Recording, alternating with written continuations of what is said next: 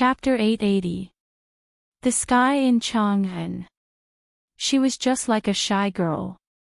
Yesterday, it was still sunny and windy. But the next morning, it was already dark. The people looked up at the sky, and they were so excited that they couldn't contain it.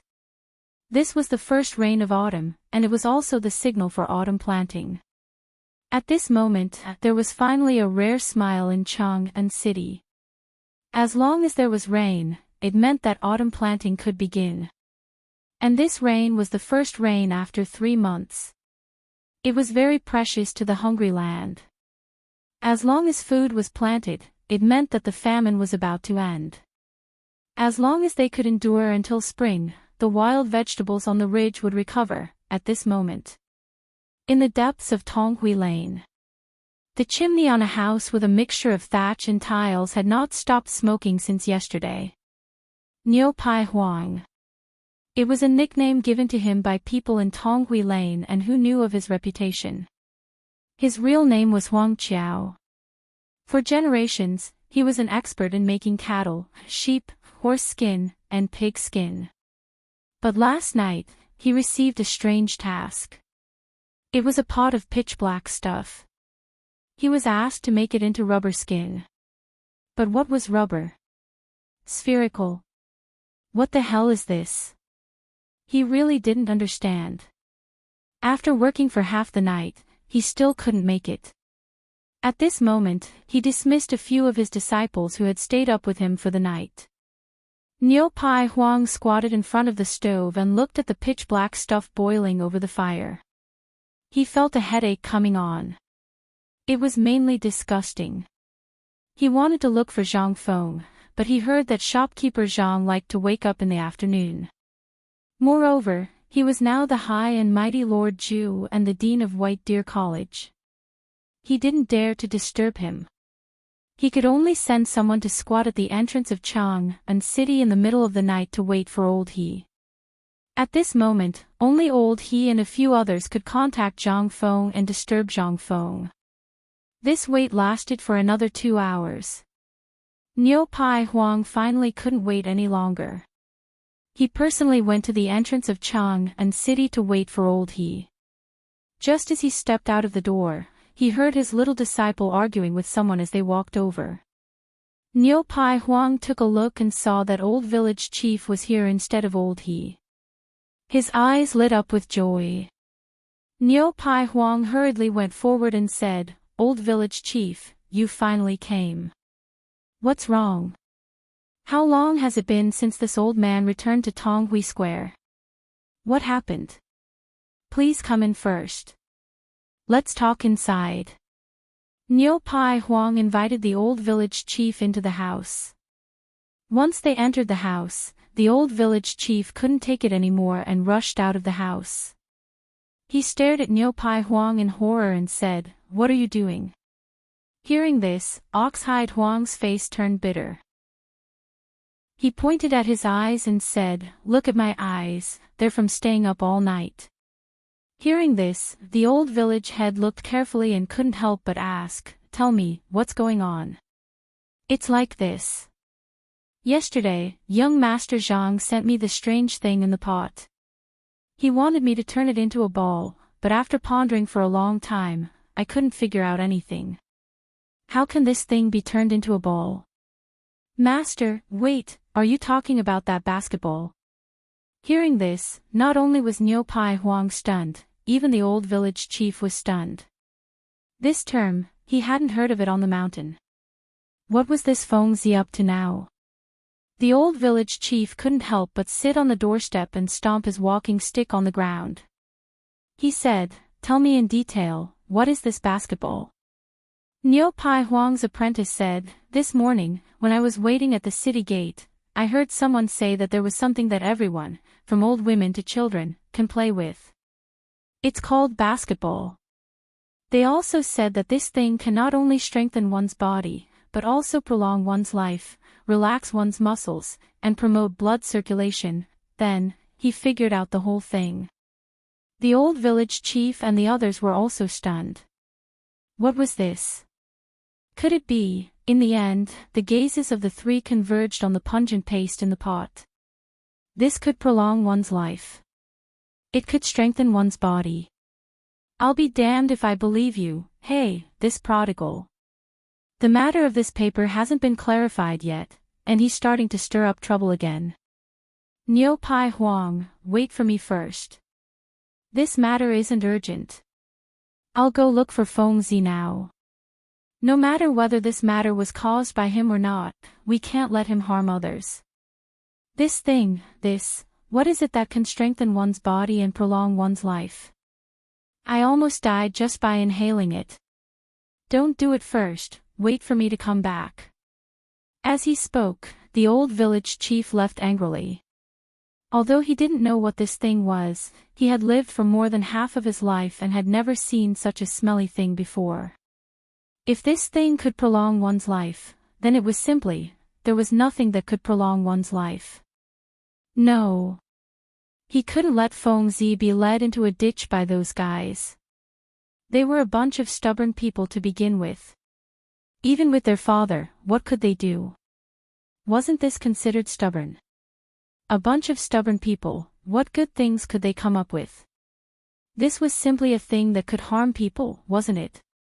If this was created, wouldn't it be terrible? This Feng Zi's head, when he thought of this, the old village chief's expression changed drastically. He leaned on his walking stick, bent his back, and ignored everyone along the way. He lowered his head and hurriedly ran towards Zhang Feng's pub. Chapter 881. Feng Zi. Feng Zi, hello. Are you awake? Zhang Feng, give the old man, outside Yulai restaurant. The old village chief shouted at the top of his lungs. Although there weren't many people in Tonghui Square in the morning, there were still many night watchmen or people who went to work for the rich. At this moment, they couldn't help but stop and watch. Old village chief, what's wrong with you? Why are you acting crazy so early in the morning? When the old village chief heard this, he raised his crutch and was about to beat someone up. Who's the shameless one who said that I'm acting crazy? When that person heard this, he lifted the night fragrance bucket on his shoulder and walked away with a mischievous smile. An old man who was familiar with the old village chief hurriedly pulled him back and said, "Old village, are you tired of living? Feng Zi is now a lord and the chancellor of White Deer College. He's someone who has received an imperial order. Hurry up and stop messing around. When the county magistrate comes, you'll have to bear the consequences. Be careful not to go to jail." That's right, old village chief. Yesterday, I saw Lord Niu personally visit Feng Zi. Yes. We all saw it. Old man, calm down, creak. Amidst the hubbub, Zhang Feng finally couldn't sleep anymore. When he opened the door, he couldn't help but get a fright. Looking at the dumbfounded faces of the crowd, he asked, "Good morning everyone. What are you all doing here so early in the morning?" When the old village chief heard this, he waved his crutch and chased everyone away. Then, he pulled Zhang Feng into the small restaurant and locked the door. "Feng Zi, I want to ask you something. Tell me honestly." Zhang Feng thought that something had happened on the mountain. He hurriedly invited the old village chief to sit down and said, "Go ahead. I'm listening. Let me ask you. That basketball, did you ask Niu Pai Huang to play with it?" "Yes." "What's wrong?" Zhang Feng scratched his head. It seemed that this matter didn't happen on the mountain. As long as it didn't happen on the mountain, then it was fine. But when the old village head learned that Zhang Feng really let Niu Pai Huang do that thing, he was so angry that he stamped his walking stick several times and said, "Ridiculous, this is ridiculous. Look at you. I told you not to fool around with those little bastards on the street, but you didn't listen to me. Look at you now. Didn't you hear the rumors in Chang'an City? What are you talking about?" Zhang Feng yawned and asked as he sat across from the village chief. "What can I say? You said that basketball can prolong one's life, strengthen the body, relax the muscles, and activate the meridians. Yeah. That's how it is. This was indeed what Zhang Feng had asked old Yu and the others to do yesterday. He didn't make a mistake. How could this be, old village chief? What happened? When the old village chief heard that, he instantly collapsed onto the bench and sighed. It's all my fault for not stopping those street thieves earlier. It's also your fault. Your parents left early. This old man was also blinded by the benefits of the paper mill. Otherwise, I wouldn't have allowed you to know each other. Zhang Feng was like a monk. He was completely dumbfounded by what the village chief said. He hurriedly asked, "What exactly happened? Please tell me. What happened? I just entered the city this morning. Fortunately, Niu Pai Huang's disciple waited for me. He said that you asked Niu Pai Huang to make something. Niu Pai Huang couldn't make it after an entire night. He wanted to look for you, but he didn't dare to. So he blocked old He at the city gate. He didn't expect me to be blocked. This is a good blockage. Otherwise, I really don't know what kind of heartless thing you are doing. I also don't know where you got a pot of black stuff for Niu Pai Huang. That smell almost made me go see my wife immediately. You said that it can strengthen the body with just this. You said that it can prolong one's life with just this. Be a human. Aren't we losing our conscience? You. Zhang Feng was speechless. This was simply, what a joke. The old village chief was just concerned about him. Maybe, you don't have to say it. Damn it, this. Zhang Feng could only be patient and wait for the old village chief to vent his anger. Then he said, "Old man, there's something you don't know. This thing, I spent a lot of effort to get someone to get it from an overseas immortal mountain. Didn't you always want to ask why Dr. Sun is always on the mountain?" When the old village chief heard that this thing was actually brought back from overseas, his eyes almost popped out. At this time, he heard that even Dr. Sun knew about this matter. He couldn't help but be curious. Then, Dr. Sun knows about this. Of course he knows. During this period of time, Dr. Sun was on the mountain looking for the medicinal materials for this thing. All the medicinal materials are mixed together, which is why there is such a smell. Think about it, even Chinese medicine is so bitter, let alone this. This is a real treasure. I spent tens of thousands of gold leaves to exchange for it. The old village chief couldn't help but be fooled by Zhang Feng. He was so distressed that he almost cried. You prodigal, such an expensive thing, you, how can you bear to make it? Tell me first, how much can you make from this thing? Can you break even? Ah. Zhang Feng was dumbfounded. Chapter 882. What kind of logic was this? What else could he say? However, he knew that the old village chief was doing this for his own good and was afraid that he would be led astray. Although he felt warm in his heart, Zhang Feng still couldn't stand it. He quickly pressed the old village chief onto the stool and said, "Old village chief. I know your good intentions. Look at the paper mill. Under your leadership, it has become the only source of income for our academy. However, basketball is different. Do you know about the mid-autumn hunt?" Mid-autumn hunt. The old village chief narrowed his eyes. I do know a little about this old man. But now that I think about it, it seems that the mid-autumn hunt has already started. That guy, that scene is simply, Zhang Feng's face stiffened. He hurriedly interrupted the old village chief's recollection and said, "Didn't the higher-ups order us to participate in the mid-autumn hunt?" What? The emperor ordered you to participate in the mid-autumn hunt. The old village chief exploded. He stood up from the stool with a loud thud. The mid-autumn hunt. It wasn't something that ordinary people could participate in. Usually, only the nobles, the Ministry of Works, the Ministry of Appointments, and even the Emperor would participate in this grand event. Those who were qualified to participate in the mid-autumn hunt were usually from the Imperial College. Now that the old village chief thought about it carefully, he suddenly thought of something and asked, could it be that our White Deer College is also qualified?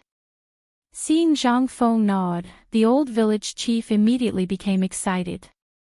In an instant, the old village chief excitedly walked around the tavern with his walking stick. A moment later, the old village chief was about to run out. Zhang Feng was so scared that he hurriedly stopped him and asked, "Where are you going now? What can I do? It's such a big event. We have to go back to Shao Mountain and tell the people in the streets so that we can buy some firecrackers to set off." Zhang Feng was speechless. All right. Just calm down a little. I'm worried about this matter. You said that people usually prepare for the mid-autumn hunt, but you also know that White Deer College was only established this year. Who would have thought that we would participate? Moreover, the preparation time is 10 days from now. No, not counting today, there are still 9 days left. The old village chief cracked his fingers and couldn't help but feel anxious. 9 more days. This, Zhang Feng said, not being prepared is secondary. The main problem is that we can't find a Kuju team or anything else. However, if we don't participate in this mid-autumn hunt and offend the emperor, the entire academy will lose the qualification to participate in the imperial examinations 3 years later. So, do you think I'm anxious? Then, you made this basketball for this? Yeah. Otherwise, why would I come down here when I was perfectly fine on the mountain? When the old village chief heard that, he became anxious. Wasn't the purpose of establishing an academy for the imperial examinations? Putting aside whether he could participate in the imperial examinations, if he offended those high-ranking officials, who knew what kind of high hat Fengzi would put on him? The old village chief couldn't help but be so anxious that his voice changed. Then, Fengzi, what are your plans? It wasn't easy for a golden phoenix like you to appear in Tonghui Lane. Don't be anxious. Aren't we letting Niu Pai Huang make that thing? As long as he makes it, I'm confident that I'll win the mid-autumn hunt in 9 days. Really? The old village chief was overjoyed. Seeing Zhang Feng nod his head. The old village chief couldn't help but ask worriedly, then the rumors in Chang'an, saying that this ball, it was made by this boy. Only this way can we attract the attention of those high-ranking officials. Otherwise, with only 9 days' time, what do you think we can use to fight with them? You know about the Imperial College, right? Zhang Feng directly made the old village chief confused. At this moment, he couldn't help but be startled. He knew that civilians didn't fight with officials. Most importantly, if they didn't do well during the mid-autumn hunt, they would lose their heads. After thinking about it, the old village chief hurriedly pulled Zhang Feng and ran out. Let's go, this is such an important matter. You don't have to worry about leaving it to that B** start. Even if you give him a year or 10 years, that idiot can't make it. Let's go and take a look. If it doesn't work, let's go find someone for you. If it doesn't work, I'll throw away my old face and go beg Mr. Bosher. Zhang Feng asked in surprise, why?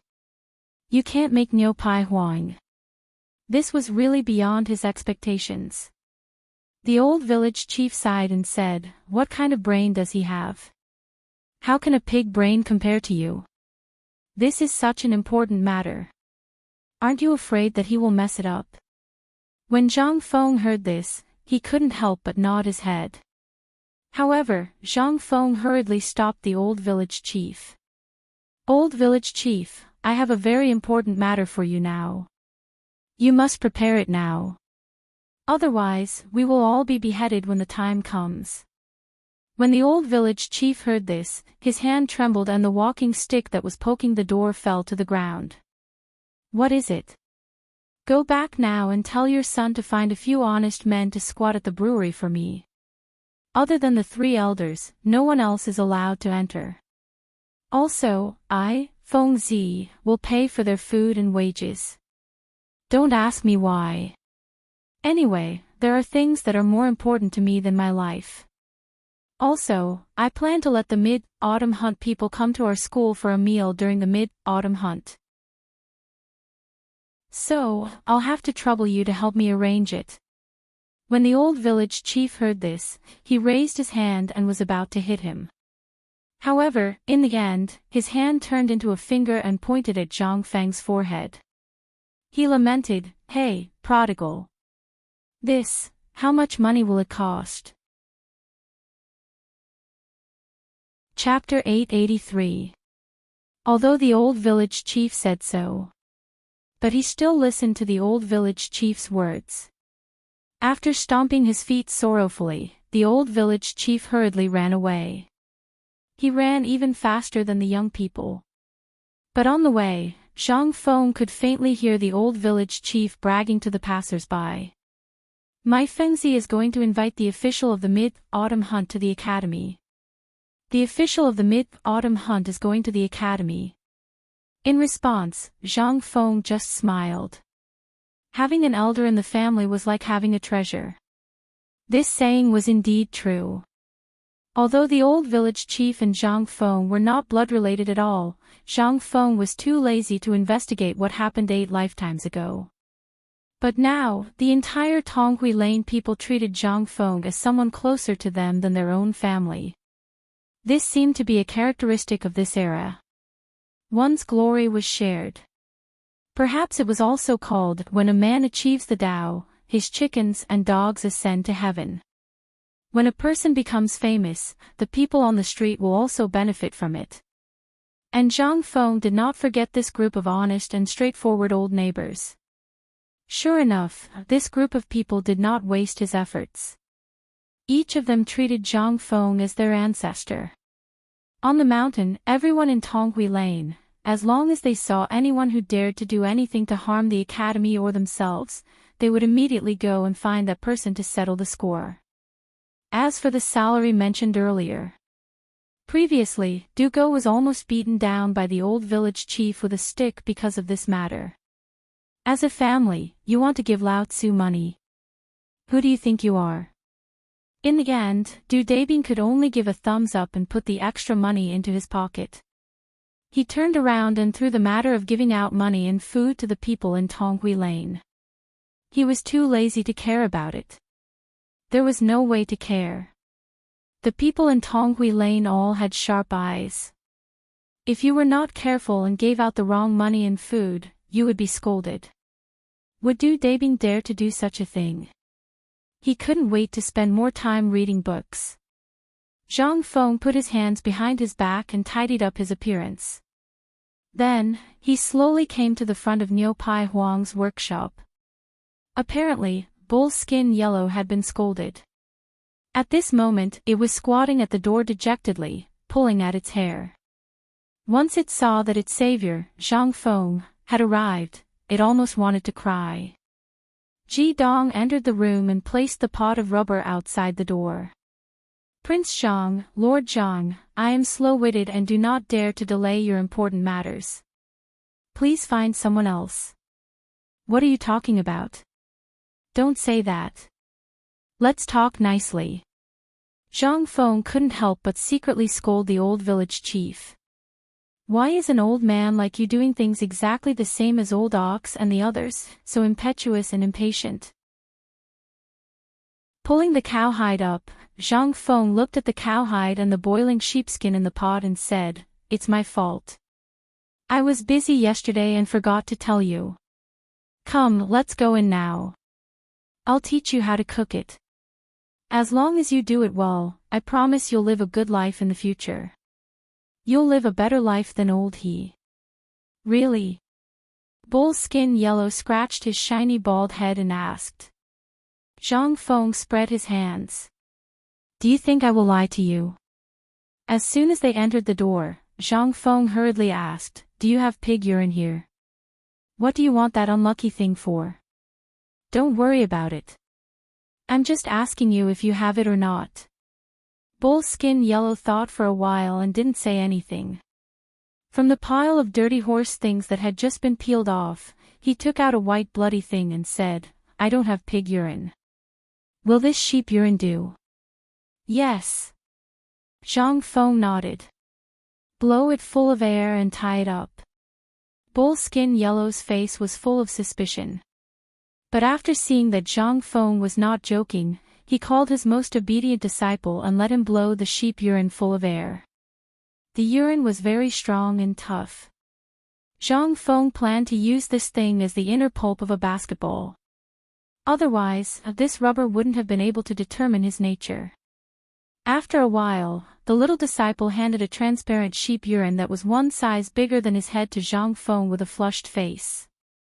Zhang Feng took it in his hand and looked at it for a while before asking, Bull Skin Yellow, let me ask you.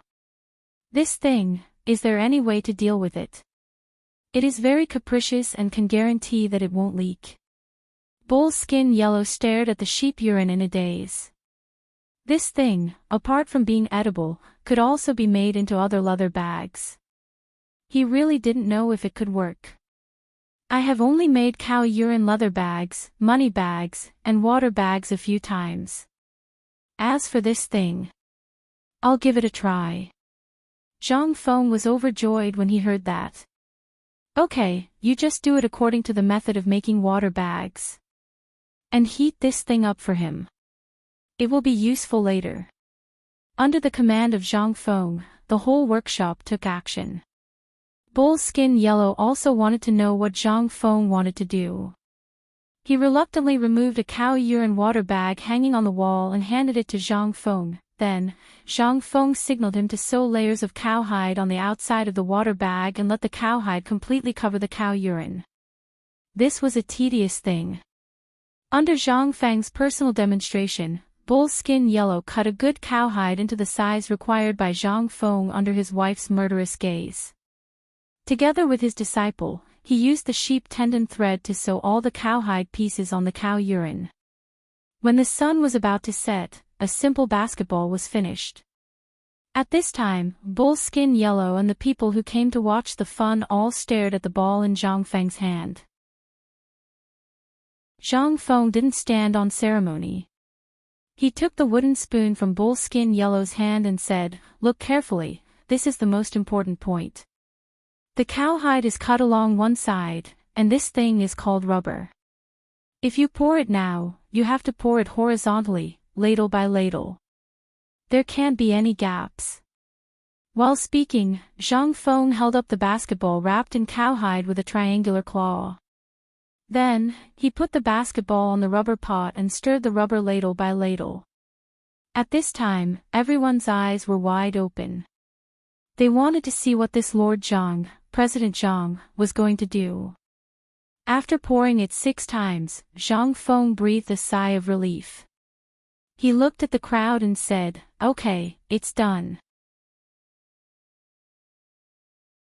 Chapter 884. Waiting was the most torturous time. It was the most appropriate time for Niu Pai Huang at this moment. The words of his little disciple and the old village chief in the morning kept buzzing in his head. Blowing the horn. At this moment, as he looked at the pitch-black object that Zhang Feng had just finished pouring, he could not associate it with the object that could strengthen one's body and prolong one's life. But Zhang Feng had said it was done. So the crowd could only wait. As the crowd waited, Zhang Feng finally squeezed out of the crowd and came to the outside of the workshop. He was gasping for air. He did not know how much of the poisonous gas of rubber he had inhaled. At this moment, he did not know whether it was because he had not exercised for a long time or something else, but he actually felt a little dizzy. It was not easy to smoke a cigarette, so the situation was a little better. Zhang Feng was too lazy to go in. He shouted inside the door, Niu Pai Huang, touch it and see if the surface is dry. If it is, Throw it into the bucket and let it soak for 10 minutes. Then take it out. At this moment, the people at the door of the left room were looking at the ball eagerly and talking about it. Seeing Zhang Feng talking, a bold person could not help but squat beside Zhang Feng and asked, "Prince Zhang, what is this thing you are making now? Is it the basketball that was talked about in Chang'an today?" Seeing that someone had asked the key point, Zhang Feng was also happy. He gave a cigarette to that person and lit it for him personally. The happy person almost fainted. He was dizzy and puffing on the cigarette. The people at the door were no longer in the mood to admire the black ball. Instead, they looked at the cigarette in Zhang Feng's hand and the guy's smoke with envy. Zhang Feng was not maroon. At this time, he had to be generous. He generously took out a red sandalwood box carved with patterns and handed out cigarettes one by one. And the crowd was even more excited. What was this? It was a blank piece of paper. It was a cigarette rolled out from a piece of white paper that was rumored to be magical in Chang'an City. Other than the prodigal Zhang Feng, who would dare to use such a good thing to spoil others? However, it was said that this cigarette was also a good thing. Although there were people who smoked in Chang'an City, there were very few people who could smoke like Zhang Feng. Even for many people, it was their first time seeing this thing. At this time, many people put the cigarette under their nose and sniffed it. He just couldn't bear to smoke it. At this time, Zhang Feng said, "This thing is a basketball. It's something I thought of a few days ago when I was on the mountain. Does everyone know about Kuju now?" Everyone nodded vigorously. Zhang Feng continued, "For this Kuju, the only people who can afford to play it are the aristocrats, but for us commoners, who can afford to play it? Who has time to play, right?" So, this kid was thinking, "Look, where is this place? This is Chang'an. It's under the feet of the emperor. We, the people of Chang'an, represent the face of the Tang Dynasty. This thing can't be lost, right? That's why I was wondering if I could make something like that nutritious porridge so that everyone could have something to play with during their leisure time. As for whether this thing can strengthen the body, whether it can relax the muscles and circulate the meridians, this can only be discovered by you slowly in the future. Prince Zhang, do you mean that we can all play with this thing?" The kid sitting next to Zhang Feng asked again at this time. At this time, even the dark-faced wife stared at Zhang Feng, feeling incredulous. Zhang Feng nodded. "Yes, that's right. I've already asked people to make it. Not only will there be it in every market in the future, but when the time is right, I'm willing to pay. If any of you play it well, I'll give you money. If any of you are outstanding, we'll hold basketball games twice a year in the future. If you win, I'll agree to 3 of your requests. If I ask you to marry me, will you agree?" At this time, a girl asked in surprise. When Zhang Feng heard this, his scalp instantly went numb. However, before he could speak, the people of Tonghui Fang scolded the fat girl and chased her away. As long as it doesn't go against my principles, I, Zhang Feng, can do it. Zhang Feng hurriedly added in the end. Hearing this, everyone could not help but feel ecstatic.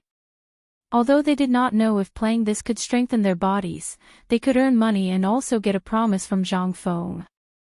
This was a rare opportunity to soar to the top. Who was Zhang Feng? He was the dean of White Deer College, the youngest hereditary viscount in Chang'an. Was there anything to say about this future? Everyone's eyes could not help but become fervent. At this time, Zhang Feng saw Niu Pihuang, who was in a daze at the back of the crowd. He waved his hand. Only then did everyone remember what they were here to do. They hurriedly opened up a path and looked at the black thing in Niu Pihuang's hand. The entire black ball was filled with lines left behind by pouring. There were also many traces of dripping on one side of the ball. Obviously, this was the bottom of the basketball stand. Zhang Feng took the basketball and subconsciously made the gesture of taking the ball in a basketball court in his previous life. He could not help but sigh in his heart. At this moment, the crowd instantly fell silent. Everyone's eyes were fixed on the black ball in Zhang Feng's hand. Finally, Zhang Feng moved. To be precise, Zhang Feng finally threw the black ball in his hand onto the ground under everyone's shocked gaze. Bang! Bang! Bang! Chapter 885. The basketball was a good basketball. Although the material was a little problematic, it was still okay. However, the air was not enough. Zhang Feng could not help but start to worry again. He patted the basketball twice and asked, "Niu Pai Huang, can your bellows inflate this thing? Just at the hole you left, inflate it, and plug it with the cork from before." This, Niu Pai Huang could not help but frown together. Seeing this, Zhang Feng could not help but sigh. Let's go see your bellows."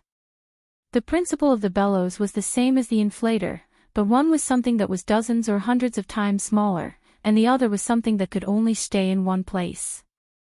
The two entered the kitchen. Niu Pai Huang's landlords and workers in the kitchen all looked at Zhang Feng excitedly, especially the black ball in Zhang Feng's hand.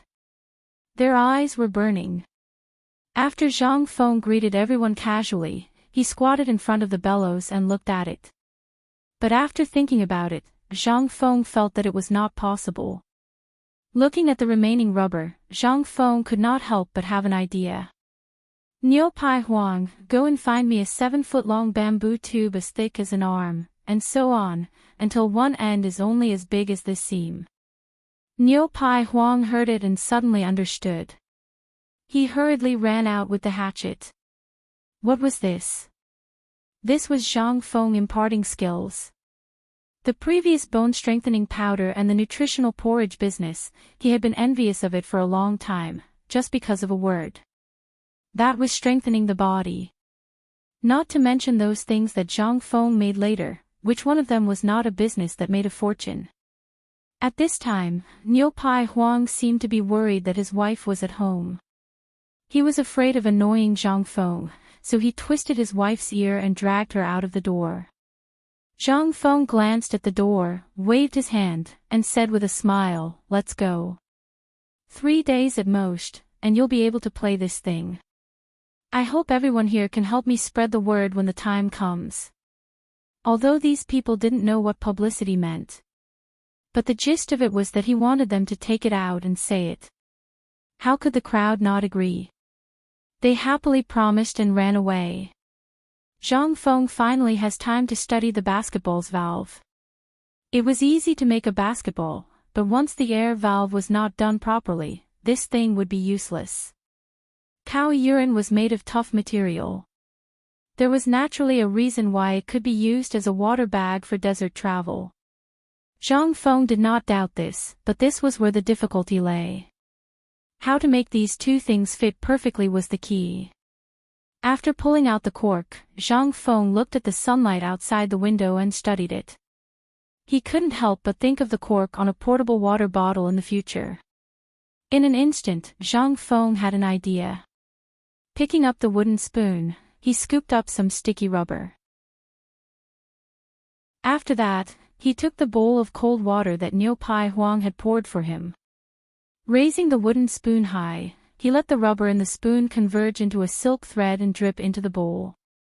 When Zhang Feng saw that it was almost done, he picked up a cylindrical rubber stick that was thinner than a chopstick. He drew on the basketball's air inlet and dipped it in layers of rubber to make it the same size as the air inlet. Then, he smeared the rubber on the air inlet. After doing all this, Zhang Feng carefully aimed the rubber stick in his hand at the air inlet and pressed it into the air inlet. After a while, Zhang Feng picked up the basketball again and soaked it into a water tank. Then, he squeezed the basketball hard. After all, there was still air in the basketball. After repeated tests to make sure that there was no possibility of air leakage, Zhang Feng breathed a sigh of relief. At this time, the basketball was finally completed. What was left was the inflatable cylinder. As long as the inflatable cylinder could perfectly pierce through the air inlet's rubber, everything would be perfect. Prince Zhang, you're done just like that. The sudden voice really startled Zhang Feng. He turned around and saw that it was Cao Leather Huang's little disciple. Zhang Feng asked, "You saw it all?" The little disciple nodded. Zhang Feng asked again, "What's your name?" "My name is Guo Tai Bao." "Prince Zhang, you can call me Xiao Bao." "Guo Tai Bao." Too full. Good name. Zhang Feng couldn't help but secretly give a thumbs up. The ancient people's attainments were simply at the peak, especially reflected in the name. It was simply, Xiao Bao. Did you see all the steps I just took? Hearing this, Guo Taibao thought that Zhang Feng was going to blame him. He was so scared that he hurriedly knelt on the ground. "Prince Zhang, I didn't mean it, this." Guo Taibao was so anxious that he was about to cry. "Please don't tell my master and mistress, or I'll lose another layer of skin." Zhang Feng joked, "It's fine if you don't want me to say it. Let me ask you, did you remember the steps I just took?" "Yes." Zhang Feng heard this and nodded. "Good, then from now on, the matter of making this basketball will be handed over to you. Remember, this skill is not allowed to be spread, or you'll be beheaded. Do you understand? If it gets out, not only will your head be lost, your whole family and your master's head will also be lost." Guo Taibao was scared out of his wits. In an instant, Zhang Feng smelled an unpleasant urine smell. This guy, so easily frightened. Zhang Feng frowned and covered his nose. "When your master comes back, ask him to make an inflatable cylinder. As for how to make it and how to inflate it, I don't care. If I don't see him tomorrow morning, I'll find someone else to do this job." Chapter 886. Chang'an City was not a big place, but it was not small either. Even the slightest thing could spread throughout the city in an instant.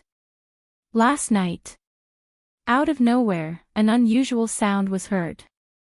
It was rumored that Zhang Feng, the dean of White Deer College in Shaoshan, had been observing the sky at night and had a great revelation. After the bone-strengthening powder and the nutritious porridge, he had come up with another activity that everyone could participate in. It was a good thing that could strengthen the body, relax the muscles, and prolong one's life.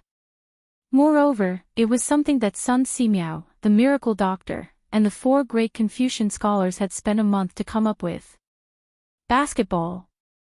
In an instant, the new word, basketball, spread like wildfire in Chang'an City.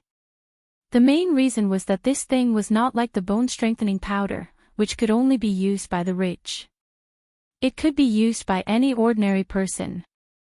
This time, everyone was in an uproar.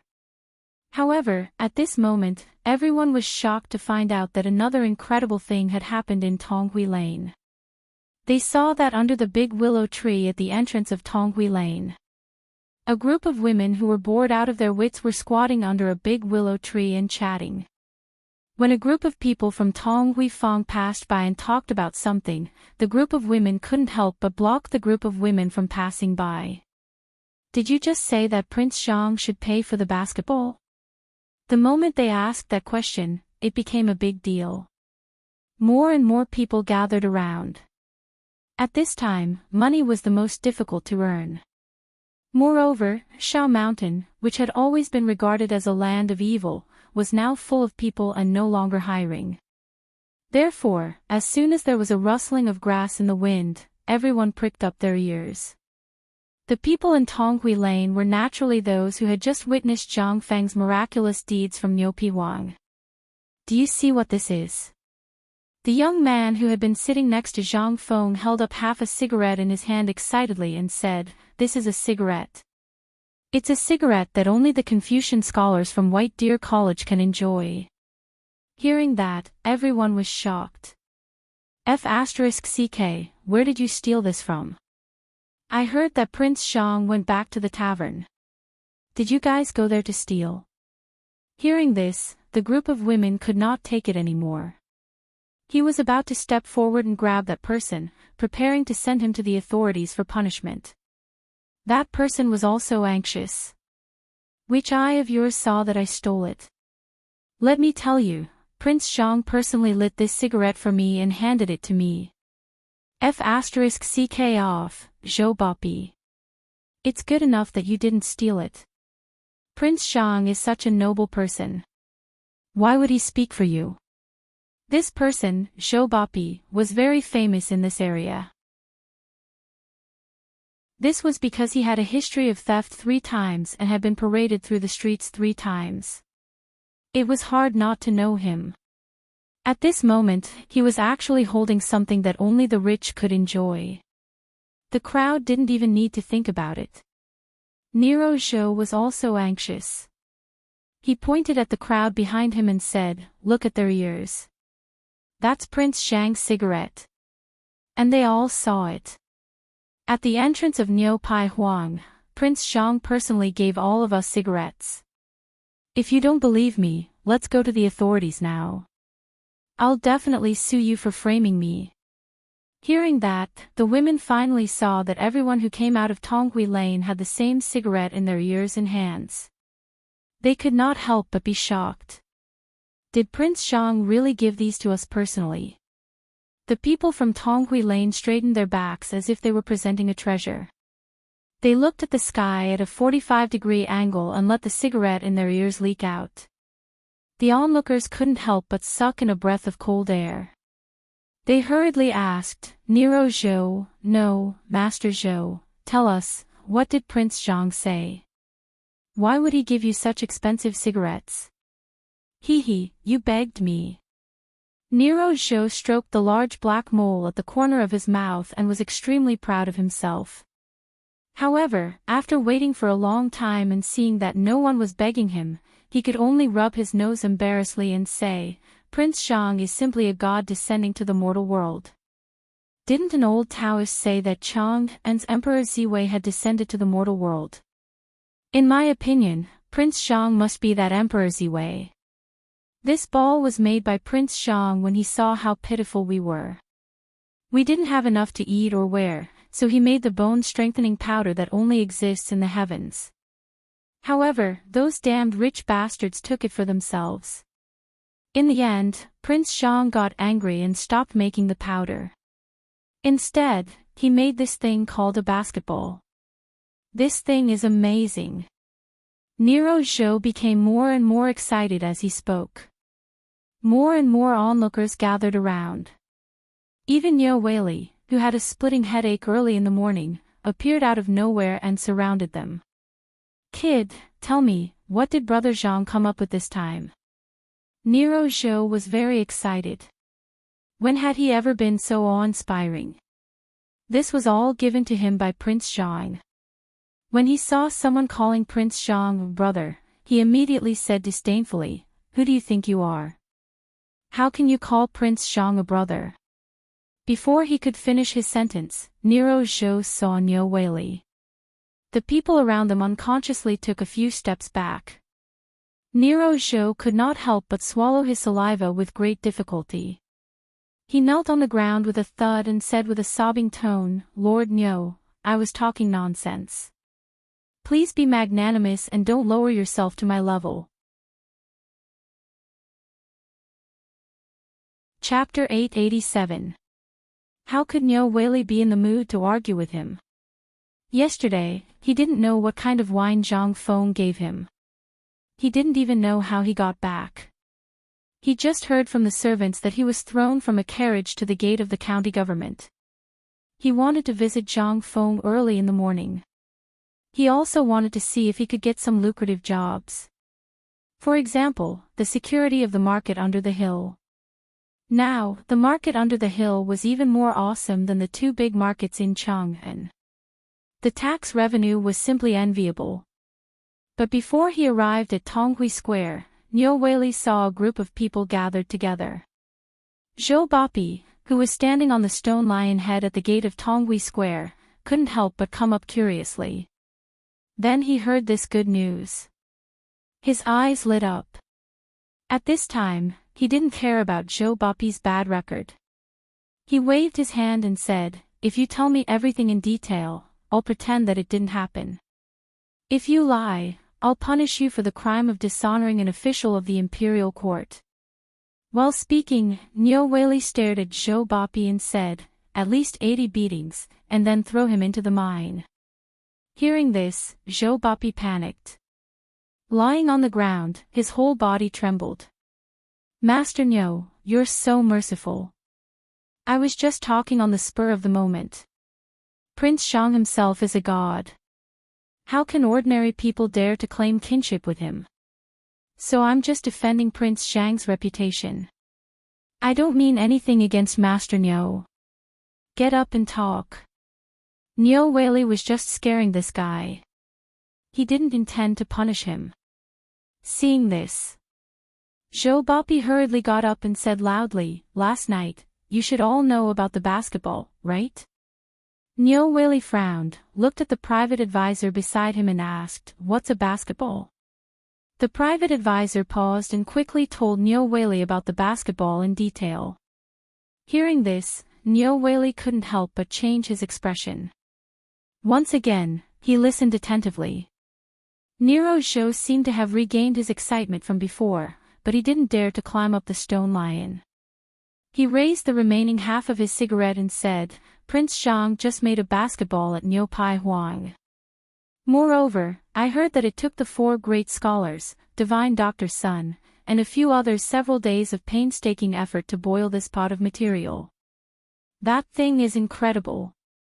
With a light pat on the ground, he can jump up 10 feet high. And Prince Zhang also said that from now on, he will build a basketball court in every street and alley. Everyone, old and young, can play basketball and strengthen their bodies. He wants us to prolong our lives together. Not only that, Child Zhang even intends to award it to those who perform well out of his own pocket. Additionally, the winner of the annual basketball match in Tongshan Mountain could get a promise from Child Zhang within his ability. What's more, Child Zhang even intends to award it to those who perform well. In other words, you can make a request of Prince Zhang. Buzz. Instantly, the hundreds of officials were in an uproar. What? Prince Zhang is simply a god descending to the earth. This good thing not only doesn't cost money, but will also give us money. Oh my god. Really, the god has opened his eyes. Niu Weili was also stunned at this time. Why didn't he hear Prince Zhang mention such an important thing yesterday? Niu Weili couldn't listen to it anymore. He hurriedly squeezed through the excited crowd and ran to Zhang Feng's pub. What happened here, once again, spread out like a gust of wind. East Market. The market square was very quiet now. There were only a few merchants who were listlessly huddled together, playing poker to relieve their boredom. At this time, the appearance of a group of people instantly cheered up these businessmen in the East Market. They shouted again, but this group of people didn't come to buy things. He looked around and then told the people what he had just heard at the entrance of Tonghuifang. Let me tell you a good thing. First, don't tell anyone. You should have heard of Prince Zhang, right? He's the dean of White Deer College. He just made a basketball. And that thing can shoot up as high as the city wall with a single hit. I also heard that this thing can not only prolong life, but also cure all kinds of diseases if you lick it and eat it. Not only that, Prince Zhang is going to reward those who play basketball well with his own money. Hearing that, the people in the East Market were in an uproar. The situation in the West Market was also the same at this time. It's true. You should have heard of Master Niu from the Chang'an local government, right? Master Niu said it himself. That thing can cure all kinds of diseases. After playing for a long time, Prince Zhang will arrange a good job for you in Shao Mountain. Not only the East Market and West Market of Chang'an Avenue. Even the reclining lane and the places where the 3 provinces and 6 departments were located had heard the news at this time. At this time, Wei Jing listened to the report of his subordinates and couldn't help but be stunned. He looked at Feng Xianling and asked, Master Feng, what do you think about this matter? In the palace, Li Shimin, who was playing cards with Li Yuan, couldn't help but laugh after learning about this situation. Hearing that, Li Yuan asked and couldn't help but twitch his mouth slightly. What the hell is this guy doing? Maybe this guy is preparing for the mid-autumn hunt. Chapter 888. When Li Shimin heard this, he thought for a moment and said, calculating the time, it seems that it's time for the mid-autumn hunt. However, we won't be able to see such a wonderful thing. When Li Yuan heard this, he said, first, calculate the money from the last round clearly for me. Li Shimin was somewhat speechless, but he really didn't have a single copper coin on him. He looked at the palace maids around him. Only then did he pay off the debt. Li Yuan was like a miser, holding copper coins and said, if you want to see, after this guy finishes the mid-autumn hunt, or before the mid-autumn hunt, we'll go to Shao Mountain together. In any case, old man is also the honorary vice dean of White Deer College. It's not too much to go and inspect this basketball. When Li Shimin heard this, he couldn't help but laugh loudly. Imperial father is right. While speaking, Li Shimin asked faintly, Little Gizi, I heard that Yu Qiyu, Duke of Yi, and the others went to the small tavern one after another yesterday. Yes. Little Gizi bowed and hurriedly said, replying to your majesty, retired emperor, Yu Qiyu, stayed in the tavern for an hour. After she went out, there was nothing strange. This servant feels that nothing happened. However, Duke of Yi and Duke of Lu stayed for about 3 hours.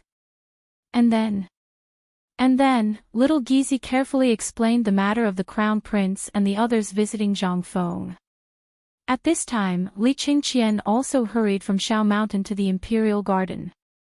When Li Shimin saw that Li Qingqian's expression was strange, he waved his hand and dismissed everyone. Only then did he point to the stone bench at the side and said, what matter do you have that you don't pay attention to your image? Li Yuan also looked at Li Qingqian with a smile and asked, Qian, do you have any good news to tell me? Imperial grandfather still understands your grandson. Li Qingqian hurriedly flattered him. Li Shimin heard this and snorted to express his dissatisfaction. However, Li Yuan did not give him the opportunity to ask. He asked, yesterday, I heard that you turned the entire palace upside down in search of briquette. Yes, it was Feng Zi who told me to look for it. Furthermore, he said that only this thing can maintain the temperature of the furnace to a higher degree and then smelt steel. Oh. Hearing this, a hint of shock flashed across the faces of Li Yuan and Li Shimin. The matter of the firearms, the impenetrable shield, and the invincible spear had always affected the two of them. And the source of all of this was the need to obtain steel. Now that the two of them actually heard good news from Li Qingqian's mouth, they couldn't help but be even happier. TSK, tell me in detail. This isn't something you want to talk about, right? Li Shimin waved his hand and laughed. Just as Imperial Father said, this isn't the case. The mind that Imperial Father has always been interested in has taken shape. Hearing this, Li Shimin was shocked. He quickly looked around and shouted coldly in the distance, clean up the Imperial Garden. Without my order, not a single mouse is allowed to enter. Then Li Shimin and the other two fell into a short silence. Mines had always been an important thing that troubled Li Shimin and the Tang Dynasty. Now, the iron blocks, coal mines, and gold and silver mines of the Tang Dynasty were all in the hands of the Wang clan of Taiyuan. This was something that Li Shimin and Li Yuan had always been unable to let go of. At this time, they actually heard this matter again from Li Qingqian's mouth. They couldn't help but think of something in an instant. After a bird's cry came, Li Shimin asked, Qian, why do you say that? Did you find a coal mine? Li Qingqian smiled bitterly and said, if only I had that ability. It was Feng Zi who guessed where there was a coal mine in Erpi Ridge of Lantian County. What? How did he know? Li Yuan and Li Shimin couldn't help but ask in unison. Coal was not important. It was very needed in winter and the daily needs of the palace. However, this thing had always been in the hands of those nobles. Under their wolf-like eyes, it was very difficult to find scattered playthings. However, not to mention coal mines, even if there were other minerals that needed a large amount now, as the emperor of a country, he actually didn't know much about them. This was the worry of Li Shimin and Li Yuan. The main reason was that they didn't have talents who specialized in mining like the aristocratic families. Now that Zhang Feng appeared, the two couldn't help but find a way to get rid of the nobles. Although it was easy to push Zhang Feng to the opposite side of those aristocratic families by doing so, Zhang Feng on the mountain now had settled the four great scholars, and Li Yuan took the initiative to become the honorary vice president. If they wanted to make a move on Zhang Feng, they had to think about it first. In that case, he would have to weigh the pros and cons first.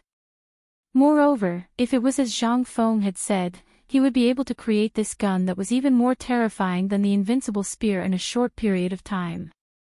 Then what was Li Shimin afraid of? At that time, no matter what Guanlong 8 great families, as well as those 5 families and 7 families, they would all tremble under his power. Li Shimin's eyes couldn't help but become more intense. Tell me, is this matter confirmed? Li Qingqian shook his head and said, it is because of the importance of this matter that I sent out countless loyal people last night, and then hurriedly returned to the palace to report. Good. Li Shimin nodded in appreciation. It seems that I made the right choice to let you follow Feng Zi. This is the way a monarch should do. Before doing anything, you must first think clearly about the pros and cons of the matter. Li Shimin put his hands behind his back. After wandering around the pavilion in the middle of the lake, he said, I will give you a secret edict. Quickly let Niu Jinda send someone to personally go and do it according to Feng Zi's method. You must not leave Chang'an. Otherwise, if those damn flies smell it, it will be troublesome. Li Qingqian heard this and said, I obey the edict. Chapter 889. These 2 days, Chang'an was not peaceful. Everyone stared with wide eyes, waiting for the basketball to appear. And in the palace.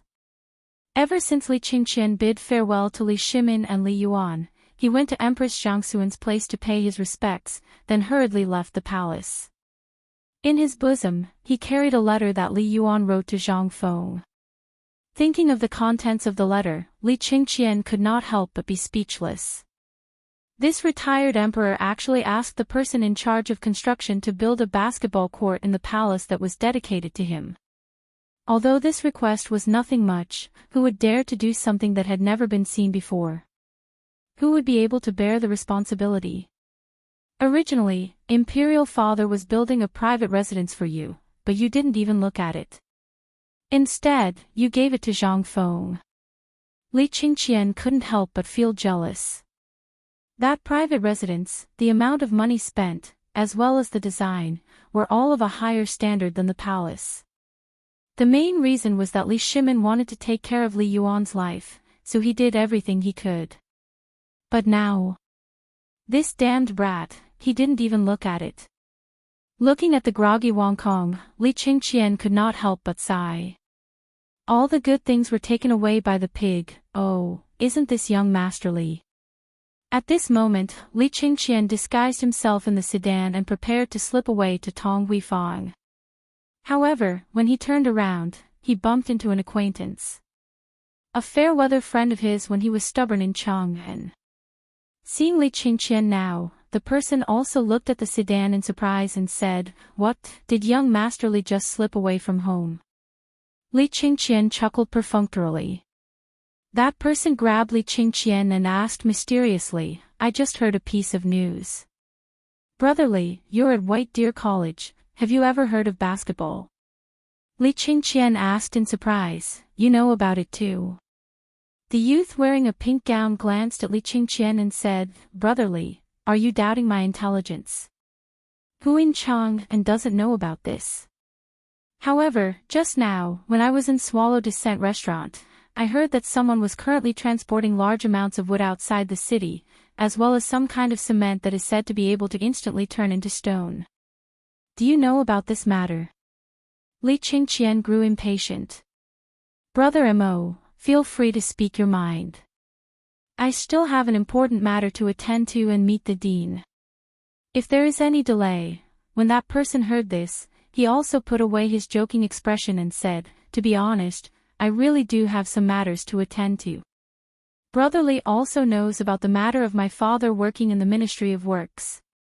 Today, after learning about the miraculous effects of the cement, I was thinking of doing some renovations to my residence. That was why I thought of Brother Li.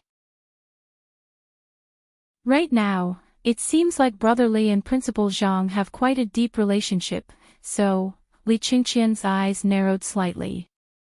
You want cement? Yeah.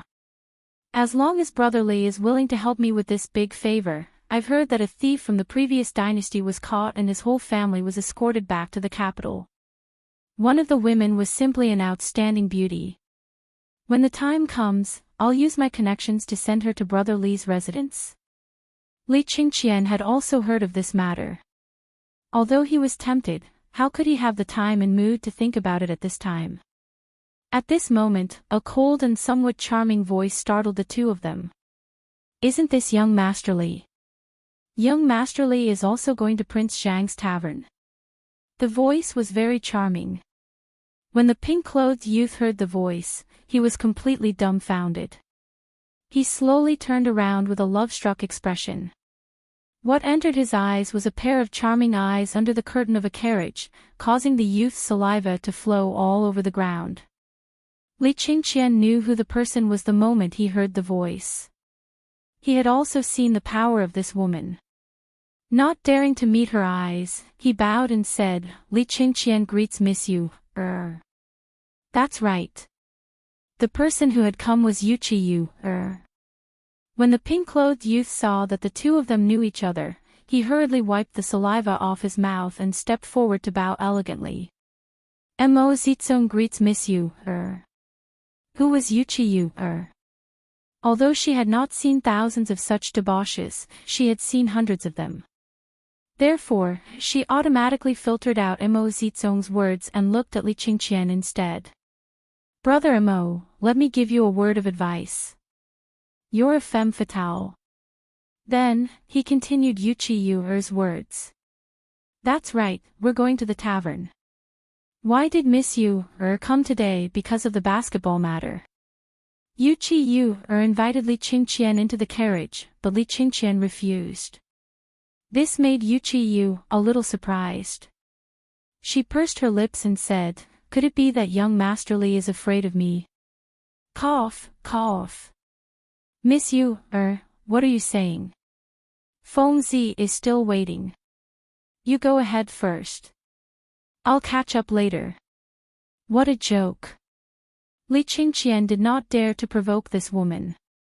Probably only that pervert Feng Zi could control such a poisonous scorpion. The pink-clothed young man couldn't help but stare blankly at this scene. Especially Li Qingqian's actions just now. It was completely different from the young Master Li he knew. Could it be that this woman was really so afraid? However, this was not important. Damn it. They did not even talk about the proper business. While Mo Zizong was beating his chest and stamping his feet, Yu Qigong and Qing Yaojin subordinates, a large number of soldiers from the Chang and military camp, disguised as ordinary people, entered Chang and city's city gate with a large amount of wood. Yu Qigong and Qing Yaojin rode on big horses. Although ordinary people would not be able to resist the two of them because of their makeup, their ferocious faces were still frightening. When the people surrounding Chang and city's gate saw the carriages full of wood, they could not help but exclaim, could these people be craftsmen from Shao Mountain? Are they here to build a basketball court? Chapter 890. The people who built the basketball court had entered the city. This news spread like wildfire among the commoners. In an instant, countless people gathered behind the carriages. They wanted to see how these pieces of wood could become the rumored object in the hands of these people. Qing Yaojin and Yuqi Gong wandered around Chang'an City for a while. Then, Yuqi Gong turned his horse's head and said, "Why don't we build one at the entrance of Tonghui Lane?" Qing Yaojin nodded. "You don't say. This place is connected to all directions and connects the east and the west. If we build it here, not only will it highlight Fengzi, but it will also make Tonghui Lane's reputation soar. Okay, let's do it here." The two of them discussed and decided on the matter. On the other side, Niu Weili first went to Niu Pai Huang's workshop. When he did not see Zhang Feng, he went to Zhang Feng's tavern with Niu Pai Huang, who had just finished making the basketball. At this time, Zhang Feng was already sleeping soundly under the crooked tree at the entrance of the tavern. The two of them did not dare to disturb him. They squatted beside Zhang Feng with the basketball in their arms and waited. Not long after, Yuqi Yuer's palanquin slowly came to a stop at the entrance of the tavern under their gazes. When Niu Weili saw the standard on the sedan chair, his scalp went numb. "Well, wait here. I'll come back another day." After saying that, Niu Weili used his running speed to escape from here. Seeing this, Niu Weili's yellow skin was stunned. What a joke. That was the sedan chair of Duke Yi's residence. Others might not recognize it, but as a small county magistrate of Chang'an, how could he not recognize it? On the first day he came to Chang'an City, the first thing he did was to remember all the high-ranking officials and dignitaries in Chang'an City. The symbol on the carriage was the best proof. Niu Weili's back could not help but break out in cold sweat as he ran. Yesterday, he also noticed the carriage and the woman in it. Although he had never seen her before, he knew that she could ride the carriage of Duke Yi's residence and walk around in such a flashy manner in Chang'an City. As long as one wasn't an idiot, they would know that this person wasn't someone they could afford to offend. In addition, he had heard from others yesterday that this woman had only left the tavern after a long time. If she wasn't close to Prince Zhang, who would dare to do so? Today, he came to find Zhang Feng to ask for a favor. If that sentence offended the person who came, then his life would be over. However, before Niu Weili could walk out of Tonghui Fang, he saw two tall and burly men riding horses in front of Tonghui Fang. Niu Weili, who had a stomach full of anger, finally found a way to vent. After tidying up his clothes, he appeared at the entrance of Tonghui Fang with a gloomy face and coldly shouted, "Stop! Who are you? Don't you know you can't ride a horse in Chang'an City?" Hearing this, Yuqi Gongqing and Yuqi Gongqing Jin were all stunned. The soldiers were more interested in watching a good show. The surrounding officials and common people looked at Niu Weili with ridicule. It was indescribably strange. Niu Weili's mind was still in a mess, so he didn't notice the strange atmosphere. He stepped forward and scolded, "Where are the barbarians from? Don't you know the law of Chang'an City? Get off the horse quickly, or follow me to the Chang'an local government, ordinary." Before he finished, Niu Weili's knees went soft and he knelt on the road, trembling all over. "Hey, you, who is this fool?" Qing Yaojin looked at Niu Weili in surprise and asked. Yuqi Gong didn't know. He scratched his head and said, "I don't care who he is. Let's do what we should do. Later, we'll find Fengzi for a drink. You two, get off the horse quickly. This is the county magistrate of Chang'an local government. Yesterday, he became friends with Prince Zhang.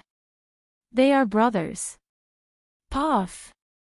Before the onlookers finished, Niu Weili spat out a mouthful of blood and said in a trembling voice, I didn't know it was you too. I'll get out of here. Please continue. Pretend you didn't see me." As he spoke, Nioweli staggered to his feet and scrambled away. Damn it.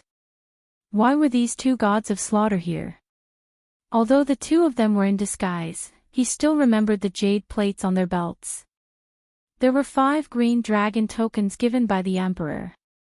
Yuchi Gong, Qin Yao Jin, Li Jing, Niu Jinda, Qin Qiong, and Qin Shu Bao.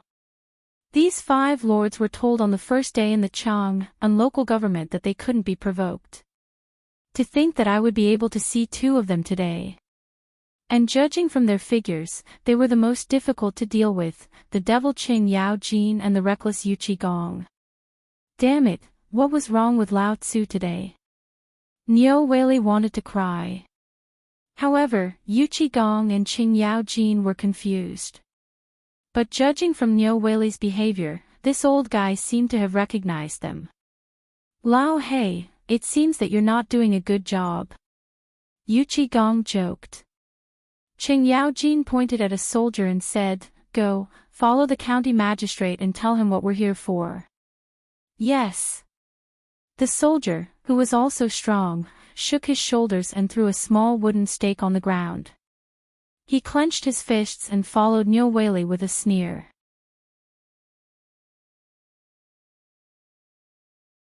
Chapter 891. Move faster. Don't move the floor tiles.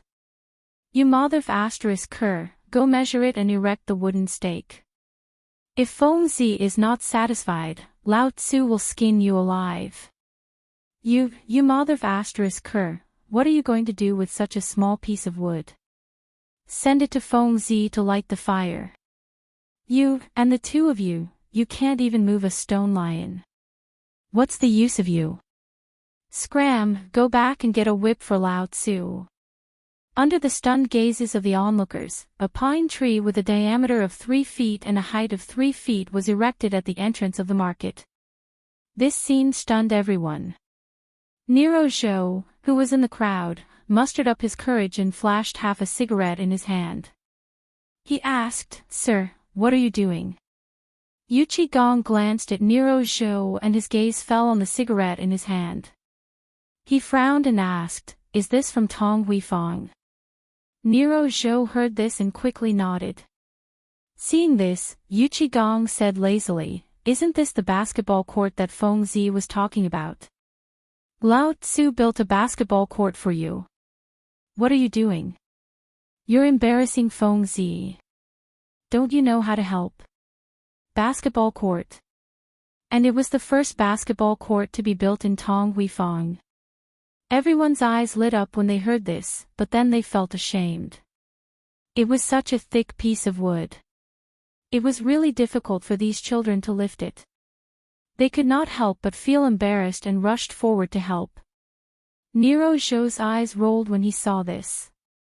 He also ran over to follow or shout to the soldiers who were digging the hole. The miraculous matter of the basketball court being built in Tong Huifang was out of control. The people of Chang, and who had nothing better to do, all came forward to see this strange thing. However, when they saw the wooden stake that was much higher than the entrance of the market, all of them could not help but gasp in shock. My mother!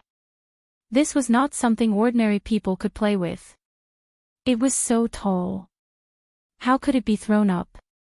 In no time, the news of Tong Huifang building a magical basketball court spread like a whirlwind. Zhang Feng also woke up amidst the commotion. As soon as he opened his eyes, he saw Niu Pai Huang squatting beside him, which gave Zhang Feng a fright. Seeing Zhang Feng wake up, Niu Pai Huang grinned. That mouthful of yellow teeth made Zhang Feng feel nauseous. Done? Zhang Feng hurriedly asked. Niu Pai Huang was so excited that he handed the basketball that Zhang Feng had modified the air valve to Zhang Feng. The basketball was simply polished, and Su Rian looked slightly rough. However, this was the effect that Zhang Feng wanted. As for the appearance, Zhang Feng didn't care. It wouldn't be too late to think about the patterns after the market opened up. Zhang Feng took the basketball and pressed it. The air of the basketball was very strong. He tried to pat it.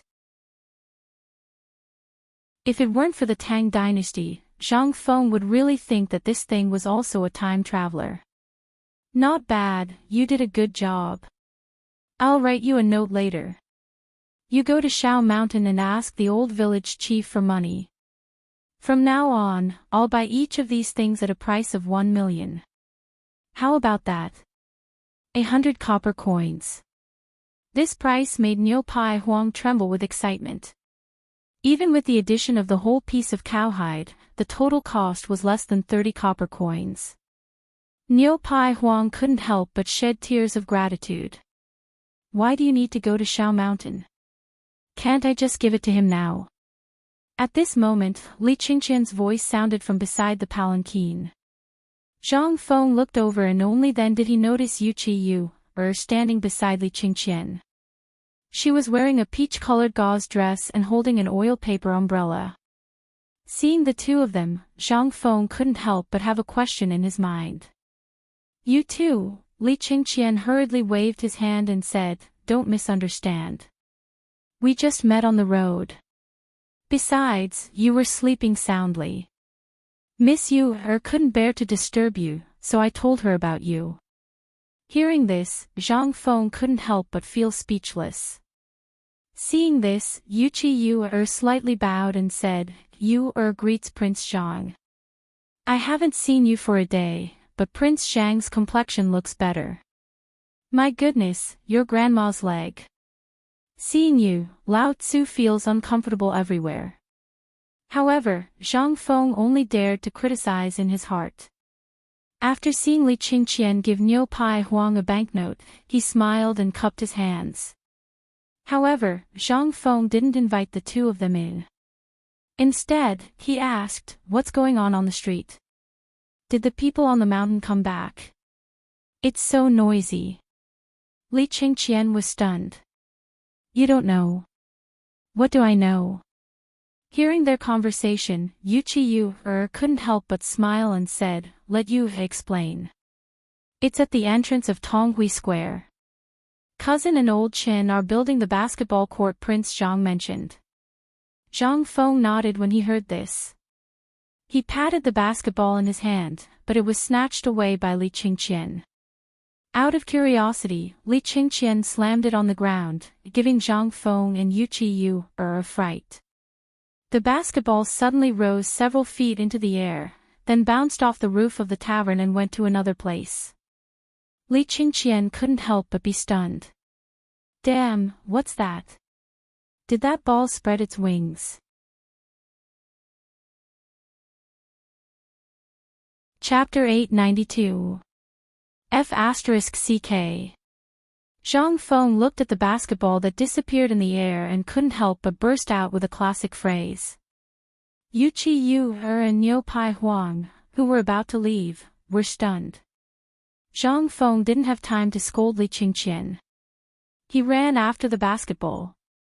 Yu glared at Li Qingqian and also lifted her skirt. She didn't even want the umbrella. Like a butterfly, she chased after Zhang Feng. Prince Zhang, wait for me. Li Qingqian finally reacted. He looked at his own hand, then looked at the yellow leather that was looking at him with bad intentions. He shouted, why aren't you looking for the ball? If you lose the ball, this young master will strip you and make you into a basketball. As he spoke, Li Qingqian took a step forward and followed after him. This was the first basketball. Naturally, he knew the value of this ball. Otherwise, with Zhang Feng's character, he wouldn't care if he lost it. Why would he chase after it? At most, he would just make another one. There were only 8 days left until the mid-autumn hunt. At the entrance of Tonghui Fang, Yu Qigong and Qing Yaojin looked at the busy crowd. They squatted on the side of the road and smoked while pondering about the magic of this basketball. When they were talking about it, the two old men couldn't help but shout angrily. At this moment, Yu Qigong finished his cigarette and was about to add a second one. He heard a dong sound. Someone suddenly slapped his head from the top of his head. Instantly, the cigarette in his mouth went into his throat. It was so hot that Yuchi Gong slapped Qing Yaojin's face. Qing Yaojin was so angry that he shouted, "Are you King itching for a beating?" Yuchi Gong was also anxious. "What? Do you want to move around? Lao Tzu provoked you. How dare you slap Lao Tzu's head? Look at Lao Tzu's mouth. It's full of King blisters.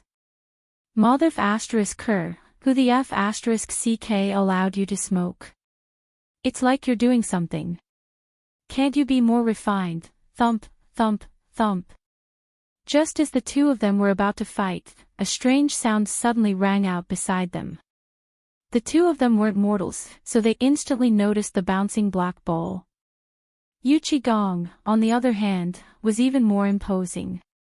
He grabbed Qing Yaojin's collar with one hand and punched him with the other.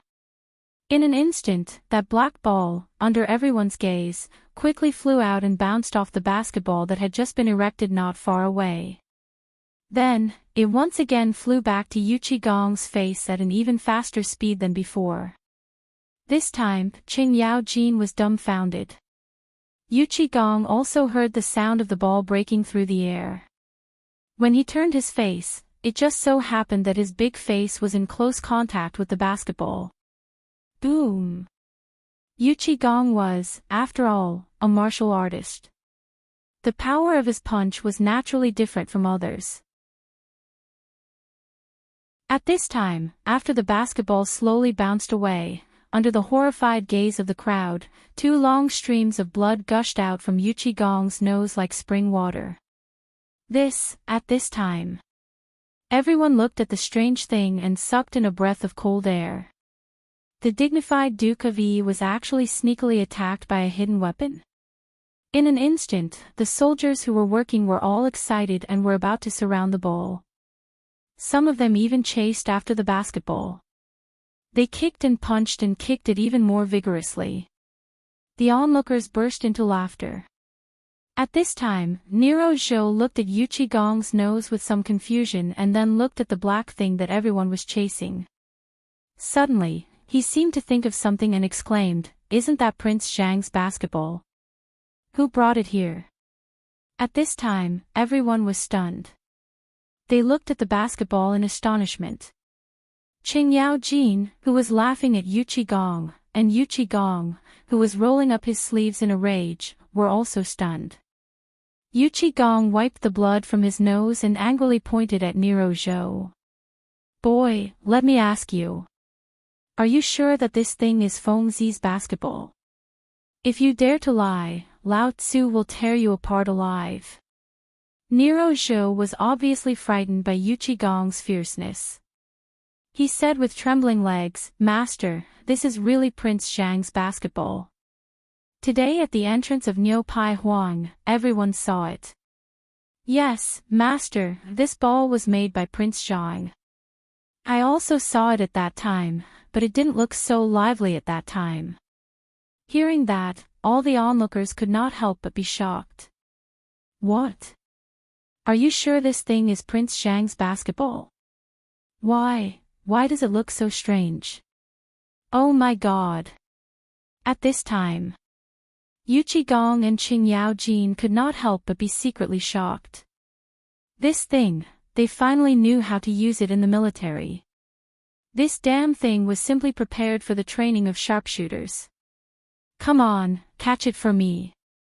Mother Ker, who told you to kick it?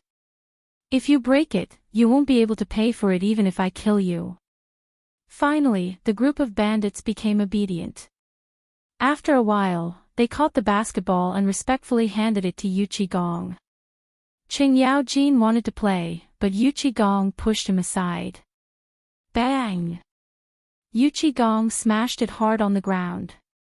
In the blink of an eye, the basketball suddenly rose several feet into the air.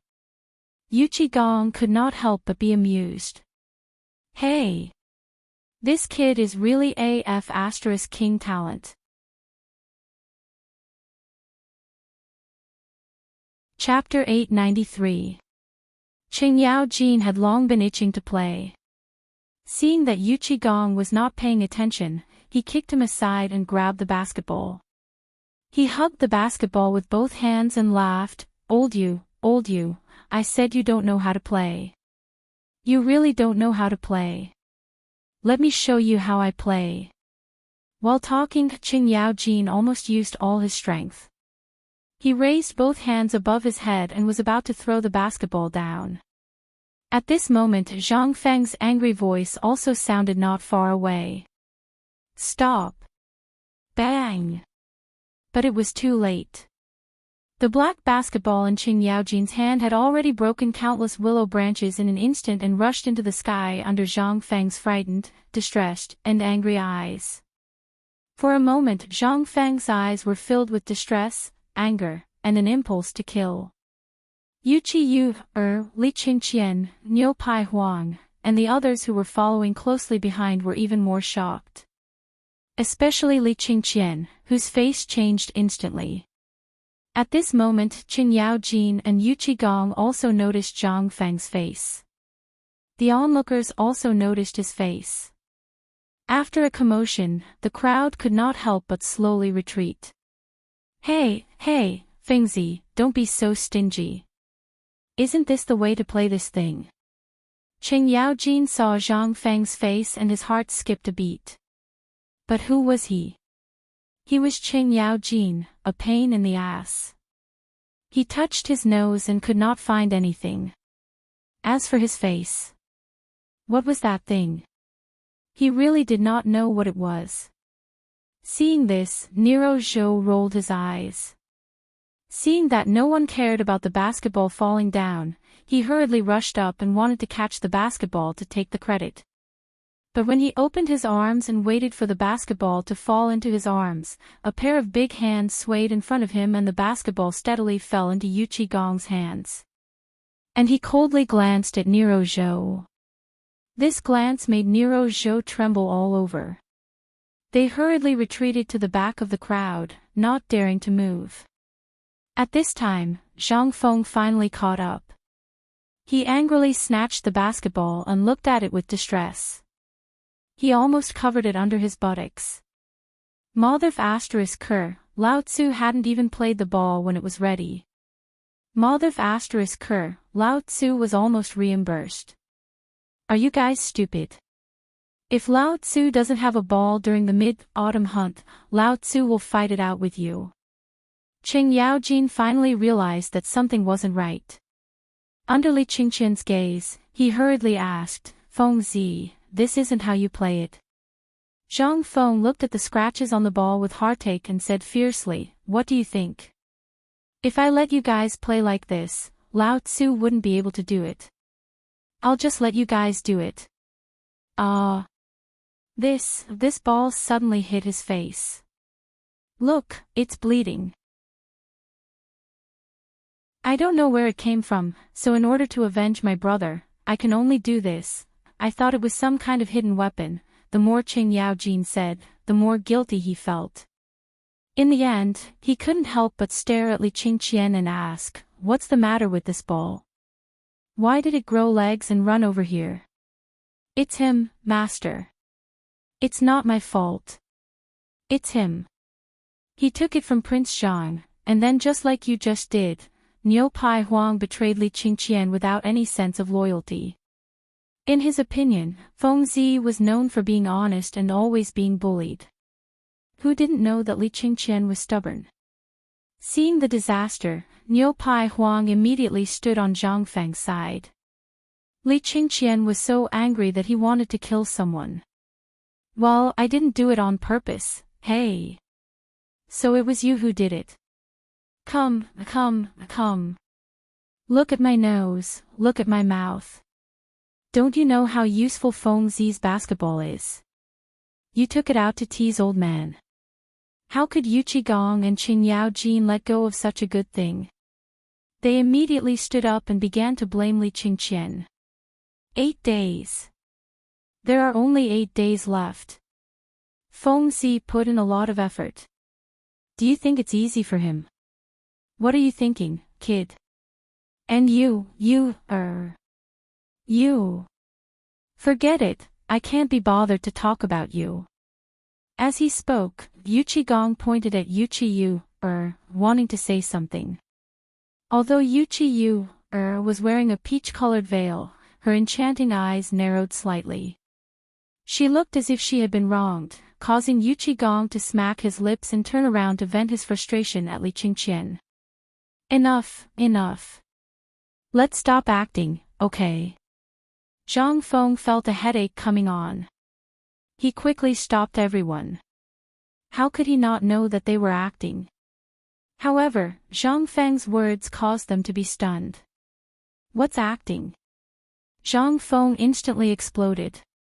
How the F***ck would I know what acting is? Let me ask you. Do you think Lao Tzu is a bully? When Lao Tzu is ruthless, he even beat up his own people. Do you think I'm a coward? They were speechless. Knowing that Zhang Feng had said the wrong thing, he was infuriated. Otherwise, how could he have said such a stupid thing? Now that Zhang Feng was angry, they did not want to get into trouble. He could only accept whatever Zhang Feng said and smile sheepishly as he apologized. The onlookers were already dumbfounded. As for the soldiers, they were already doing what they were supposed to do. They did not even dare to look. Which son of AB*TCH would dare to get into trouble at this time? That was simply courting death. That was F***king hysteria.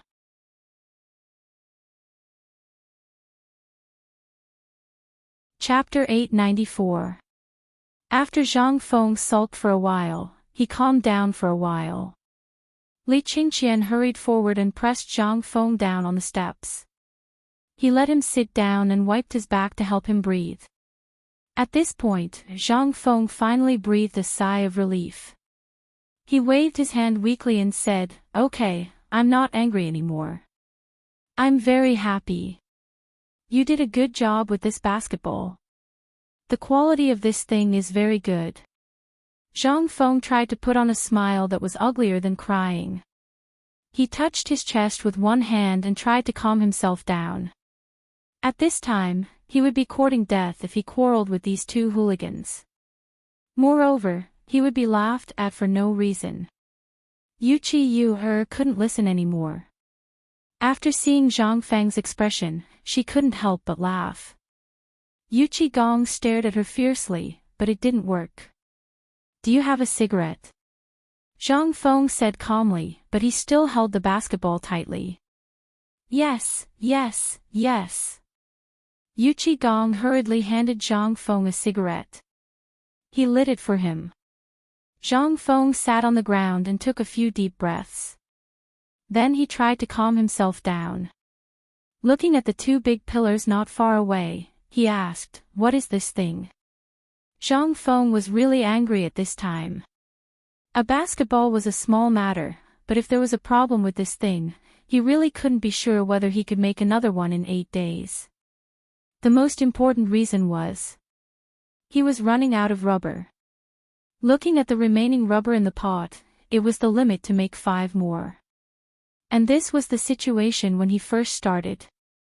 If it was Niu Pai Huang, who knew if he could make 3? It would be great if there were steel wires, at least it was durable. Otherwise, if it was given to these people, he was sure that if they kept playing like this, in less than 2 hours, even if there were 10, they would all be finished. Zhang Feng couldn't help but sigh. After stroking the basketball in his arms and making sure it was fine, Zhang Feng's anger subsided a little. However, after seeing the 2 poles, Zhang Feng was dumbfounded again.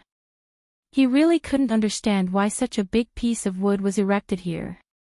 With the help of the soldiers, Yu Gong managed to stop his nosebleed. He said, "Isn't this the club you made according to the method you said? Is it wrong?"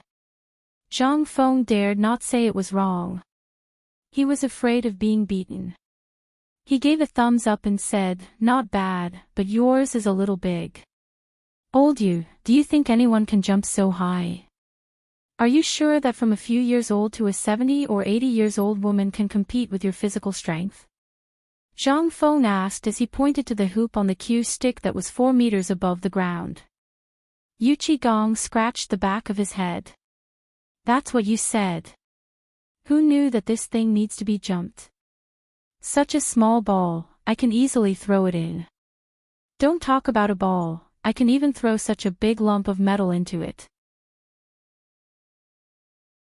Do you think everyone is like you? Zhang Feng stared at Yu Qigong with an expressionless face. Yu Qigong's face stiffened when he heard that. He then smiled awkwardly and said, "Then what do you think we should do? The pole is already erected. Tear it down. What else can we do?" Zhang Feng's entire body was about to crack. It was such a simple thing that even a fool could think of. Why couldn't he? Do you think everyone is as big and burly as you are? At that moment, Li Qingqian and Yu Qiyu also looked at Zhang Feng and Yu Qigong arguing with each other with a stunned expression. They couldn't help but look at each other. Their expressions were indescribably shocked. At that moment, Yu Qigong and Zhang Feng argued for a while. Under Zhang Feng's threat of quitting, they finally compromised. Then what do we do if we tear it down? This. Come, Li Qingqian. Bring me a pen and paper. Zhang Feng finally couldn't take it anymore. He hurriedly waved his hand and took the opportunity to hold back the blood in his throat.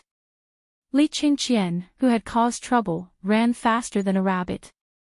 He got a pen and ink from somewhere and tossed a piece of white paper to Zhang Feng under everyone's envious gazes. Zhang Feng took the pen and paper and started drawing on the ground. Everyone couldn't help but stretch their necks, wanting to see what Zhang Feng was up to. Zhang Feng wasn't an art student, but at that moment, he had the illusion that he was forced to be one. Everything had to be drawn clearly, and even the dimensions were clearly marked. Moments later, a proper backboard appeared before everyone's eyes. That's it. Yu Qigong's eyes widened when he saw that. Why didn't you say so earlier? You should have told me earlier about such a simple thing. Look at this mess. It wasn't easy for me to get this freshly cut wood from Ping Mountain. It's all ruined now. Zhang Feng clutched his chest and trembled in anger. Yu Qigong continued to hammer his head and sigh. Why didn't you say so earlier? Zhang Feng was completely mad. He turned to Qin Yaojin with lifeless eyes and said, "Old Qin, where's your saber? I want to chop someone up."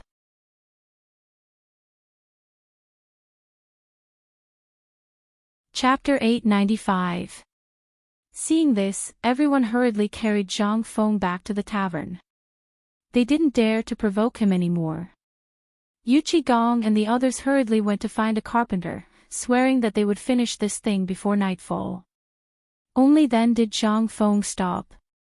At this time, Yu Qigong felt refreshed. The grudge of being tricked by Zhang Feng had been avenged.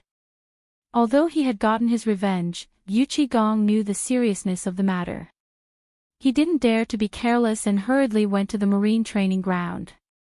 When it came to wood, and ready-made wooden planks at that, where else could there be?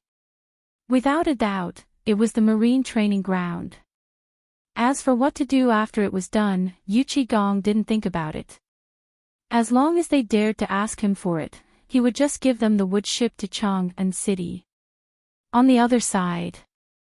At this time, the desolate mountain wasn't so peaceful.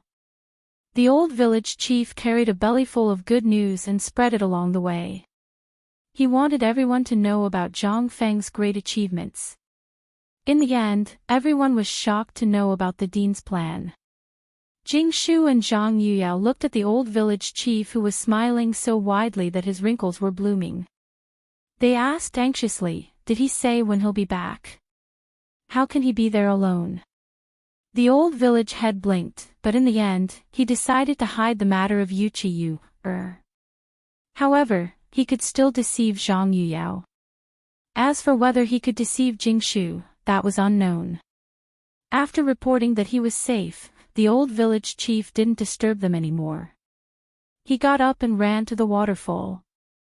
At this time, Yushernan and the others had already entered Zhang Feng's living room. As soon as they entered, they asked in surprise, "Old village chief, what is that kid up to at the foot of the mountain again?" Without waiting for Yushernan to finish, Sun Simiao also came up and asked, "Old man, just heard that Feng Zi spent a month with us at the foot of the mountain to come up with a basketball formula. Old village chief, tell me, what is this basketball? Why doesn't old man know?" The old village chief was stunned. Just as he was about to thank them, he was stunned when he heard what they said. "What? You don't know? What do we know?" Yushernan's face stiffened. He snorted coldly and said, "Looks like it's that brat's doing again. He hasn't done anything yet. You're going to accuse us of something that doesn't even exist. If this goes on for a long time, what will happen?" Sun Simiao was even more anxious. His entire life's reputation. Although he knew that Zhang Feng's medical skills weren't shallow, he didn't even know about something that could prolong one's life. How could this kid know? If something went wrong after eating it, wouldn't that be terrible? Sun Simiao couldn't help but hurriedly step forward and pull the old village chief's hand, asking, "Old village chief, hurry up and tell me, what is this thing that can strengthen the body and prolong life like?" The old village chief thought about the black thing and wanted to say something, but he didn't know what to say. He asked, "You don't know what's in the pot?" "What pot?" Hearing this, the old village chief suddenly understood. "This is bad. That brat even lied to me." Yushernan and the others couldn't help but turn pale with fright. They hurriedly asked, "Why don't you tell us what that brat is doing first, and then we'll see what we can do. That brat is very sly." "How would I know? I don't know where he got a pot of black stuff from, and the smell is even worse than the toilet. By the way, do you know about cowhide yellow? The guy who cooks cowhide yellow?" The more they listened, the more confused they felt. Their hearts couldn't help but thump. "Didn't you say that Feng was tinkering with something? Why did he go to that place? Could it be that he went to look for cinnabar? But what's there in that place? Where is their cinnabar? That brat said that he was tinkering with some kind of basketball, something that could be used to deal with this mid-autumn hunt." The old village chief stomped his feet anxiously. As he spoke, he prepared to run down the mountain. The others hurriedly pressed him down on the bench. Yushernan looked at Zhongren suspiciously and asked, "Believe me, do you remember that brat said that he was tinkering with something to deal with this mid-autumn hunt?"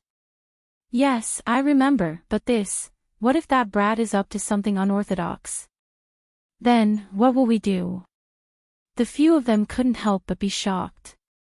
Could it be that this brat was tinkering with a basketball? They couldn't help but surround the old village chief and tell him everything that he had heard and seen in detail. The more they listened, the more confused they became. Although they were certain that Zhang Feng was up to something and wasn't cheating, they didn't know the specifics.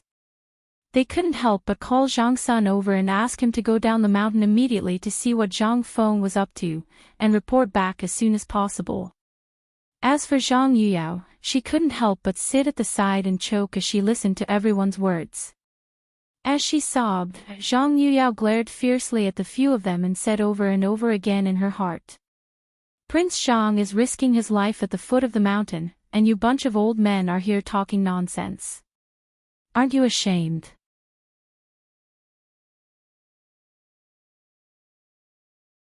Chapter 896. Zhang Sun had been so busy these past few days that he felt like he was about to fly.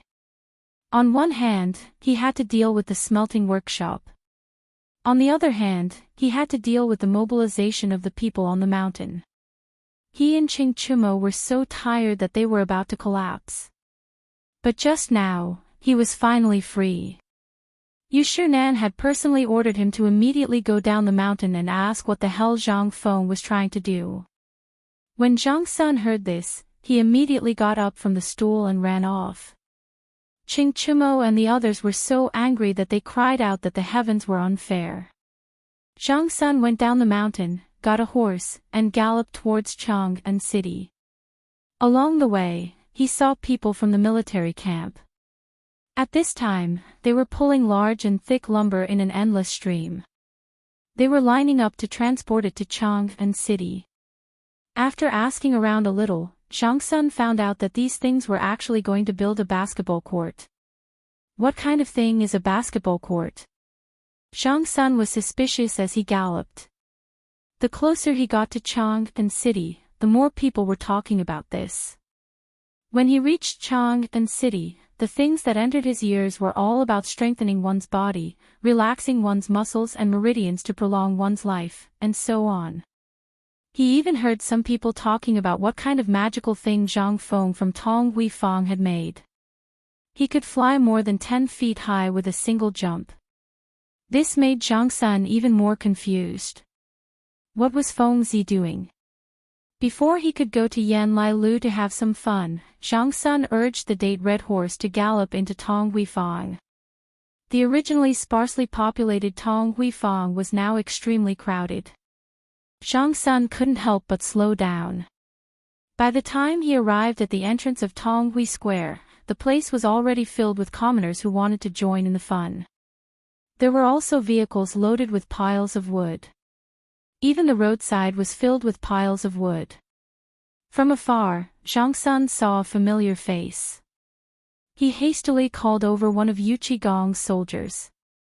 This soldier was once one of the stubborn ones in Chang'an. His father was a subordinate of Zhang Sun Wuji. There was once when they went too far and almost burned down Yan Lai restaurant. When the Ministry of Works demanded an explanation, this kid took the initiative to take the blame for Zhang Sun Chong. Furthermore, Zhang Sun Chong was also very generous. With a drink, he bribed Yuchi Baolin and allowed him to enter the military camp. Now that they met again, the two of them sighed. However, Zhang Sun couldn't be bothered to ask about his well-being. Wouldn't it be fine if he invited him to Yan Lai Lu to book a place for him after he was done? Let me ask you, what is going on? As Zhang Sun spoke, he took out a cigarette from his bosom and handed it to the young man. The young man was too lazy to refuse. After taking out a lighter, he said, "I suggest you go and ask your brother." That kid was almost angered to death. Zhang Sun was even more curious. Why don't you tell him properly? However, the young man only chuckled and pointed at Yu Qigong's red nose. Your brother is really AF** king talent. See that? No blood on his blade. He didn't even appear, and he made this Yiksha blush. Hee hee. Zhang Sun Chong looked in the direction of his finger. He saw Yu Qigong with his hands on his hips and angrily shouting at the crowd while rubbing his nose. There was even a dog skin plaster stuck on his nose. That look was simply, seeing that he couldn't get anything out of him, Zhang Sun Chong threw the reins in his hand and hurried to the tavern where Zhang Feng was. And inside the tavern. At this moment, Zhang Feng could no longer see a trace of anger on his face. This made Li Qingqian and Yu Qiyu very puzzled. Li Qingqian couldn't help but ask curiously, could it be that you were faking it just now? Zhang Feng lit a cigarette and placed his feet on the table, rocking the recliner. He pointed at his temple and said, think again. See if you've improved after being with me for so long. Li Qingqian was stunned when he heard that. A hint of surprise flashed across Yu Qiyu's beautiful eyes in an instant. She couldn't understand Zhang Feng more and more, and the mysterious attraction on Zhang Feng was what attracted her the most. Especially after coming to Chang'an and hearing the things that Zhang Feng said and meeting Li Qingqian, Yu Qiyu wanted to get Zhang Feng even more.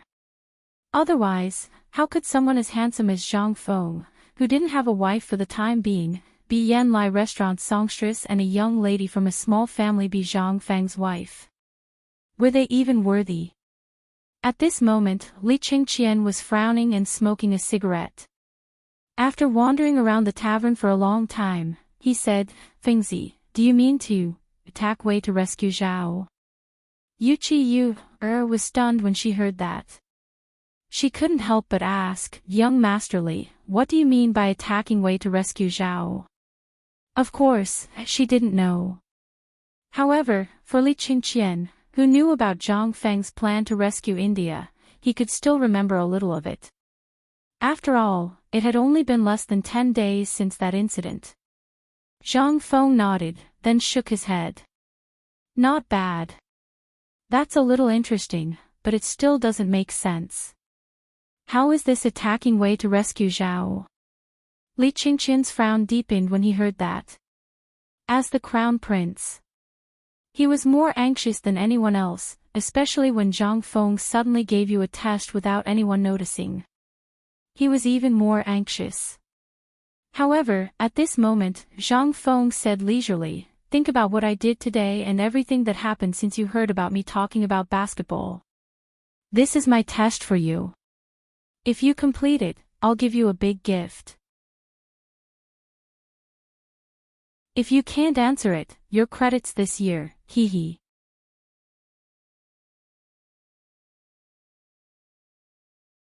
Chapter 897. Li Qingqian felt goosebumps all over his body when he heard that. What was that? It was a threat. It was a blatant threat. However, there was nothing he could do about it. He could only pull at his hair and squat at the entrance of the tavern. He leaned against the wall and sat on the ground, holding his head in pain. In his head, he connected all the things that Zhang Feng had done in the past few days to everything Zhang Feng had done after learning about the mid-autumn hunt. However, he really thought of something. Yu was even more surprised. Over the past few days in Chang'an, she had already inquired about all the young masters of the aristocratic families in Chang'an from a stubborn person.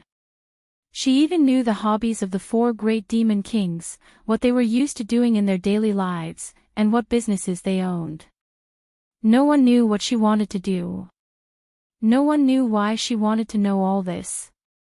Her original goal was to get close to the crown prince. However, after knowing everything, she felt that Zhang Feng was too mysterious at the moment. People who were eager to prove themselves loved challenges.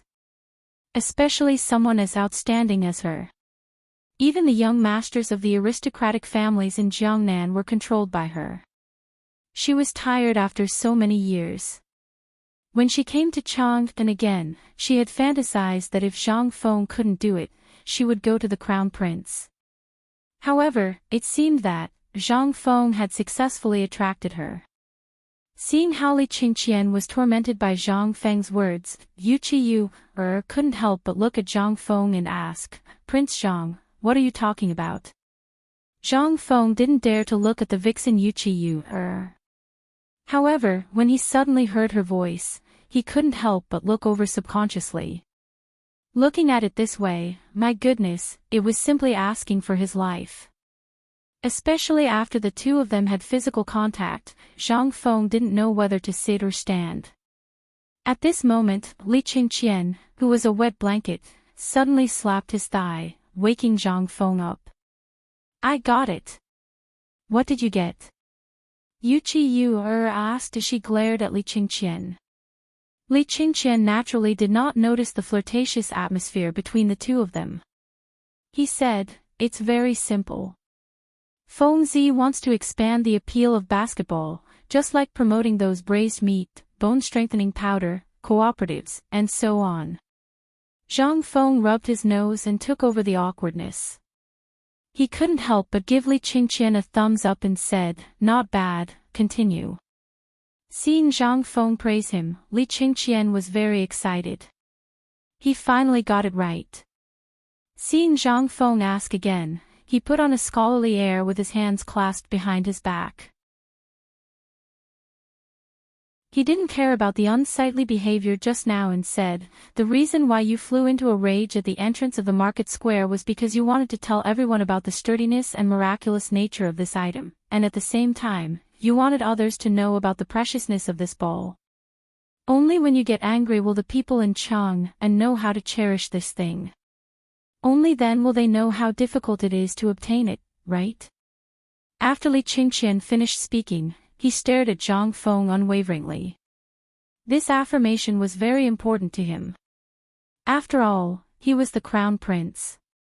If he hadn't learned anything from Zhang Feng after following him for so long, it would be embarrassing. Zhang Feng was also a little surprised. Not bad. You can think of it so thoroughly. At least you're smarter than Du Dabing. Hearing Zhang Feng's praise, Li Qingqian suddenly felt a little embarrassed. However, Zhang Feng continued, since you already know, you should know what to do now, right? This time, Li Qingqian was asked again. What to do? Zhang Feng felt a little stuffy. He knocked on the armrest of the recliner and said, do you still need to ask? Continue to preach to me about the awesomeness of basketball. Before the backboard is released tomorrow, we have to let more people know about this. Most importantly, we have to let the people from the Ministry of Works and the Ministry of Rights know about this.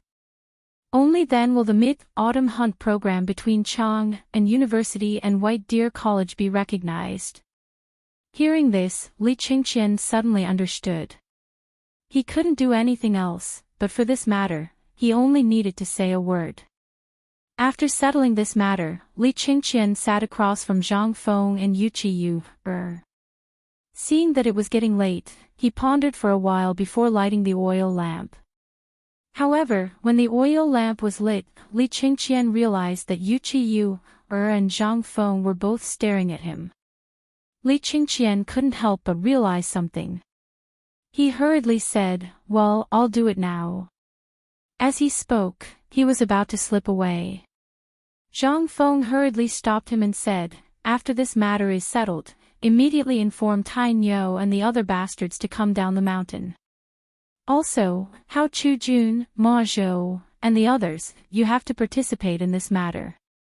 When the time comes, the Mid-Autumn Hunt will depend on you. You're planning to go with all of us. Li Qingqian was a little flustered. If they went for the Mid-Autumn Hunt, what competition did he have? How could the people from the Imperial College and the Ministry of Works and the Ministry of Rights not know them? This identity, Zhang Feng said angrily, before the Mid-Autumn Hunt, if you bastards lose to Hao Chu-jun and the others, you can prepare to pour moonlight night incense on the mountain for Lao Tzu. Hearing this, Li Qingqian hurriedly left. It was better to pour moonlight night incense than to expose his identity and be beaten up by his father and the Emperor Emeritus.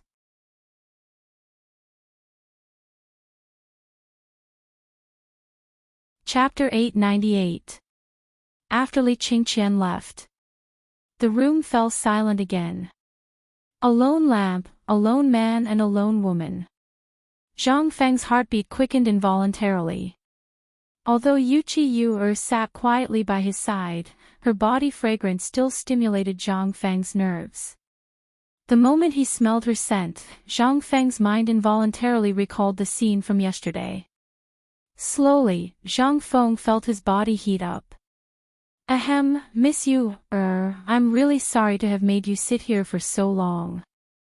May I know the reason for your visit today? Yu Qiyu looked at the gradually darkening sky outside and pursed her lips into a smile. It's fine. Actually, you came today to see what the rumored basketball is. But now, I've seen it. Well, it's getting late. Why don't you rest? The moment he said that, Zhang Feng broke out in a cold sweat. His original intention was to urge Yu to go back as soon as the sky turned dark. But damn it, why did his words sound so different when his mouth was loose? Zhang Feng hurriedly explained, no. What I meant was that it's getting dark, and a lone man and woman are alone. No, what I meant was that you should go back. Zhang Feng was on the verge of tears. Why was his usual IQ offline now? What the hell was going on? Yu Qiyu had seen a lot of this. She covered her mouth and chuckled.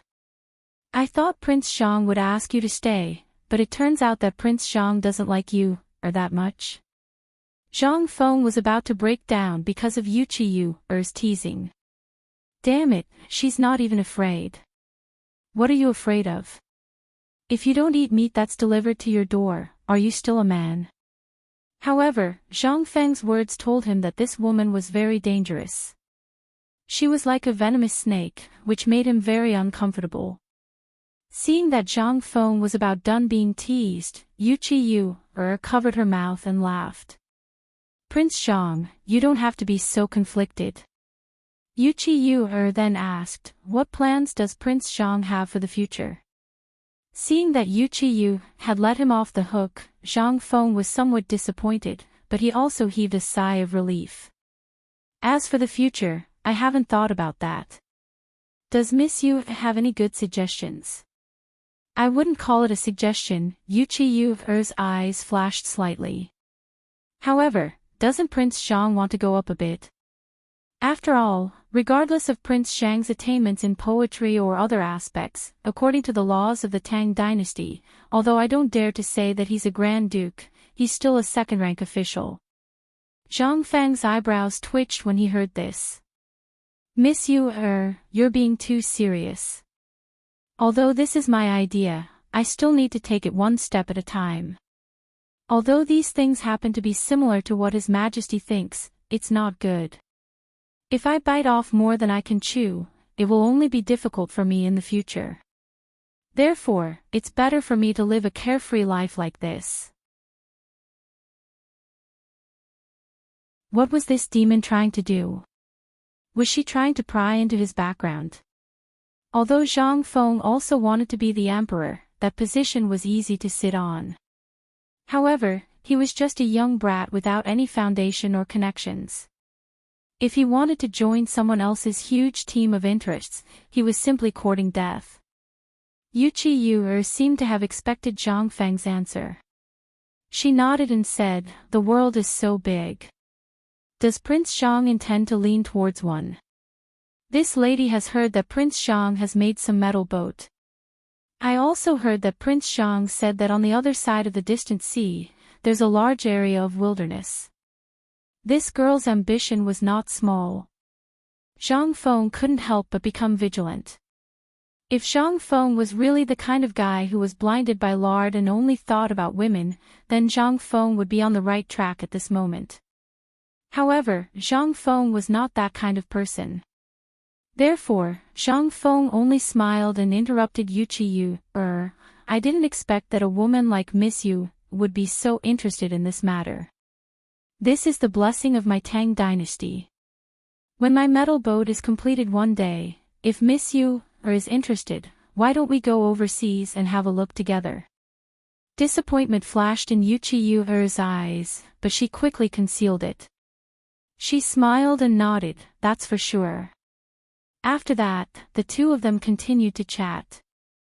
Yu Qiu could see that Zhang Feng was already wary of her and couldn't help but sigh inwardly. She was too hasty. Only then did she ease the atmosphere and use her charm to seduce Zhang Feng. Just as she was about to die, the sound of horse hooves made Yu Qiu leave with a smile. After Yu Qiu left, the smile on Zhang Feng's face disappeared without a trace. Such an ambitious person, if she were a man, could really become a close friend. However, such a person was also extremely dangerous. You couldn't be sure when she would stab you in the back. However, this was easy to guard against. However, Zhang Feng really couldn't imagine what would happen to Yu.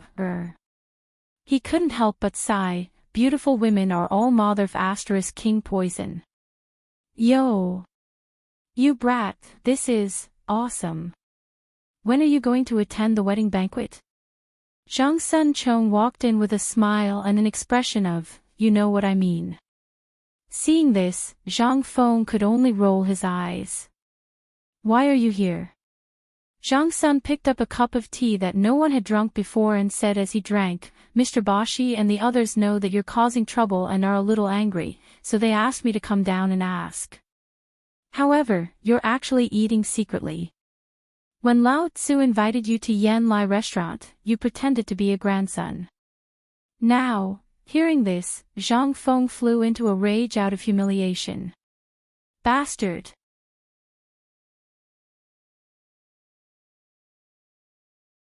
Chapter 899. Zhang Feng didn't want to talk about that woman anymore. However, his mind was full of Yu Qiyu, her, which made Zhang Feng even more irritated. You've seen what happened. That's what happened. As for how you want to explain it, that's your problem. However, you can rest assured that they will be watching the game. If I'm not wrong, Li Qian's men should have already returned to the mountain. So, since you're here, don't leave. I'll show you what basketball is tomorrow. Seeing that Zhang Feng wasn't willing to explain and that Li Qingqian had already sent people to the mountain, Zhang Sun was naturally eager to stay. After all, he had been lusting after the ladies from Swallow Descent restaurant during his days on the mountain. Seeing that Zhang Feng wasn't interested, Zhang Sun got ready to leave. However, after getting up, Zhang Sun asked again, Fengzi, are you sure nothing happened between you and Yu, Seeing that Zhang Feng was about to kill someone, Zhang Sun hurriedly shut his mouth. However, he couldn't help but say, let me give you a piece of advice as a brother. You can play with this woman, but don't ever take her seriously. This woman isn't simple. As a brother, this is all I can tell you. After saying that, Zhang Sun slipped away. How could Zhang Feng not know about this? However, he didn't know what kind of bewitching potion he had been fed, but his mind was filled with this woman. He didn't know if this was old Yu's arrangement or if there was something wrong with this woman. If it was old Yu, then it shouldn't be. Otherwise, old Yu would have already taken Yu away by force yesterday. He wouldn't have needed to ask him and would have strongly recommended Yu Qiyu. During this period, Buggy wasn't the first person to remind him that this woman wasn't simple. He wasn't stupid either, but human nature was just that annoying. Even though he knew that Yu Qiyu might be a pit of fire, Zhang Feng still wanted to take a look at this pit of fire to see what was inside. Perhaps this was the nature of servility. Sigh. F***ck your love. Zhang Feng couldn't help but raise his head and let out a long sigh. Although he had long fantasized about picking up the prettiest girls, the three women around him were all top-notch. As for Jing Shu and Zhang Yuyao, everyone was optimistic about them. However, Zhang Feng felt that it was so easy to get, so boring. One was as cold as a goddess, while the other was as pure as the little girl next door.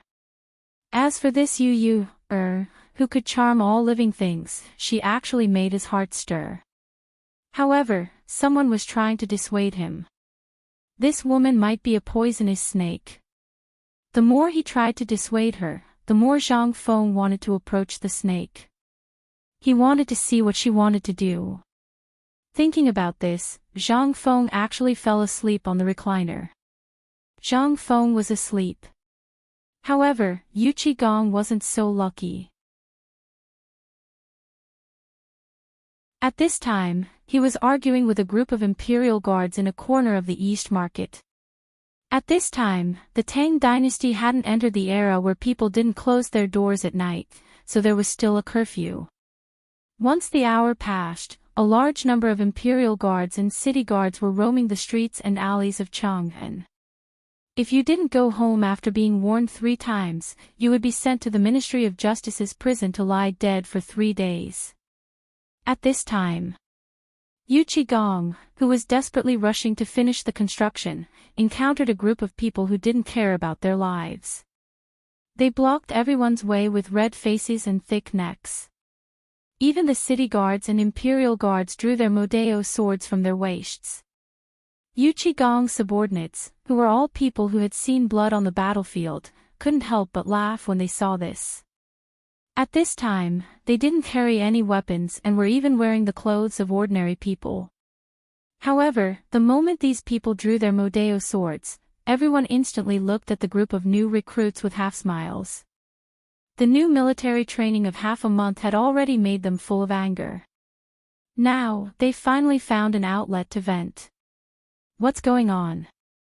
At this time, Yuchi Gong rushed over on a big horse and stared at the Imperial Guard who drew his Modeo swords and asked. When the Imperial Guard saw that the person in charge was riding a horse in the middle of the night, he couldn't help but become angrier. Very well. Old man, don't you know that after the curfew, except for the Duke and the Emperor, no one is allowed to stay on the streets, let alone ride a horse?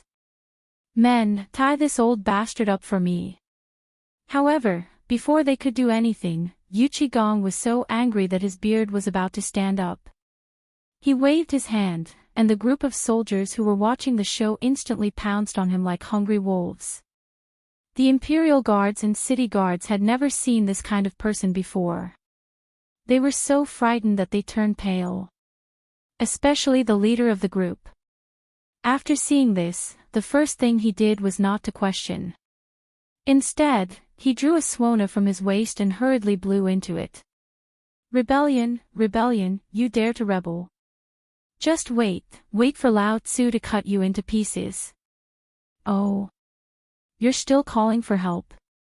Yuchi Gong was so angry that he laughed.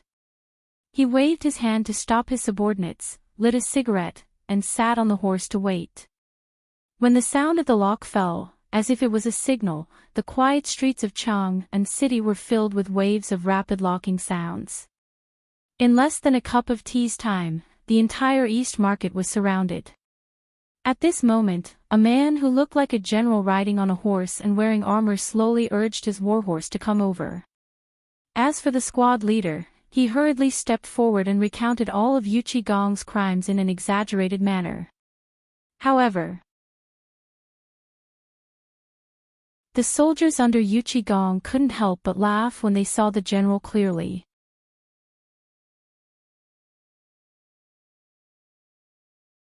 Chapter 900. The general had a cigarette dangling from the corner of his mouth. After hearing the special signal from his captain, he hurried over with his men. Chang'an was not peaceful during this period of time. Basically, spies from India, Turks, and even the western regions were found every day.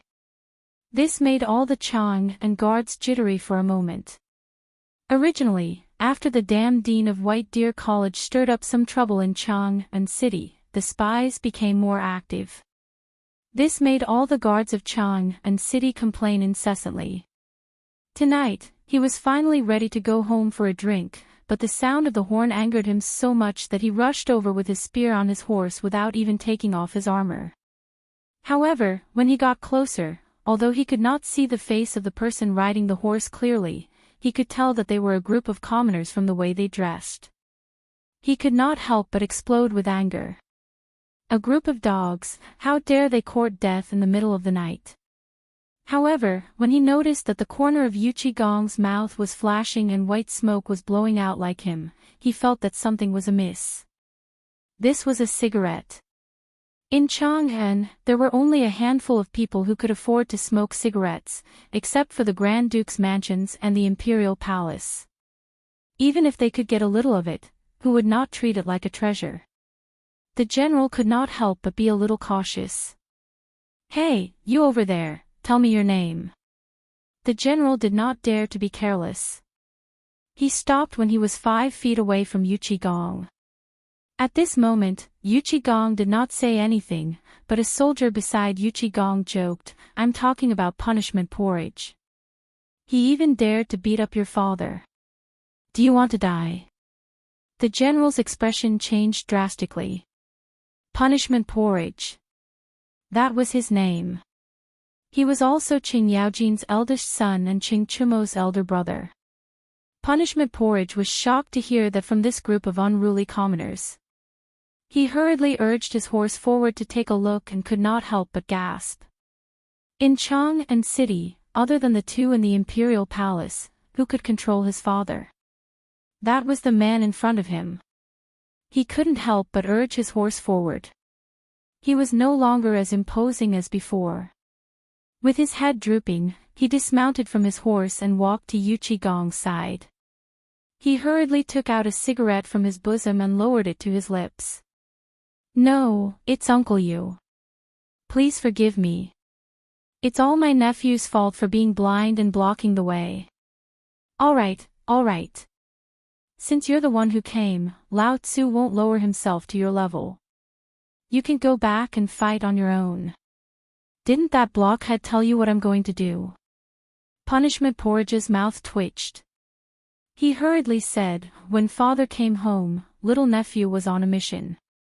He hasn't come home yet, oh. Yu Qigong made an oh sound and instantly lost interest. He patted Punishing Porridge's head and said, your subordinates are not bad, but they are a little timid. They are all a bunch of cowards. When you are free, bring them to the barracks and let my son teach them a lesson. As he spoke, Yu Qigong yawned and left. Punishing Porridge quickly said, Uncle Yu, take care. This, Punishment Porridge's subordinates were instantly dumbfounded. After Yu Qigong left, Yu Qigong's subordinates let go of Punishing Porridge's subordinates and minded their own business. Punishment Porridge wiped the cold sweat on his forehead and waved his hand to let his subordinates act as if they didn't see anything and do what they were supposed to do. This made the patrolling soldiers even more curious. However, even the eldest son of Duke Luo didn't dare to offend someone and had to pretend to be a grandson to save his life. How could they afford to offend someone like that? It wasn't just here. At this time, under the night sky of Chang'an City, from Enle House and the Navy training ground beside Longsho Canal behind Enle House, there was an uproar everywhere. Someone dismantled an entire broken ship. Then, for the purpose of dismantling it, he called over countless people who knew a little about carpentry, and arranged them neatly according to Zhang Feng's blueprint in the marine workshop. Then, groups of soldiers carried these wooden planks and shuttled through the streets and alleys of Chang'an City. As the night deepened, new and novel things were constantly emerging in every neighborhood of Chang'an City. As the sun slowly rose in the east, the people who had waited for a night couldn't wait to go out of their houses. But in the next moment, everyone was shocked by the things in front of them. Basically, there were 1 or 2 basketball courts on every street. The basketball courts were very simple. The streets of Chang'an City were basically left behind from the previous dynasty. They were all paved with large bluestones. Although some places were damaged and bumpy, in general, they were still flat. And these bowl-sized wooden pillars were erected in this relatively flat place. In the wooden manner, a square object was drawn on a wooden board. Under this object, there was a big, dark iron ring. Translator, WQL editor, Alim on the wooden board, there was a square object drawn with ink. Under this object, there was a big, dark iron ring. After seeing this thing, everyone couldn't help but exclaim. Could it be that this thing is a basketball court?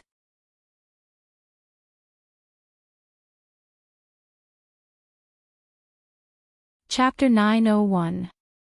The sky brightened a little. Ching Chumo and the others got up early and rushed to Chang'an City on horseback.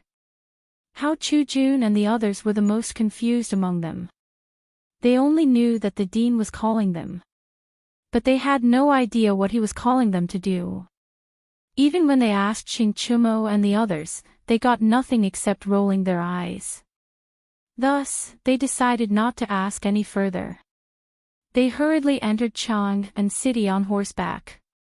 It was the first time they came to Zhang Feng's tavern, but they had been looking forward to it for a long time. But they had never been here before. They stood at the entrance of Tonghui Square and looked at the strangely shaped backboard. They couldn't help but feel scared.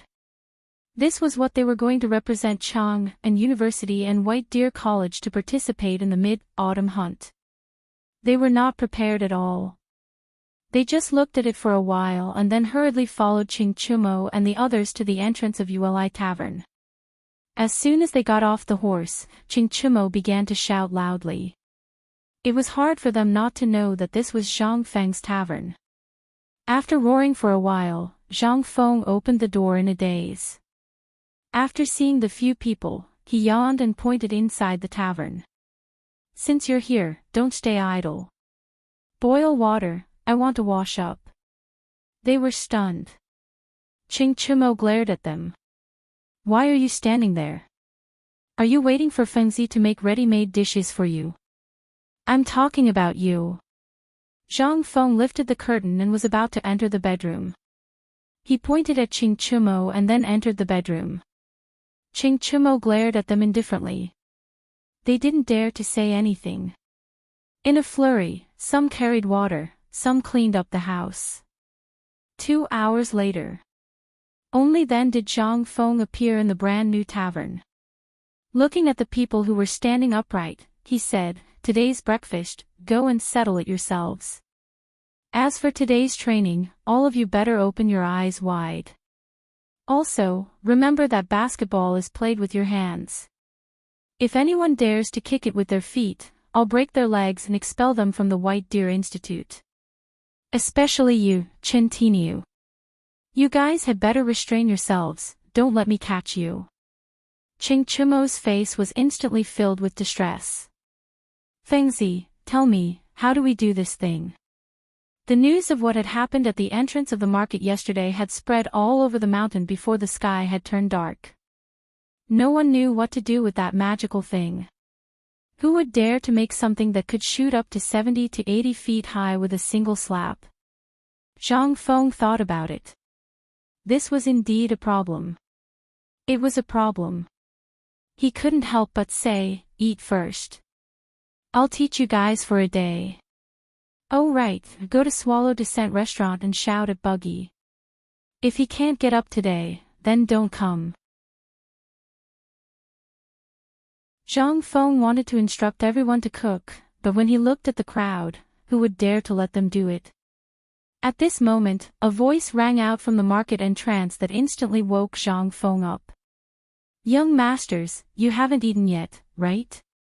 This servant knows that Prince Shang has something important to do with you young masters today, so this servant has prepared some food. I hope that you young masters will kindly accept it." Yu Chi Yu had come. Today, she had brought along 3 servant girls and 3 servants from the Yuchi family.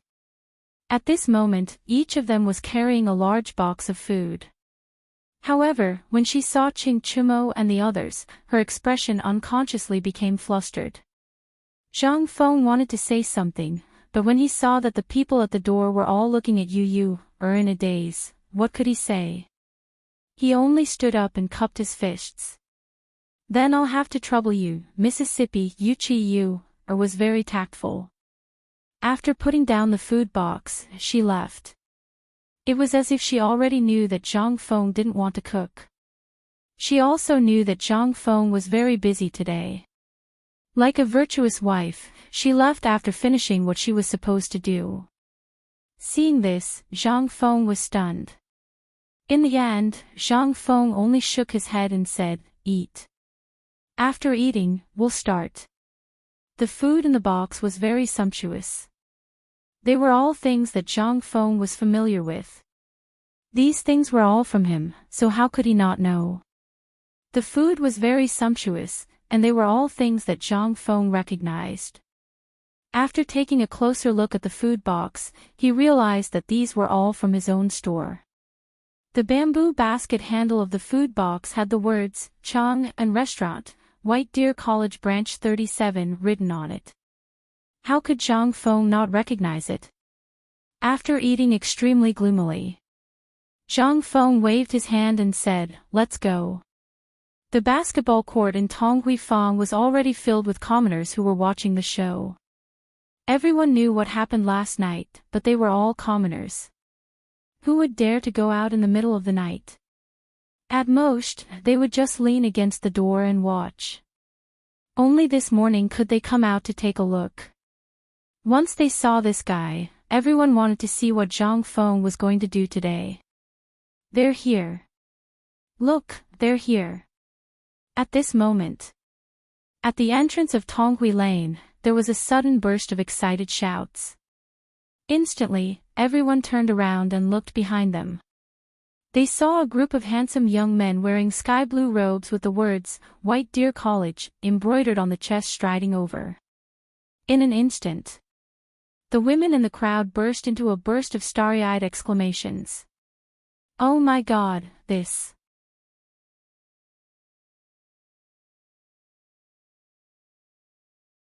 Chapter 902. Not only the onlookers, but even the women and the men with stubble on their faces were dumbfounded when they saw Zhang Feng and the others. Zhang Feng did not look sideways. He kept hitting the basketball and walked forward without looking sideways. At this time, Zhang Feng was thinking about how to quickly train these guys. As for Qing Chumo and the others behind him, they were even more shocked. Since when had they ever made anyone show such an expression? Most of the time, when the people saw them, they were afraid. At this time, they could not help but copy Zhang Feng's posture. They stood straight as if they were going to the battlefield. They followed Zhang Feng closely with a cold face. As for Zhou Laiji and the others, they were a little bit worse. After all, they had not seen such a big scene. At this time, when they encountered such a situation, they could not help but be a little confused. Although they were a little disorderly, the onlookers screamed again and again. Qing Chumo could not help but be angry. He grinned and stared at the fat woman who screamed the loudest and laughed. In an instant, that woman stopped laughing. It was as if nothing had happened. She looked around and cheered again under the ridicule of the woman next to her. Qing Chumo was so angry that he glared at the people behind him. "You are so scared of such a small scene. What kind of future do you have? All of you better *King be well." While talking, the onlookers took the initiative to open a path and came to the basketball court. Niu Weili had been waiting there with a large group of government runners. He seemed to have known that Zhang Feng was going to come here. A big table was set up on the side of the basketball court. The table was full of jars and jars. There were even all kinds of meat dishes and drinks bought from Chang and restaurant. Niu Weili immediately greeted Zhang Feng when he saw him. "Ayaya, brother, you're finally here." Zhang Feng frowned slightly. "Lord Niu, you are..." Niu Weili pulled Zhang Feng to sit at the table and said, "I heard yesterday that you were going to prepare for the mid-autumn hunt. I have nothing to help you with, so I prepared some drinks for you to drink when you are tired." Zhang Feng was speechless. He cupped his fist and said, "Then I have to thank you, Lord Niu. But Lord Niu, I have something to ask you later. You can go do it first. I will send someone to find you after this." When Niu Weili heard this, he was so excited that he almost knelt down in front of Zhang Feng. He waved his hands and said, I'm not in a hurry. There's nothing to do in the magistrate court today, so I might as well take a leave." "Ha ha ha, that's great. Lord Ox, please do as you wish. Little brother will be busy first." Zhang Feng saw that he couldn't drive Niu Weili away, so he didn't. He cupped his fist and walked into the basketball court. Li Qingqian and the others were still standing straight on the basketball court, as if they were being watched by others. They heaved a sigh of relief when they saw Zhang Feng. When Zhang Feng entered the court, Niu Weili's voice immediately became sharp. "Silence. Silence. Shut the *CK up.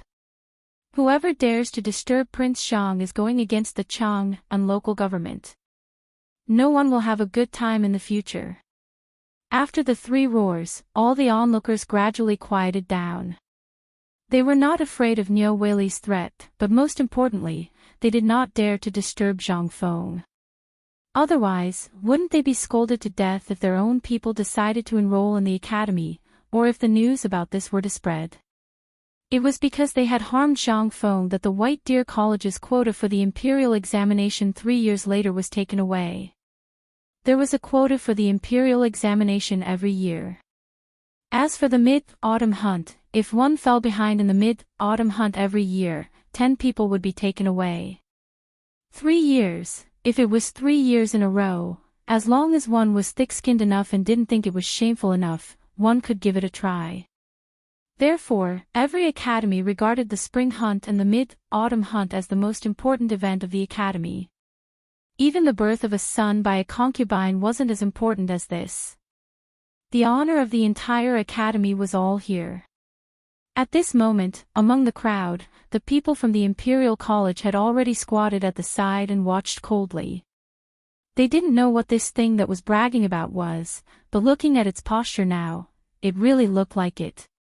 The people from the Imperial College couldn't help but frown slightly. While they were frowning and discussing, Zhang Feng moved. Zhang Feng patted the basketball as he said, "Today, I will only demonstrate it 3 times. After that, each of you will have to practice dribbling. Niupi Wang will bring 4 basketballs later. When the time comes, there will be 2 teams. Each team will have 2 balls and you will practice dribbling at the same time. 3 days, I will only give you 3 days. If you guys still can't familiarize yourself with dribbling within 3 days, then get lost." Zhang Feng's half-threat was indeed very effective. After all, this method was really effective against a wretched person like Qing Chumo. At this moment, Li Qingqian asked, "Feng Zi, this thing is just padding." Everyone, including the onlookers, had suspicious expressions on their faces. This thing could strengthen the body. Could it prolong life? Could it? When Zhang Feng heard this, he said, "I said that I will only demonstrate it 3 times. Now look carefully. For the first time, I will only demonstrate the entire movement and flow of the basketball. As for how much you can learn after that, it will depend on your luck."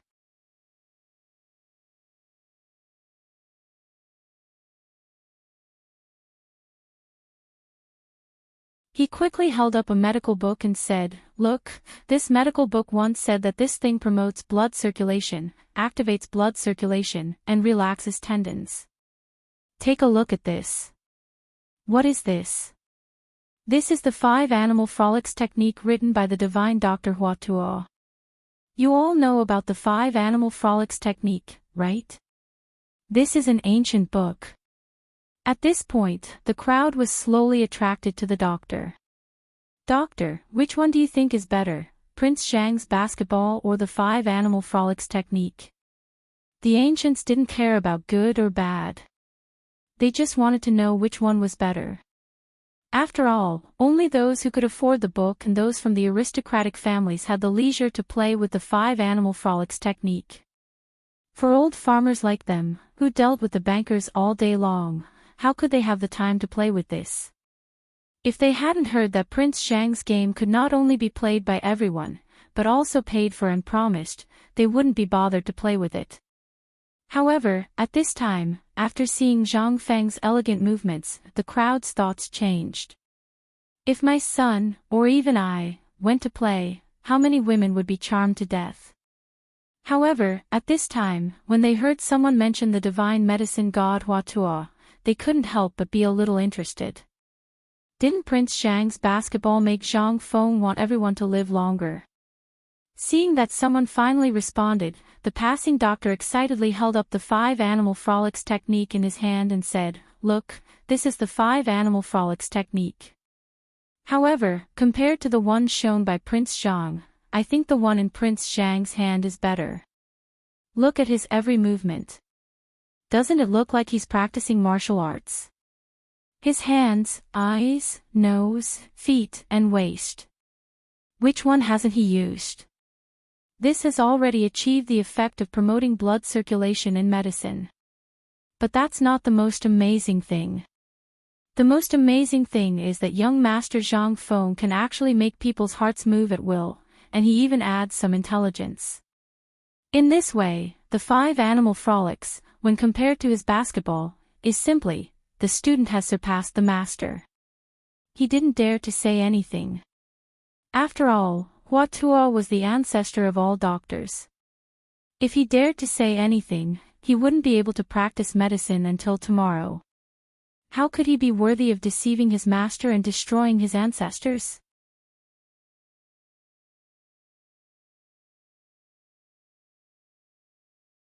Chapter 904. At least half of the people in Chang'an were watching. After all, basketball had been rumored to be magical. Who didn't want to see for themselves whether it was true or not? At this time, the words of the doctor seemed to have grown wings and spread rapidly among the people. It was even spreading in the palace at this time. In the imperial study, Li Shimin was reviewing memorials and government affairs. At this time, Empress Zhongsun and Li Tai slowly walked into the imperial study. When Li Shimin came back to his senses, Zhongsun Wugo and Li Tai greeted. Then, Empress Zhongsun put a bowl of nutritious porridge mixed with bone-strengthening powder in front of Li Shimin. Li Shimin said happily, "It's rare for Guanyin maid to remember me." "Second brother, what are you talking about? Compared to Zhang Feng and Prince Zhang, it's a far cry." Li Shimin laughed when he heard this. He drank the porridge and patted the soft couch to let Empress Zhongsun and Li Tai sit on the dragon throne. Then he said, "Speaking of which, this kid is teaching basketball in Chang'an City today. I don't know how it's going. I really want to take you to see it. Father, when I and Mother first came here, the palace maids and eunuchs were everywhere in the palace. They said that the things that brother learned were even better than the 5 animal frolics written by medical sage Hua." Li Tai, who was 7 or 8 years old, sat between Li Shimin and Zhongsun Wugo. He then thought for a moment and said, "However, I have learned it before, and have also seen father perform the 5 animal frolics. This is truly a gift from the heavens, so I believe that this is a mistake made by the people of the world." Li Shimin and Zhongsun Wugo couldn't help but laugh when they heard this. "Qing Ke, who did you hear this from?" "The people from the Ministry of Work said it." Hearing this, Zhongsun Wugo patted Li Tai's head and said, "Qing Ke, if those were just rumors, do you think your imperial father would let your imperial brother learn it?" When Li Tai heard this, he frowned and pouted. "Then Qing Ke, also wants to learn it. Once she learns it, she will only show it to imperial father and imperial mother." All right. When you grow a little older, I'll let you go." Li Shimin dotingly patted Li Tai's head, then signaled Xiao Gizi to bring Li Tai out to play. "Guanyin maid, why don't you come out with me to take a look?" Li Shimin couldn't sit still anymore. It was actually something that happened in the morning. How long had it been?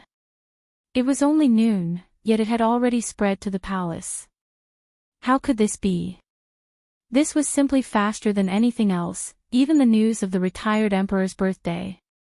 Of course, Li Shimin knew about the bone-strengthening powder. As for this so-called basketball, Li Shimin was really looking forward to seeing if it was really as the rumors said. Zhang Feng never did such fake things. However, even so, Li Shimin still couldn't sit still. He wanted to see it for himself. Seeing it with his own eyes was the most important thing. It was just like the last time when Ouyang Sun went up the mountain. He was surrounded by stubborn people like Qing Chumo. If things went on like this for a long time, it was just like what Zhang Feng had said. One would be stained by the company one kept. Zhongsun Wugo was a little hesitant. Although she had long wanted to go out for a walk, she had to manage the huge harem. How could she just leave like that? Just as Zhongsun Wugo was hesitating, how could Li Shimin not see through her thoughts? He laughed and put his arm around her shoulder. "Come, prepare the palanquin for us to leave the palace." As Li Shimin left the palace, the Yuqi family, the Niu family, and the others couldn't sit still. Even those who were a little familiar with Zhang Feng all went to Tong Huifang. At this time, Zhang Feng had already lost count of how many times he had played the basketball. When the basketball spun 3 times on the basket and finally fell into the basket, Zhang Feng sat down on the basketball and panted without caring about his image. "How is it? Have you remembered it?" At the beginning, he said that he would only show it once. However, when he really played, Zhang Feng instantly recalled all kinds of things from his previous life. This memory couldn't stop. 3-point hurdles. Smashing the board, wiping the sides, playing over and over again. The things in his memory became clearer and clearer. At this time, looking around, Zhang Feng couldn't help but feel a little lonely. Ching Chumo's legs had been standing for a long time. A whole 2 hours. Zhang Feng played for a whole 2 hours. Not to mention Ching Chumo, even Li Qingqian and all the onlookers were dying of envy. Seeing Zhang Feng speak, several people impatiently surrounded him. Feng Zi, don't worry. This thing is too simple. We've already seen it. Who told you to dawdle for 2 hours? You should have let your brothers come up long ago. Yes, yes, yes. Get up. Don't sit on the ball. Give it to me. Several people helped Zhang Feng up without any explanation. Then, they dragged him to the bench and threw him to Niu Weili. Then, Ching Chumo couldn't wait to hold the basketball and weigh it. Hey! This thing, isn't it, could you? While speaking, Ching Chumo subconsciously kicked out. Bang!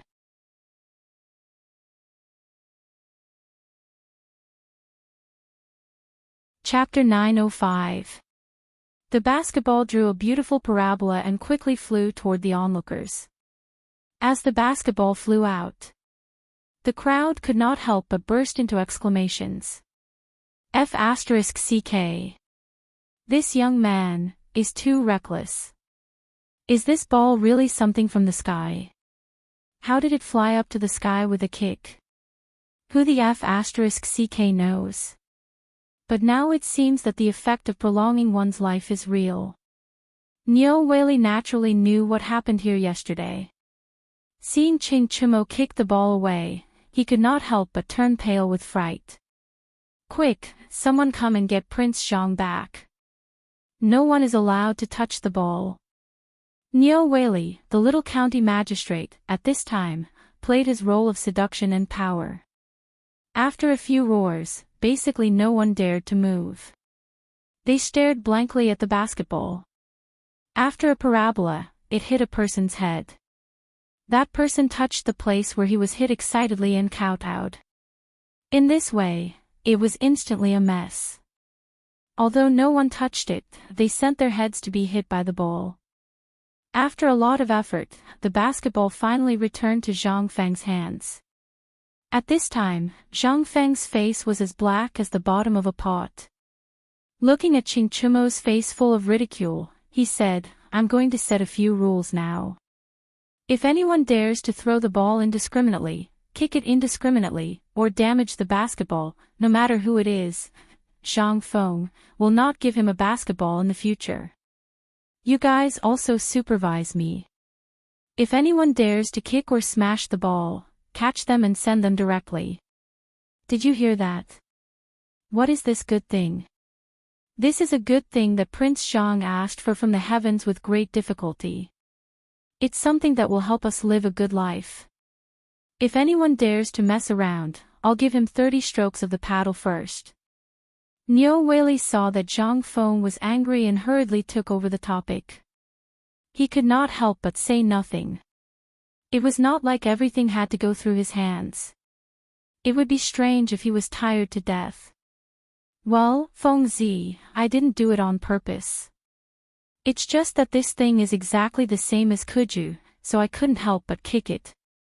Seeing that Zhang Feng was angry, Li Qingqian hurriedly explained what had happened yesterday to the others. At this time, Ching Chumo finally knew that he had stirred up trouble and hurried forward. Seeing this, Zhang Feng could not say anything.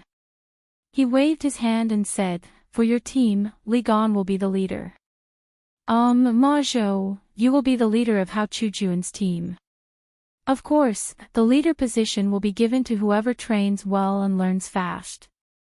For this hunt, we will choose between the two leaders. When Zhang Feng said this, Hao Chujun, Ma Zhou, Li Qingqian, and the others instantly exploded. Although Li Qingqian and the others didn't care about a small captain, what was this? This is a matter of face. Then, Zhang Feng waved his hand, and several people scrambled to get on the court. According to the rules set by Zhang Feng, they slowly thought about it. Seeing that everything was like a child playing with a rubber ball, but it finally settled down, Zhang Feng heaved a deep sigh of relief. Originally, Zhang Feng really didn't think of setting these rules. However, it was really like the old saying that nothing could be accomplished without rules. Under his and Niu Weili's words, it was really effective. This seemed to be the servility in the bones of the people in this era. If you let them go and let them play, who knows what kind of trouble they might cause. But now, the rules were set. Everyone stared with their eyes wide open and looked seriously at the people in the field, imitating them. Seeing this, Zhang Feng thought for a while, then looked at Niu Weili who was sitting at the side and asked, "Master Niu." Seeing that Zhang Feng called, Niu Weili hurriedly responded. Zhang Feng continued, "I have something that you need to do for me immediately." Seeing this, Niu Weili said seriously, "It's about this basketball, right? Don't worry, as long as I can do it, I will definitely do it for you. It's done." Hearing this, Zhang Feng took out a piece of white paper from his arms and said, "This has what I need. From now on, I will have to trouble Master Niu to help me pay attention to the merchants in Lingnan. As long as you see what is written on the paper, buy it for me regardless of the price. Of course, regarding this basketball, Master Niu will also pay more attention to it. After all, this is made by us two brothers." With a big hat on his head, Niu Weili instantly smiled until his mouth was about to split into two halves. He didn't dare to have any thoughts about the basketball. After all, this thing was made by Zhang Feng. Everyone knew that. However, if this was handed to him, Niu Weili seemed to feel that the hat on his head was rising at this time. "Ayaya, brother, what do you want me to say? This matter is just a matter of a sentence. Look at you." Zhang Feng smiled faintly, took a sip of beer and said, "Don't worry, there is enough oil in this. I am going to move to a rubber factory in Shao Mountain, and the raw materials for this thing are the same as the raw materials for the basketball. However, the raw materials for this thing are in Lingnan Road. I don't have much time to do this thing now, so I will need your help in purchasing the raw materials."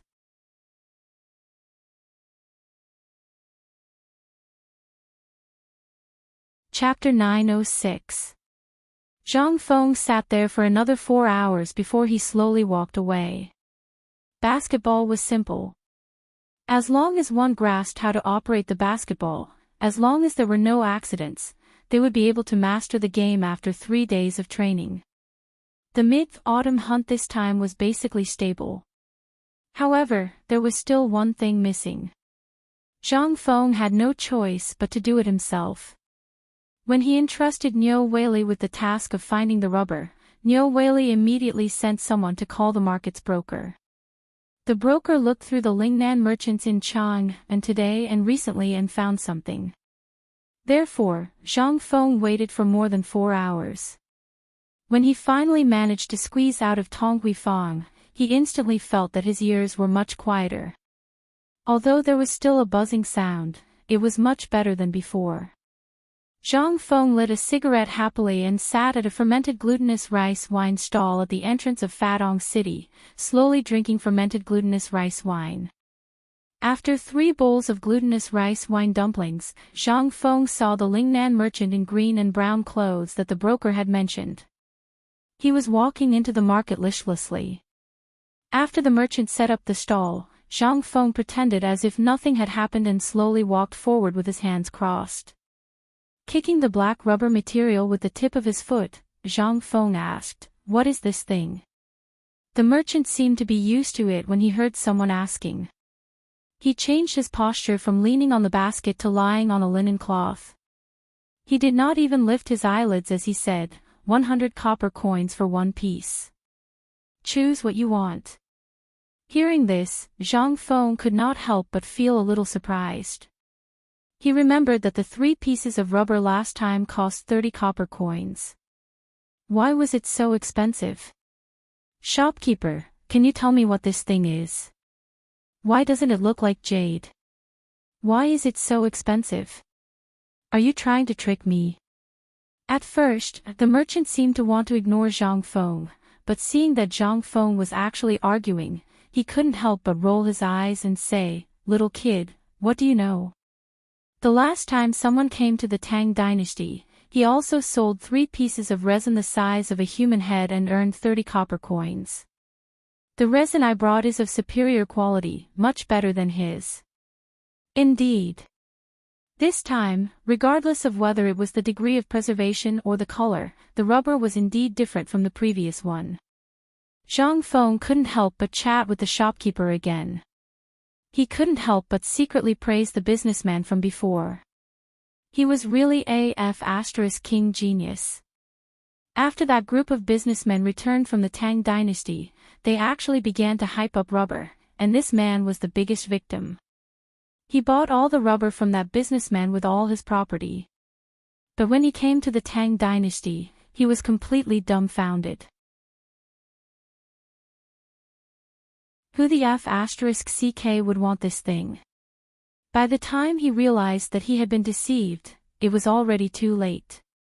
Now, he didn't even have food to eat, let alone the travel expenses back home.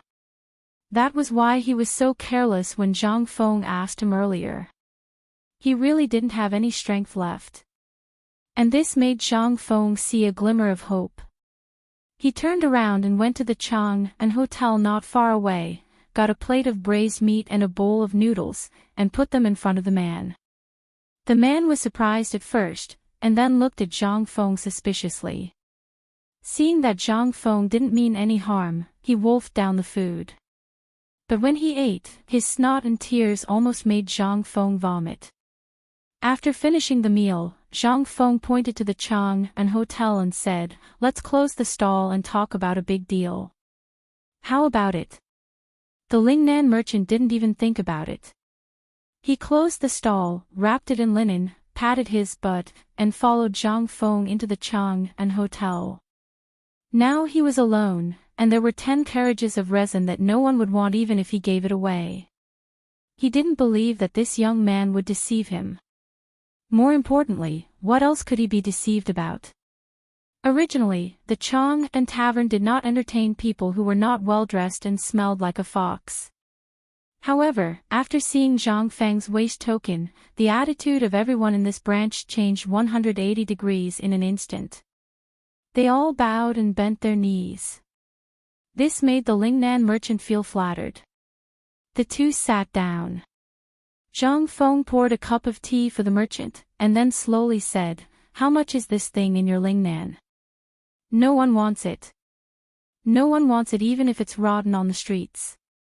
Ding Duo just takes some back to burn when there's no firewood." After the Lingnan merchant finished speaking, he looked at Zhang Feng and said, "Does the young master like this thing?" He vaguely remembered. After Akamba went up, he said that a young man had bought this thing.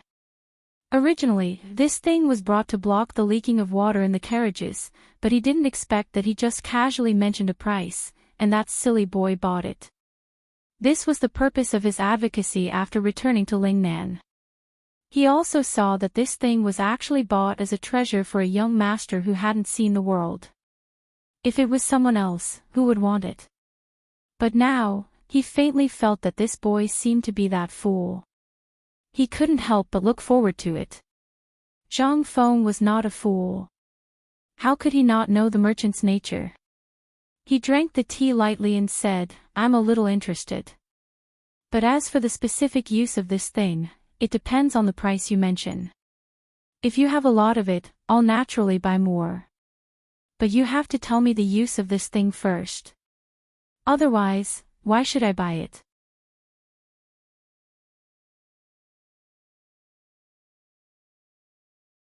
Chapter 907. When the Lingnan merchant heard that, he couldn't help but frown deeply.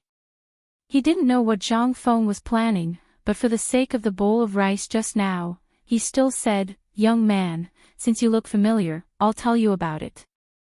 This thing actually doesn't have much use. Other than being able to start a fire, the kind that is full of smelly smoke, it can only be used to block leaks. Do you know how to refine this thing? Zhang Feng interrupted the merchant and asked. The merchant was stunned, then nodded and said, yes. That's good. Zhang Feng put down his teacup, put his elbows on the table, and stared at the merchant. What's your name? I have a good job here. Listen to it first. If you agree, we'll start from today. How about it? The merchant did whatever he could, but at this moment, he was attracted by the good job Zhang Feng kept talking about. He nodded subconsciously. Zhang Feng then said, I plan to buy this resin at a price of 100 copper coins per stone, but I have a condition. That is, you have to make it to the way I need it. I'll provide you with a workshop in Chang'an. As for your access to Chang'an and the Tang Dynasty, as long as you do it well, one of my businesses in White Deer College may also cooperate with you. How about it? The merchant was shocked when he heard that. He hurriedly asked, Young man, you are Zhang Feng. Hearing that, the merchant trembled all over. Anyone who had been to Chang'an would know who the county magistrate was, but this Zhang Feng was someone he must know. Not only was he generous, but he was also kind. No wonder no one cared about him after being in Chang'an for so long. Now, someone was so kind as to treat him to a meal. It turned out that he had met Zhang Feng. Moreover, Zhang Feng's miraculous methods were the dream of all merchants. Now, he actually met him. The merchant hurriedly knelt on the ground and kowtowed. Little son Guo greets President Zhang. Zhang Feng didn't reject this kneeling. Instead, he accepted it with a smile.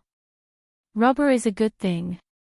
Not only was it a raw material for making basketballs, but it was also needed for rubber factories in the future. Looking at Sun Guo, Zhang Feng said indifferently, What are you doing? Get up, get up, get up and talk. Seeing this. Only then did Sun Guo stand up timidly, bowing his back and not daring to sit down even if he was beaten to death. Let me ask you, how much of this resin is there in Lingnan? Many. Basically, the mountains and plains of my hometown are filled with these things. Alright, I don't care how you buy it or how much you buy it. I'll only pay you 100 copper coins. Moreover, you need the special ingredients that I want. Do you understand? Sun Guo was not a fool. The reason why he said that it was 100 copper coins was basically nonsense. In Lingnan, 3 copper coins per caddy was already a sky-high price. Although it had been hyped up by the previous person, the price was still not high. After all, other than Zhang Feng, no one else would buy this thing. It was basically a no-cost business. After finalizing some things, Sun Guo went out happily and sent 10 carts of resin to Niu Pai Huang. After dealing with the rubber matter, Zhang Feng could not help but sit in the restaurant and slowly eat and drink. The promotion of basketball was bound to need basketballs. Now, only the basketball in Li Gan's hands and how many would be produced tonight. However, it was still a drop in the bucket for the whole of Chang'an. He did not dare to imagine what would happen after the Tang Dynasty was promoted everywhere. Just like cigarettes. Even if there were hundreds of people smoking cigarettes day and night in Tonghui Square every day, it still could not keep up with the consumption rate. That thing. It was simply too much. These were all things that needed to be dealt with. If one wanted to open a cigarette factory now, one had to wait until the academy was open. The food factory that was located at the entrance of the mountain was already enough to be criticized. If one were to start something else before the academy was open, not to mention others, even Yu Shinan and the others would scold him to death. After dinner, Zhang Feng walked out of the Chang'an hotel dizzily. As soon as he walked out, he bumped into someone. After taking a closer look, Zhang Feng could not help but be stunned. Yo, Lao Li, long time no see. Why are you here? The people who came were Li Shimin, Zhang Sun, and the fourth prince, Li Tai, who knew that Zhang Feng was drinking here. Seeing that Zhang Feng recognized them, Li Shimin pulled Zhang Feng into the Chang and hotel and then sat down in a private room on the second floor. Zhang Feng then saluted dizzily. Little brother Zhang Feng greets sister-in-law. Empress Zhangsun had not been addressed like this for a long time. She nodded as a form of acknowledgement. Are you brother Zhang Feng? At this moment, Li Tai, who was hiding behind Zhang Sun and Wu Go, stared at Zhang Feng and asked curiously. Zhang Feng smiled and squatted down. Yes, who are you? My name is Li Dan. Li Gan is my elder brother. Huh, Prince Zhang, you guys chat. I'll take Dan out for a walk. I haven't been out for a long time and Dan is panicking. While speaking, Zhang Feng got up and sent Zhang Sun and Empress out. Li Shimin then laughed and scolded, Good fellow, now that you have something good, why didn't you tell me in advance?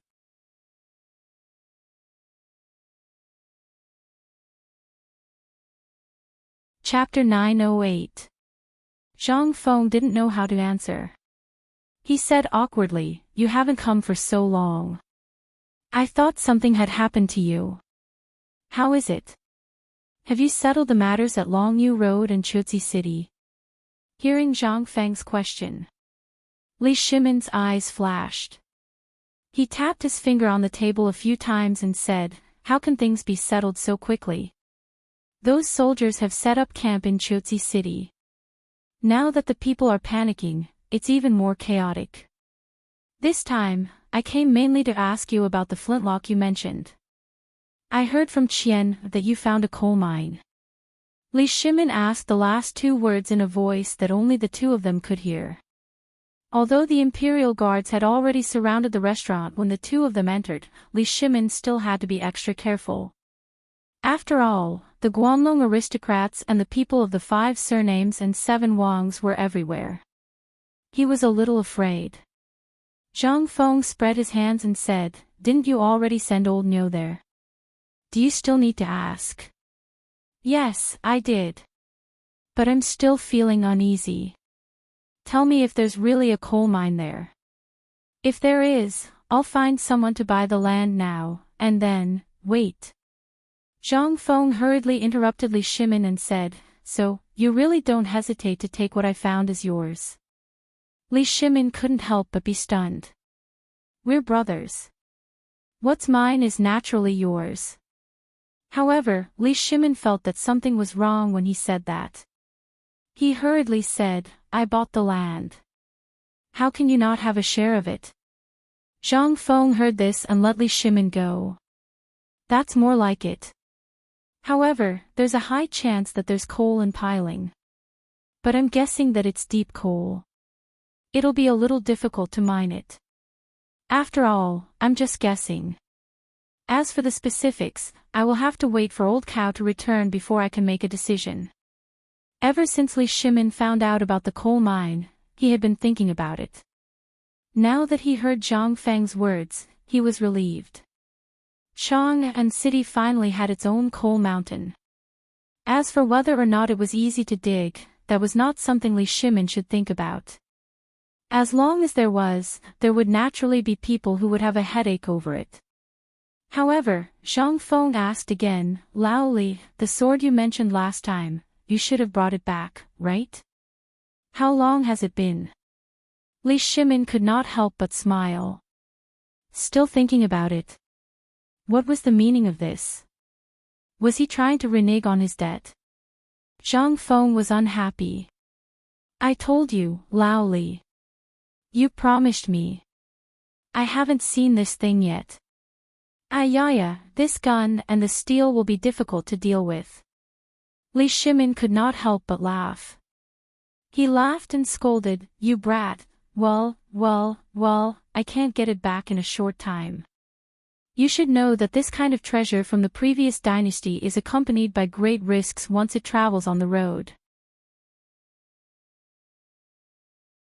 It has already arrived in Liangzhou from Chotzi City. However, I dare not touch it for the time being. After all, once we pass Liangzhou, we will be in the territory of the Li family in Longnan. So, we have to be careful. Hearing this, Zhang Feng could not help but frown. He had not done anything yet, but the Li family in Longnan and the Wang family in Taiyuan had already made a mistake. He really did not know whether it was a good thing or a bad thing. He could not help but be immersed in the whole bag. After a while, Zhang Feng rubbed his forehead and said, "It seems that we can only be really safe after the gun is out." Li Shimin spread out his hands and agreed.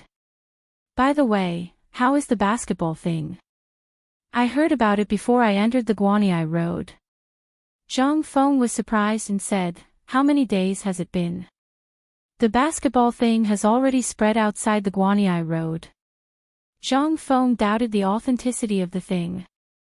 Although it was him who spread the news personally, he did not expect it to spread so fast. It was simply impossible. Of course, it could not spread so fast. It was all Li Shimin's casual talk. Seeing that Zhang Feng was serious, Li Shimin did not know what to say. He laughed and said, "Well, it's because this thing came from the 5 animal frolics." Zhang Feng did not bother to argue with Li Shimin about the origin of the basketball. After all, he could not explain it clearly. After chatting for a while, Li Shimin could not help but ask, "Fengzi, I heard about you's matter outside. What are you going to do? Now, the news that you were kicked out of Shao Mountain by your fiancé has already spread. Do you know that?" Zhang Feng was shocked and hurriedly asked, "Which asshole is so good at spreading rumors?" Li Shimin's face turned serious. "How can you say that? It doesn't matter if this is the truth or not. What's important is that now the people have seen it. You left your fiancé and confidant on the mountain and went down the mountain to fool around with you. Stop, stop, stop. Zhang Feng can't listen to it anymore. What do you mean by fooling around? I haven't even held her hand before." Zhang Feng shouted that he had been wronged, but Li Shimin only chuckled. "If you don't want people to know, don't do it. Since you did it, you must think about the consequences." As Li Shimin spoke, he patted Zhang Feng's shoulder and said, "How about it? Now think clearly. Your marriage can't be delayed any longer."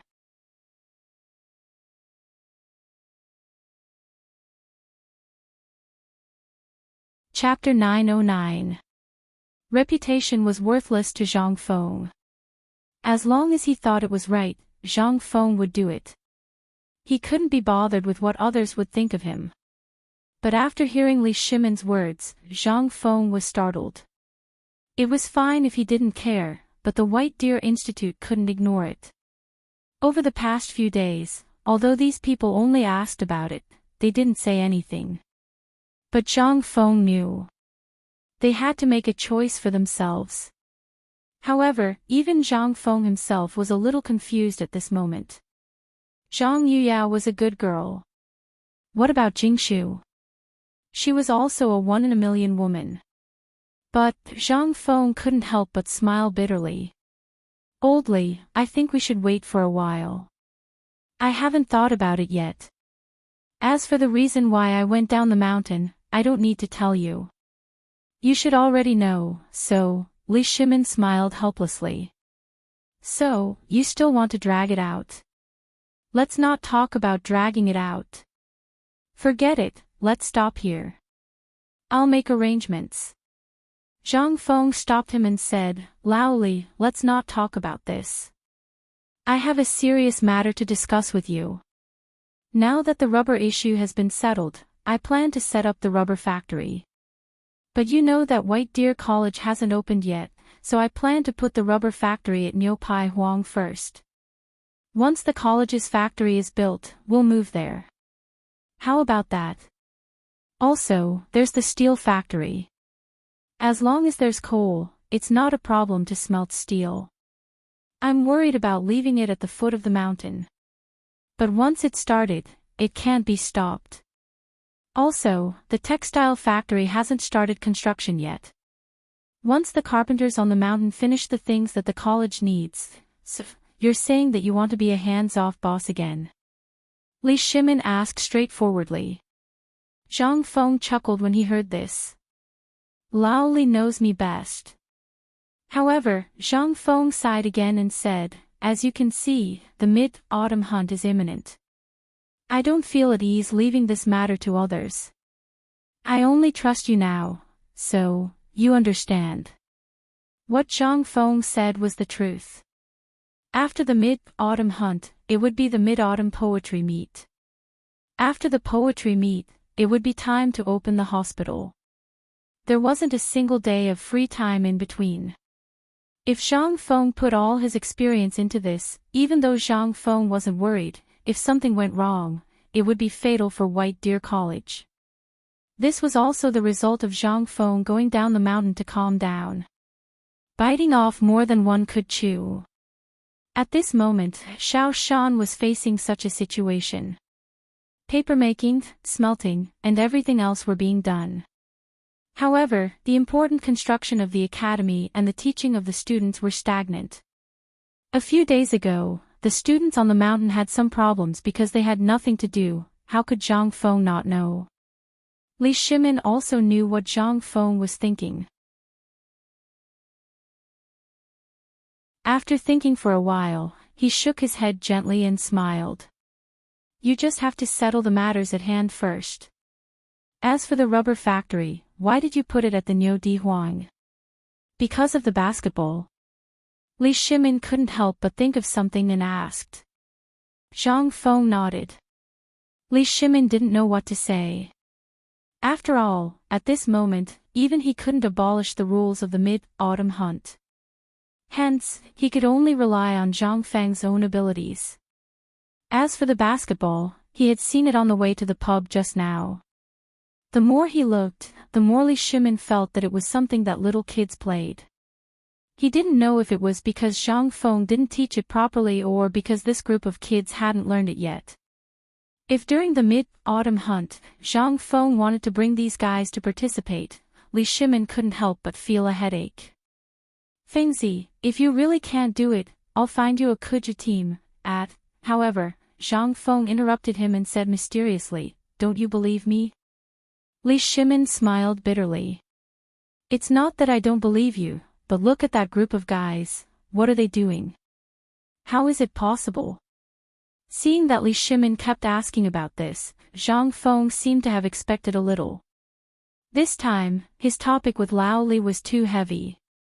It was a little stuffy, and it was because of this stuffiness that Zhang Feng noticed that Li Shimin seemed to have something on his mind. After all, bringing a family out, wasn't this to relax? Was there such a way to relax? Zhang Feng stared at Li Shimin until Li Shimin felt a little unnatural. Then, he said, Lao Li, you are a person who doesn't hide your thoughts. Did something happen? It was fine if Zhang Feng didn't say it, but when he said it, Li Shimin couldn't help but be shocked. He did have something on his mind, and it was very heavy. However, no one had noticed it for such a long time. How did this kid find out? Was there really something different about him? Could he read people's minds? Li Shimin immediately smiled and said, before you asked, I really didn't notice any problems, but now that you asked, I do have something to ask you. Zhang Feng thought to himself and said, what's the relationship between the two of us? Say it. Li Shimin heard this and sat silently for a moment. Then, he slowly asked, what do you think of the current imperial court?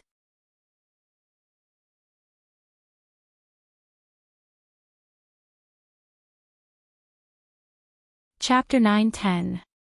Zhang Feng didn't expect Li Shimin to ask this question and almost choked to death. He stared at Li Shimin and said, Lao Li, can we talk about something else? If this thing is heard by outsiders, you will lose your head. You are a businessman. Even if there are people in the imperial court who covet you, you don't have to talk about the imperial court like this, right? Won't you die faster? Li Shimin looked at Zhang Feng in amusement and said, "Why, are you so afraid? But let's not talk about anything else. Just treat it as a topic of conversation. This is our own business, what is there to be afraid of?" Zhang Feng heard this and thought, "That's right." Then he looked out of the window worriedly. Li Shimin was angry and amused. "This is the second floor. Why do you think someone would dare to come up here to eavesdrop? Isn't it because I am afraid of being eavesdropped?" Zhang Feng shrugged and said seriously, "Actually, I do have something to say about the imperial court. But Lao Li, you'd better treat it as a joke. Don't spread it." Li Shimin nodded. "Let me say it first." After saying this, Li Shimin stood up with his hands behind his back and tried to recall, when we came out of the cooperative, in fact, whether it was Guanlong, the 5 surnames and 7 hopes, or those people from the aristocratic families, they had restrained themselves a lot. Especially because of the benefits of your bone-strengthening powder, the Emperor has not given these people a chance to choose again. Zhang Feng nodded his head and said, "These things, you heard it all from Lord Changsun there, right?" Hearing this, Li Shimin did not answer. Instead, he said to himself, "You guessed right. That's exactly the case. However, haven't you noticed that Guanlong's people have been very low-key recently? They haven't even come out to cause trouble."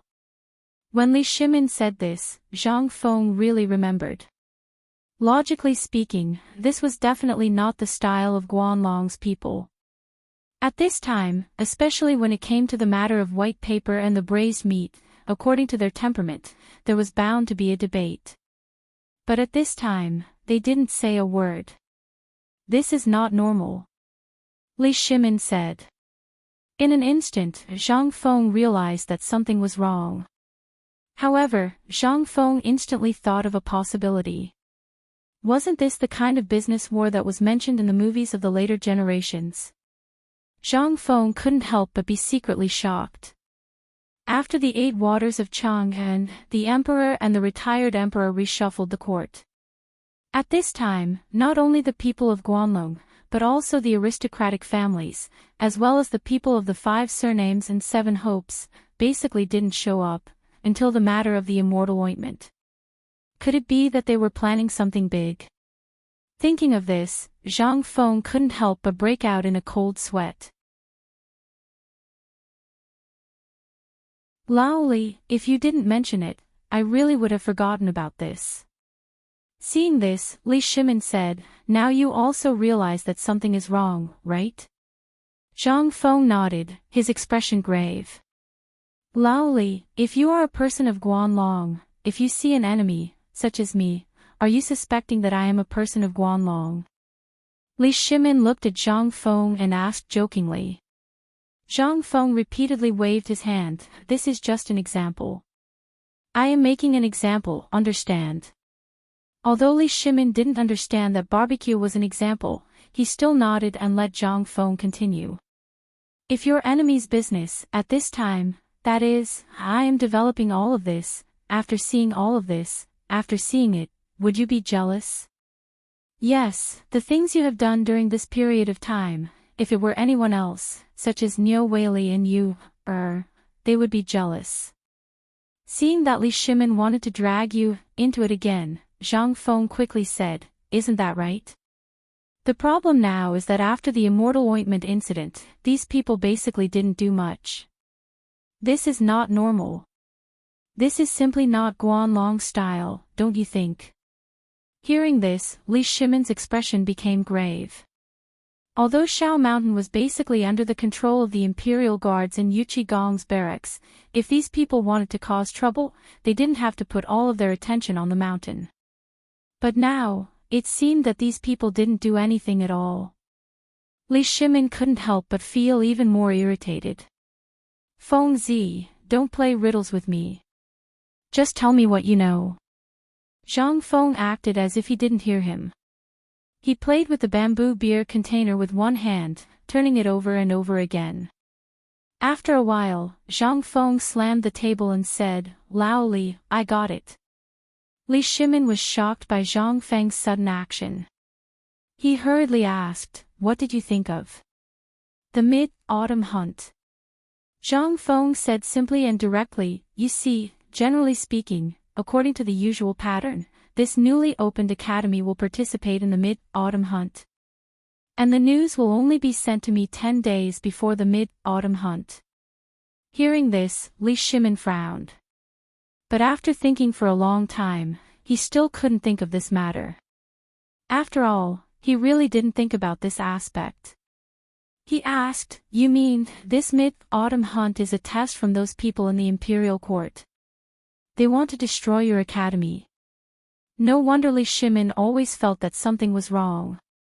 Since Fang Xianling came up with the reward and punishment list, he basically didn't have as many things to do as before. But this wasn't a good thing. Instead, it made Li Shimin feel that something big was about to happen. Now that he thought about it. Really, something big was about to happen. Even if these people know that I'm in charge of these two places, they still want to do it. What is this? This is premeditated. Guanlong 8 clans, I want to see what you can do this time.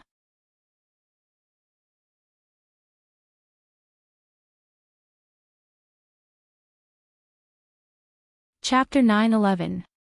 Zhang Feng was afraid of death, so most of the time, White Deer College was the Crown Prince's property.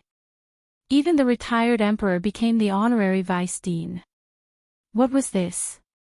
This was a warning to the world that if they wanted to cause trouble, they had to know who was behind the college. Chang'an University was relatively weak. However, Li Shimin was in charge of the construction of the college and everything that followed. Anyone with a bit of status in the imperial court should know about this. Moreover, the Crown Prince's junior tutor, Li Gang, had announced his resignation in court. Then, Li Gang had joined Chang'an University. Last time, Qing Chimo and the others had captured people all over the city and thrown them into Chang'an University. Then, the Grand Secretary of the Cabinet had personally met with the Emperor. In the end, the matter was left unsettled. Many people knew about this. However, why did this new college receive an invitation to this year's mid-autumn hunt? Why did the invitation only reach the college 10 days before the mid-autumn hunt? The strangest thing was, why couldn't the people of Chang'an University find a Kuju broker even if they wanted to? Previously, Li Shimin had thought that it was because of the rush of events, but now, Li Shimin's eyes couldn't help but emit a murderous intent that was hard to conceal. Seeing this, Zhang Feng hurriedly said, "Don't get angry. Those people are waiting for us to get angry. Besides, this matter isn't something you can solve. I'm a viscount now, so naturally, they won't dare to do anything.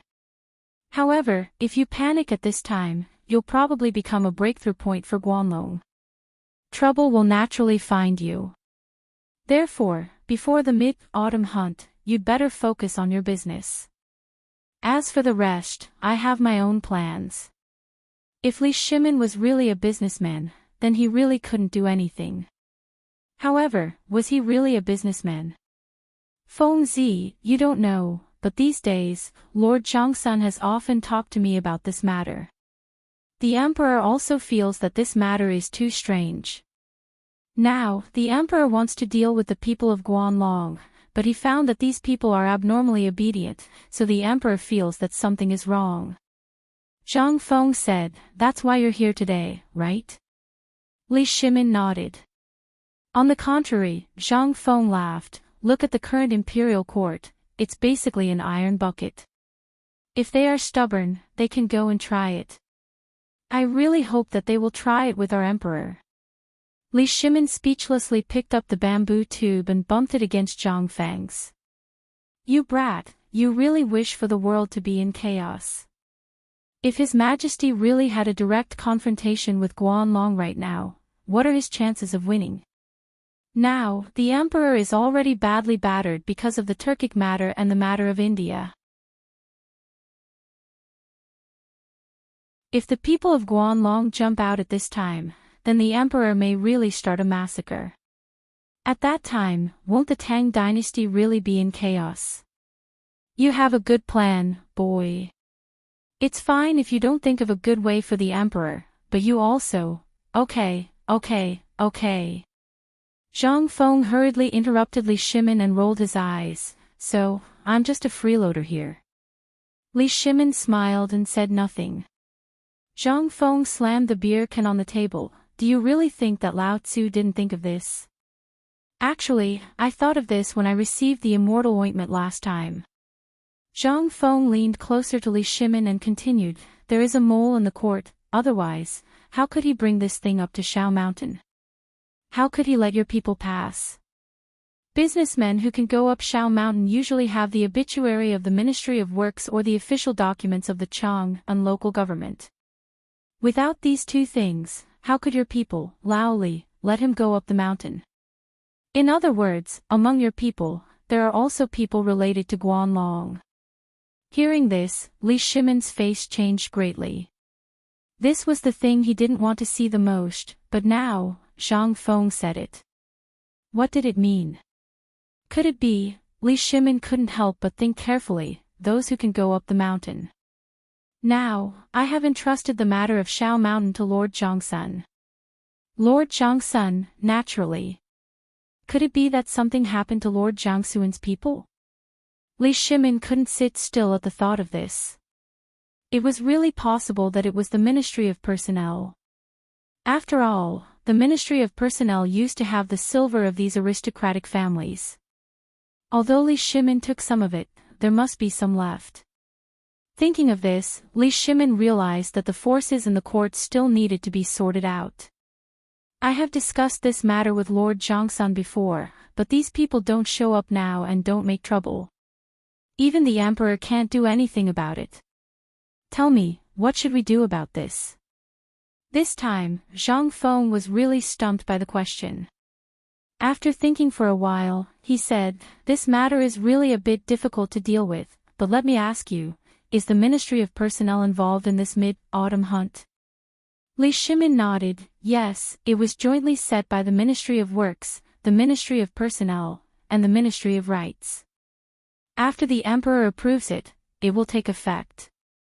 Do you mean to wait until after the mid-autumn hunt?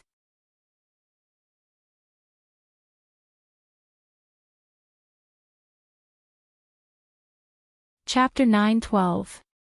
Li Shimin knew that Guanlong's people wouldn't let this matter rest. But who would have thought that their goal was the mid-autumn hunt? And it was something that Li Shimin cared about the most. What were they trying to do? The Imperial College was basically monopolized by the aristocratic clans and became a stepping stone for them to promote their own disciples. Chang and University and White Deer Academy, not to mention the teaching philosophy of these two academies, they were different. Although they knew that the academy was the property of the emperor, they also knew that it was a place where the emperor prepared to nurture his own people. How could they tolerate such a thing happening? Wrong. Li Shimin originally thought that Zhang Feng's novel teaching philosophy would be able to fool these people. After 3 years, he would become famous in the imperial examinations and directly replace the Imperial College's position. That was why Li Shimin promoted White Deer College to the same position as the Imperial College. But now it seemed that these people wanted to completely destroy Li Shimin's foundation. Even though Zhang Feng kept emphasizing that they should wait for the mid-autumn hunt, Li Shimin couldn't wait any longer. At this moment, his eyes emitted a cold light. If it weren't for his lowered eyelids, Zhang Feng, who was sitting beside him, would have noticed it. Li Shimin looked at the indifferent Zhang Feng and couldn't help but ask in astonishment, "Did you prepare something?" "Of course I haven't." Zhang Feng smiled. Li Shimin was stunned when he heard that and said, "Then you—" Zhang Feng couldn't help but laugh. "It's fine. I'm not in a hurry." "Why are you in a hurry?" "Even if the sky collapses, the emperor will naturally hold it up." "Don't panic. As for what you said, I naturally remember. I have a plan here. Do you want to hear it?" "Say it." Li Shimin shook his head speechlessly. The so-called plan is actually to deal with the current situation in India. Think about it. If the emperor could really deal with the Guanlong aristocrats, why would he delay it until now? And why would the Guanlong people choose to attack our academy at this time? Because not only did our academy gain paper white, pork belly, and the top blacksmiths of the western region in this short month, but they also knew about the bone-strengthening powder and the accumulated reputation on the mountain. That's why they chose this time to act. Li Shimin was shocked. Do you mean that this incident between the Turks and India was planned by Guanlong? No. They don't have the guts. Zhang Feng shook his head and dipped his finger in the teacup. Then Zhang Feng roughly drew a few circles on the table and said, "The Guanlong aristocrats have been living in the north for a long time. Naturally, they have a lot of interactions with various forces in the north.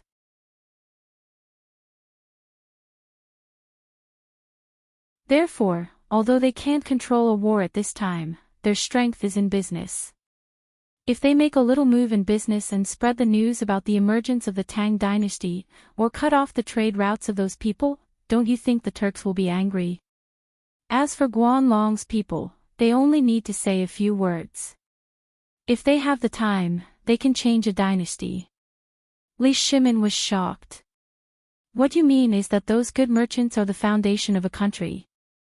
"No, the merchants are transporting goods. Their purpose is to circulate the goods. Old Li, you should know about this.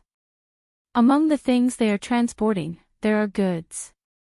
However, I think you, Old Li, will know what else." "Information?" Li Shimin asked subconsciously. But the next moment, Li Shimin couldn't help but gasp. No wonder. No wonder he felt that something was wrong during this time. There were no changes in Chotzi city for the time being. The army in Tubo was like a hot knife through butter. In Jinla, the army of the Tang dynasty obviously didn't go there. But why were the 300,000 troops of India still probing the periphery and there were no signs of an invasion? At this time, the numerous matters made Li Shimin suddenly see the light. Just like what Zhang Feng said, the merchants were not only transporting and circulating goods, but also spreading some things that the enemy wanted to know. Could it be that the Guanlong people wanted to use the foreign forces to suppress the main forces of the Tang dynasty? Then what? Could it be that this mid-autumn hunt was the time to completely fall out with the Guanlong people? Li Shimin wanted to get rid of the Guanlong people in one fell swoop, but now that it was the critical moment, Li Shimin couldn't help but feel a little worried. "Fengzi, are you saying that during this mid-autumn hunt, will the Guanlong people take drastic measures, just like Emperor Yang of Sui?" Li Shimin felt a little thirsty, but he still asked what he wanted to ask the most. Zhang Feng heard this and nodded. "They won't. Don't worry, they really don't have the guts. But I have a gift for them during the mid-autumn hunt." Li Shimin heard this and couldn't help but feel happy. He quickly asked, "What gift?" Zhang Feng glanced at Li Shimin and was a little speechless. "Why do you always like to eat carrots and worry about other things? You are a small merchant, just do your own thing. It's best if you don't ask about these things."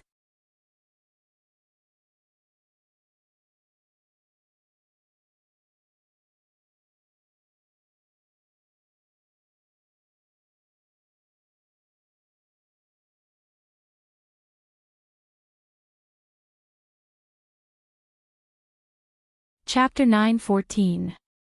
Li Shimin had already understood. However, when he heard Zhang Feng's words, he realized that the situation had reached a critical point. Although these forces were usually hidden, once something happened to them, they would immediately appear. At that time, the Tang dynasty would be completely destroyed. Now that Zhang Feng had found the coal mine, an idea slowly emerged in Li Shimin's mind. The mines were basically monopolized by the 7 big clans. Now, every new mine in his hands would be exploited by the landowning clans. Li Shimin also knew that at this time, whether it was the Wang clan or the 8 clans in the north, they should have noticed Chotzi's plan and the current situation in the Tang dynasty. The mid-autumn hunt was a turning point. At this time, Li Shimin was more interested in the firearms that Zhang Feng mentioned. If the firearms were really as mysterious as Zhang Feng said, then even if there were only 5,000 imperial guards in the imperial city, Li Shimin was confident that he could use them to wipe out all the landowning clans. And there would be no losses. This was the best way Li Shimin could think of at this time. As for other plans, those landowning clans had existed for so many years. Who didn't have any connections? To deal with these people, he either didn't touch them, or he would take them down in one fell swoop. This was Li Shimin's plan. At the thought of the firearms, Li Shimin couldn't help but ask again, Feng Zi, the current situation is that we don't know the situation in Chutzi City for the time being. And the mid-autumn hunt is in 8 days. During the mid-autumn hunt, Guanlong's men will take action. How powerful is your firearms? Powerful. At the mention of the firearms, Zhang Feng's eyes flashed with pride. This thing is incredible. While speaking, Zhang Feng pushed open the window on the second floor and looked around. Then, he pointed to a pagoda in the distance and said, "Where is that? How far is it from here?" Li Shimin took a look and said, "That's the pagoda of the Transforming Life Temple. It's about 5,000 steps away from here. I'm asking about the straight line distance." Hearing this, Li Shimin frowned as if he had thought of something. He measured the pagoda with his palm and said, "If it's a straight line, it should be about 1,000 steps. 1,000 steps. Hee hee." Zhang Feng chuckled and said, "If I tell you that I have a way to take the head of anyone on the pagoda from 1,000 meters away without any crossbow, would you believe me?" "Like hell I'll believe you." Li Shimin blurted out subconsciously. This thing, he had only heard of it in myths and legends. In reality, could it be done? Even the Zhuge divine crossbow, which was specially used to attack cities and kill cavalry horses, couldn't have such a range. But in the next moment, Li Shimin suddenly remembered what Zhang Feng had said before.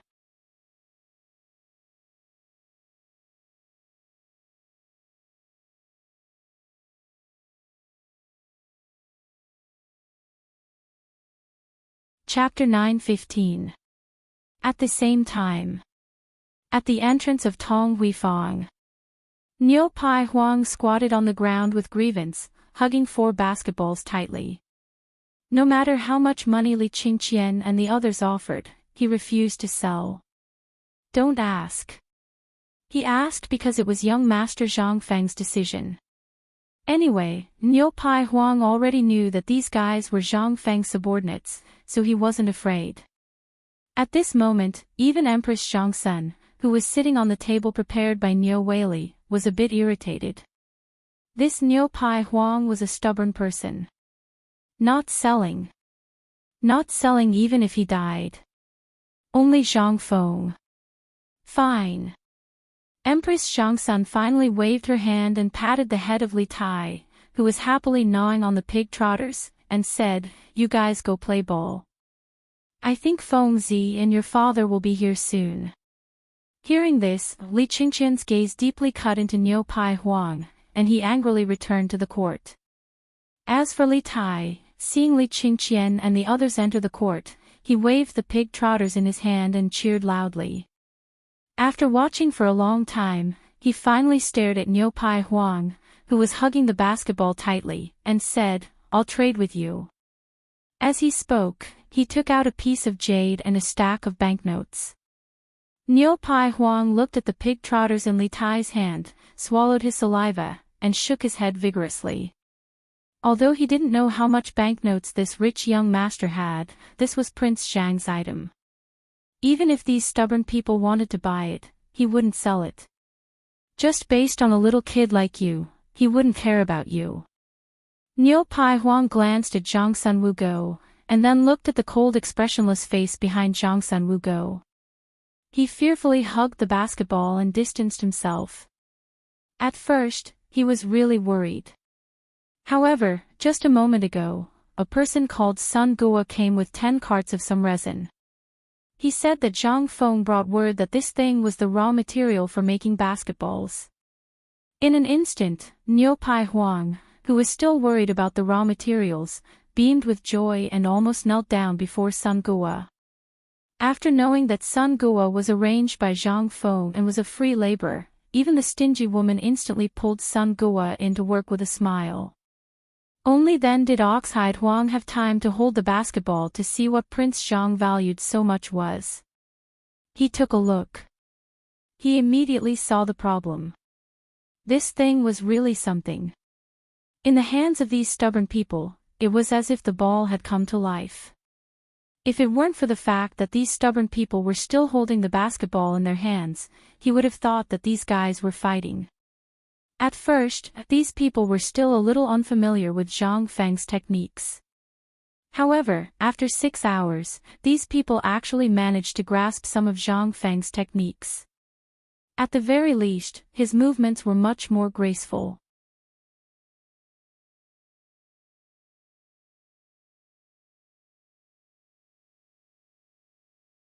Hearing this, Li Shimin took the remaining 3 basketballs from Niu Pai Huang with a smile. He wanted to try, but when he saw so many people, he didn't want to lose face. He just waved to Empress Zhangsan and Li Qingqian and said, "We'll go up the mountain first. You guys wait here and practice well. If anyone dares to slack off, you guys wait for me." Li Qingqian and the others were shocked. They hurriedly said no. Then, Li Shimin pulled Empress Zhangsun and Li Tai pulled Zhang Feng and the other 3 slowly walked in the direction of Shao Mountain until they were far away. Li Qingqian then glared at everyone. "What are you waiting for? Why aren't you communicating? What's there to practice? Your dad took the ball away. How are you going to practice with this one ball?" Hearing this, Li Qingqian instantly looked at Niu Pai Huang who was preparing to leave. "Kid, I'll give you 10 basketballs before dark. Otherwise, Lao Tzu will set the house on fire for you."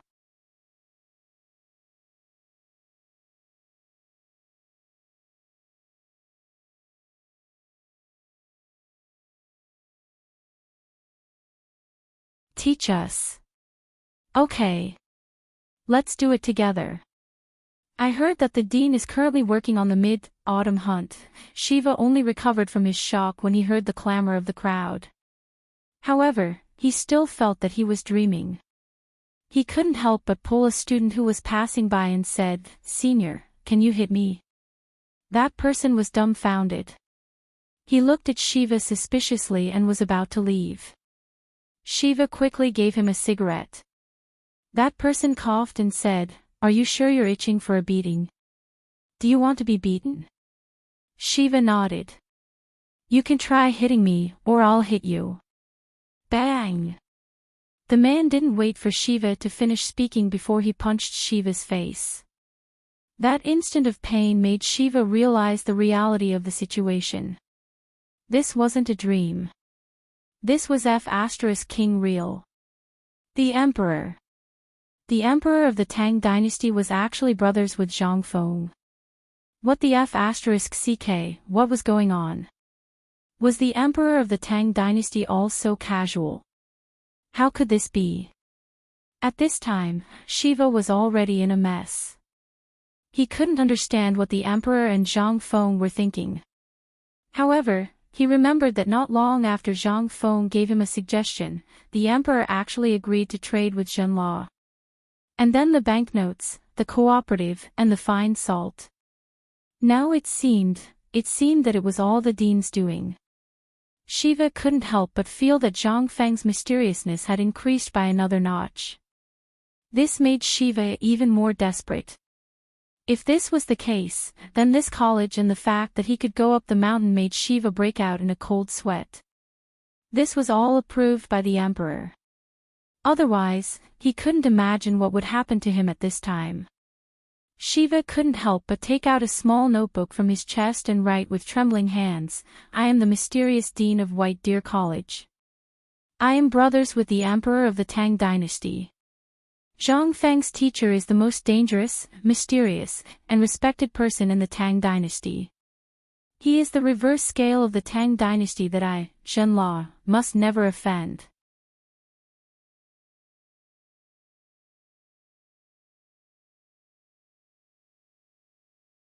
Chapter 9:17. As for Shiva, he was shocked.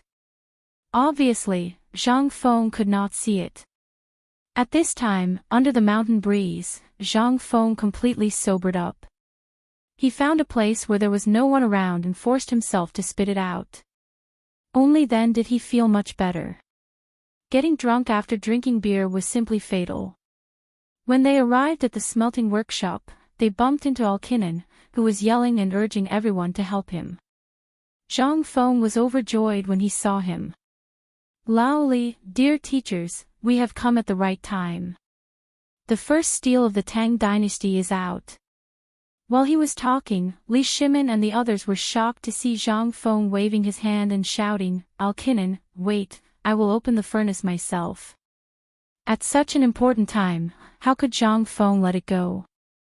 Alkinen and the others were about to go into the dark cave, which was still flickering with a trace of fire.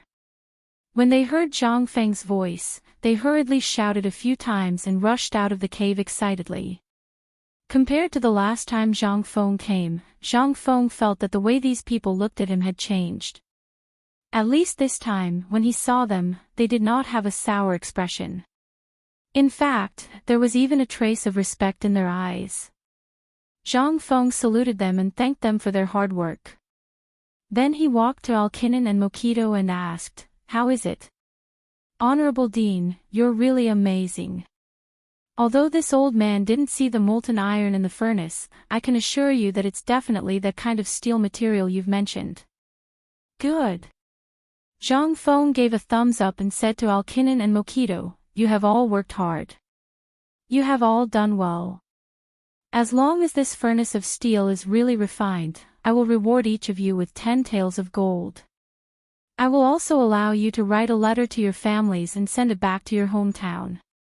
Hearing this, everyone was stunned at first. Then, everyone's eyes became wet. With a plop, they knelt down in front of Zhang Feng. "Thank you, Sir Dean." Although everyone knew their identities at this time, it would be better if they could write a letter to their family at this time. After all, they couldn't imagine what would happen to their families after they left.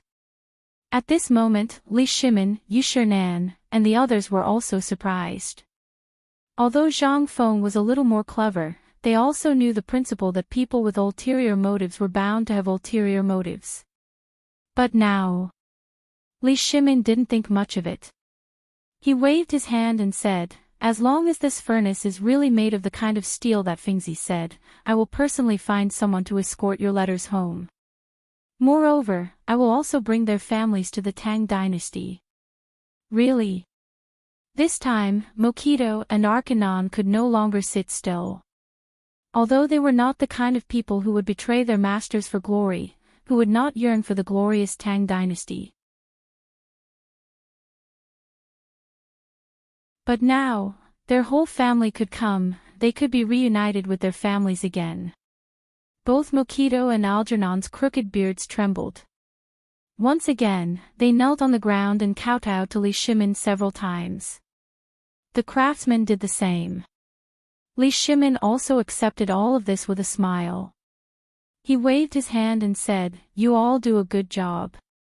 As long as you don't have ulterior motives, not to mention bringing your families to the Tang Dynasty, even giving you the identity of the Tang Dynasty and buying a family business in the most prosperous city of Chang, and is a small matter.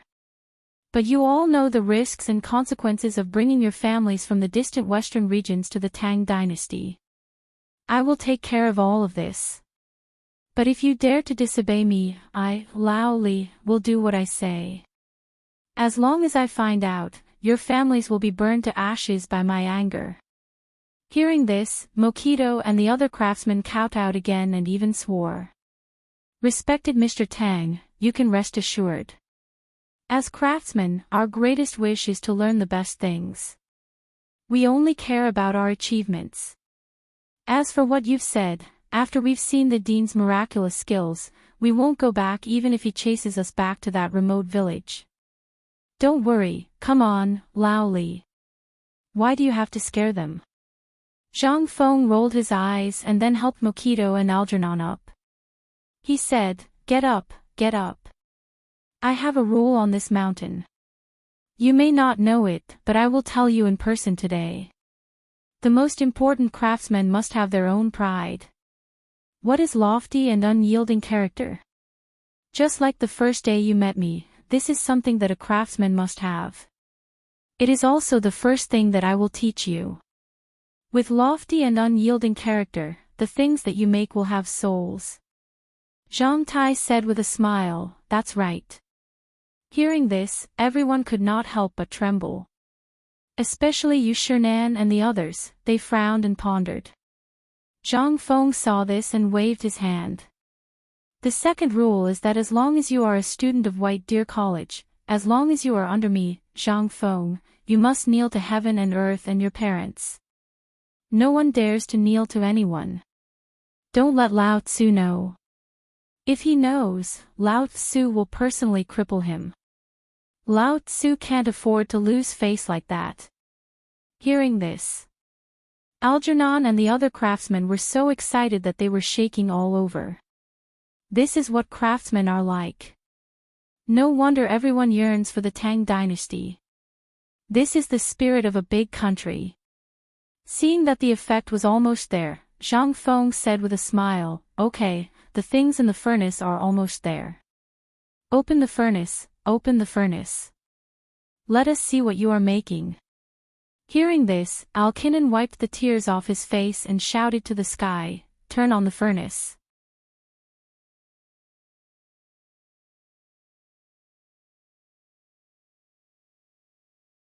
Chapter 9:18. Li Shimin agreed with Zhang Feng's words. If a person had no backbone, then, at this time, Li Shimin looked at Yu Shinan and the others, who were in deep thought. Then, he looked at Sun Simiao, who was stroking his beard and looking at Zhang Feng with a smile. Li Shimin stepped forward and asked with a smile, Dr. Sun, what do you think of what Fengzi said just now? Sun Simiao laughed and said, actually, you already have a conclusion, don't you? Although this kid is full of problems and likes to boast, his character is unquestionable. He is a good guy. Ha ha ha. Hearing this, Li Shimin and Sun Simiao laughed loudly. It was also at this time that a few knocks sounded from the dark cave. Li Shimin and the others hurriedly went forward. But they had never seen such a thing before. Everyone was staring at the red-hot stove, their faces filled with nervousness. Most of them were holding buckets of water, but no one knew what they were doing. Below the stove, Mokito was also using mud to make a grinding tool. Done. Following Zhang Feng's words, the sound of a heavy hammer being hammered was heard. A crack suddenly appeared on the wall of the furnace, which was still red. Immediately, a scorching heat and a touch of liquid that made people's eyes hurt slowly flowed down the crack. When Zhang Feng saw this, he hurriedly picked up a long iron rod. On the other side, Alkinnon picked up the hammer in Zhang Feng's hand and slammed it down on the place where the molten iron was flowing. Ding! A crisp sound was heard. The crack became bigger, and more golden liquid flowed down slowly from the crack. At this point, Zhang Feng hurriedly took out a pair of sunglasses from his arms and put them on. He stared at the flowing molten iron and urged everyone to hurry up and leave. The molten iron flowed very quickly, and Zhang Feng, who was closest to the furnace, emitted a charred smell from his robes. His hair that draped over his shoulders was also slowly bending. Seeing that the molten iron had almost flowed out, Zhang Feng ignored the heat and waved his hand. Quickly dig the trench. Once the order was given, the craftsman, who had been waiting by the side, hurriedly took out a small metal rake. He slowly dug out a trench in front of the hot and glaring molten iron. The molten iron slowly flowed to a more spacious area outside the cave amidst a sizzling sound. Zhang Feng hurriedly walked out of the cave that was about to roast him alive. However, he didn't have the time to look at his burnt clothes. Instead, he carefully watched the molten iron slowly turn from a dazzling gold to a scarlet red, and then slowly cool down. Subsequently, Zhang Feng waved his hand. Those who were already waiting by the side with buckets of water poured water onto the cooling molten iron bit by bit. Instantly, pitch-black smoke and dust engulfed the entire smithing workshop. Li Shimin and the others were so frightened that they retreated continuously. After the temperature of the molten iron gradually cooled down, they followed Zhang Feng into the workshop. What entered their eyes was the molten iron that was more than 1 zhang long. It had already turned into a metallic gray color. Arcanon and the others frowned as they stared at the object on the ground, not daring to touch it. Zhang Feng saw this. He picked up a hammer and knocked on the solidified iron on the ground, shaking off the residue on the surface. Hearing the sound, Zhang Feng was delighted. Although the sound couldn't be heard clearly because of the ground, it was definitely made of steel. Seeing this, Zhang Feng picked the simplest and weakest part and found a blacksmith to cut it out for him. Even though this piece was only the size of a finger and was very thin, what surprised everyone was that it was actually a piece of metal that was as thin as a finger. The two blacksmiths wasted at least 3 chisels to cut off that piece of iron, no, steel. Seeing this, Li Shimin stared fixedly at the piece of steel, and his eyes shot out waves of scorching heat. Feng Zi, is this steel?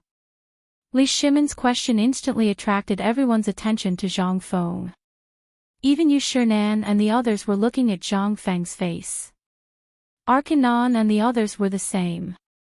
Everyone was looking forward to seeing if the thing in Zhang Feng's hand was the kind of material that could make an impenetrable shield or an invincible spear.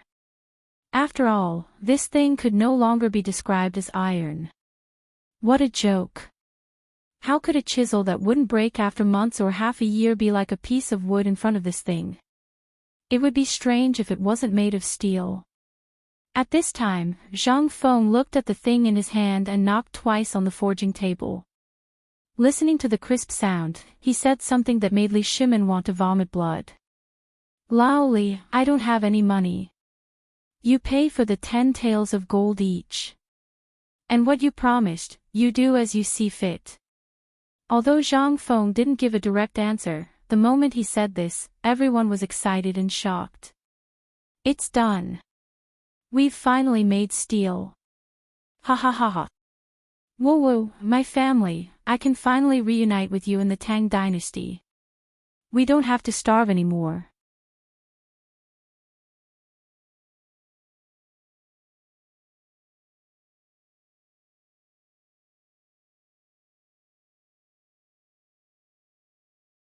Algernon and the others, who were standing at the side, were actually more anxious than everyone else present, including Li Shimin. This was because this time, although Zhang Feng had promised them gold, as well as things related to smelting in the future, and even promised them to send letters to their families, in their hearts, the arrival of their families was the most important thing. After all, they really didn't know if this thing would work or not.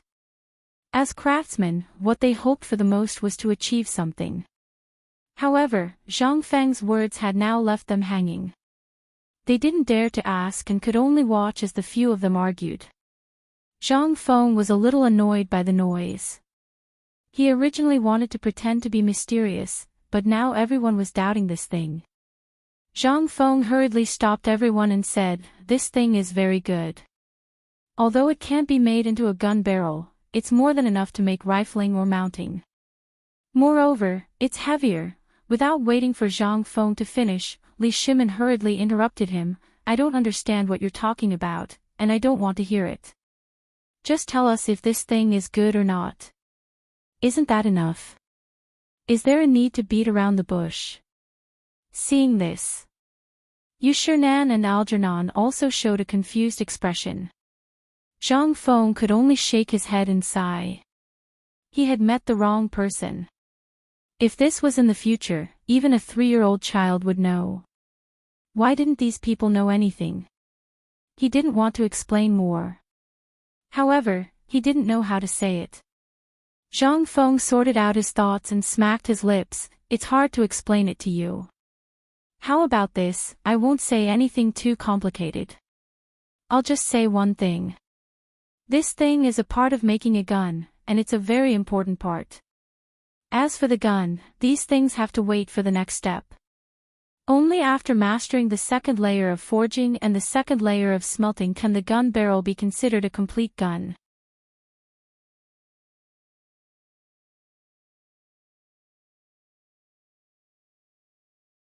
Chapter 920. Double Overlay. Is this okay? Alkinen could not help but ask. But seeing Yu Shinan covering Zhang Feng's mouth, he could only wait again. Li Shimin saw this and quickly pulled Yu Shinan over. Mr. Bo Shi, this is a serious matter. Although the academy is important, as Fengzi said before, if there is no peace at the border, how can there be peace at home? So I think Fengzi is not only seeking peace for the people of the world, but also for the academy. So I hope Mr. Bo Shi will not worry about this. After all, although Fengzi's actions seem to have nothing to do with the academy, think about it. Without the support of Fengzi's businesses, how can he support these people on the mountain? Hearing this, Zhang Feng was so moved that he almost cried. He gave Li Shimin a big thumbs up and looked at Yu Shinan and the others who were hesitating. He then said, "Dear teachers, although I did not discuss this with you, Lao Li is right. If it weren't for these things, if it weren't for those soldiers who risked their lives to protect us, how could we still have our peace and prosperity?" Ouyang Sun interrupted Zhang Feng and said, "Boy, we are not saying that you can't do this. Look, there are only 8 days before you represent the academy to go hunting. You should pay more attention to the importance of hunting than anyone else. After that, there is the Mid-Autumn Poetry Meet and the academy opening ceremony. Think about it, how much time do you have to kill? Let's not talk about the academy now. We are supporting you, but as the dean, shouldn't you think more about the academy?" Under Li Shimin's persuasion, they finally stopped worrying about this matter. But they still tried to persuade Zhang Feng for a while. What could Zhang Feng say? He could only nod desperately. Then, Ouyang Sun waved his hand and said, "Boy, it's good that you know what you are doing. But since you have been here for so long, why don't you start? Let Old Man and the others see what kind of magical effect this thing you're talking about has." The corner of Zhang Feng's mouth twitched. "You guys are the ones who are messing around. If it wasn't for you guys, why was it so difficult for me?" However, Zhang Feng only dared to snort a few times in his heart before he eagerly threw the steel plate into the furnace. Arjunan and the others also wanted to see the wonders of this thing. They simply took off their outer clothes, revealing their muscles.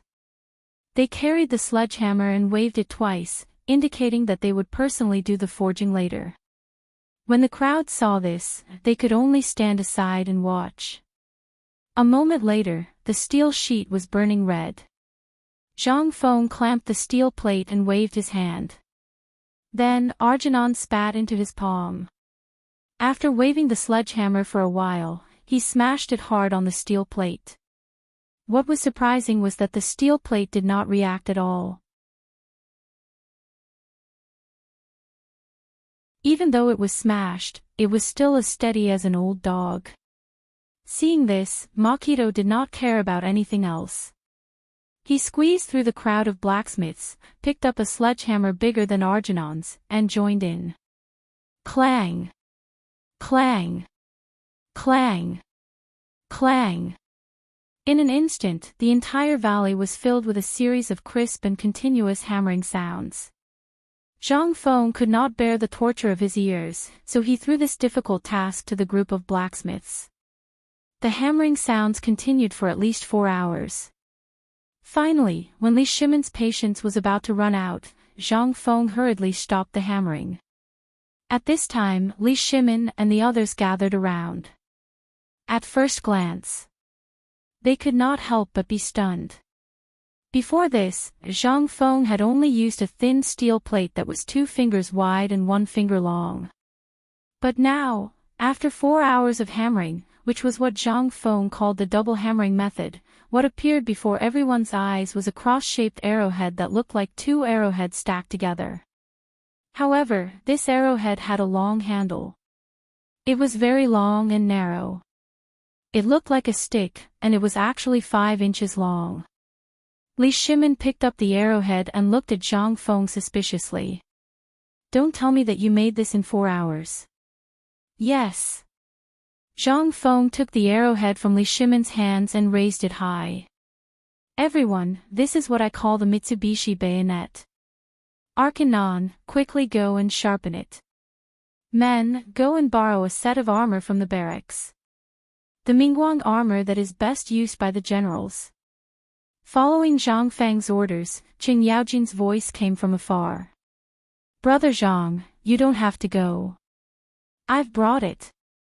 Everyone looked over and saw that Qing Yaojin and Yu Qigong had unknowingly walked over with a majestic gait. And one of Qing Yaojin's followers was holding a set of golden armor. Zhang Feng looked and waved his hand. "Old Qin. You really are." What was that saying again? "Yes, speak of the devil and he will appear. Come, come, come. You have great strength. Come and try my new good weapons." Qing Yaojin and Yu Qigong arrived. First, he exchanged glances with Li Shimin.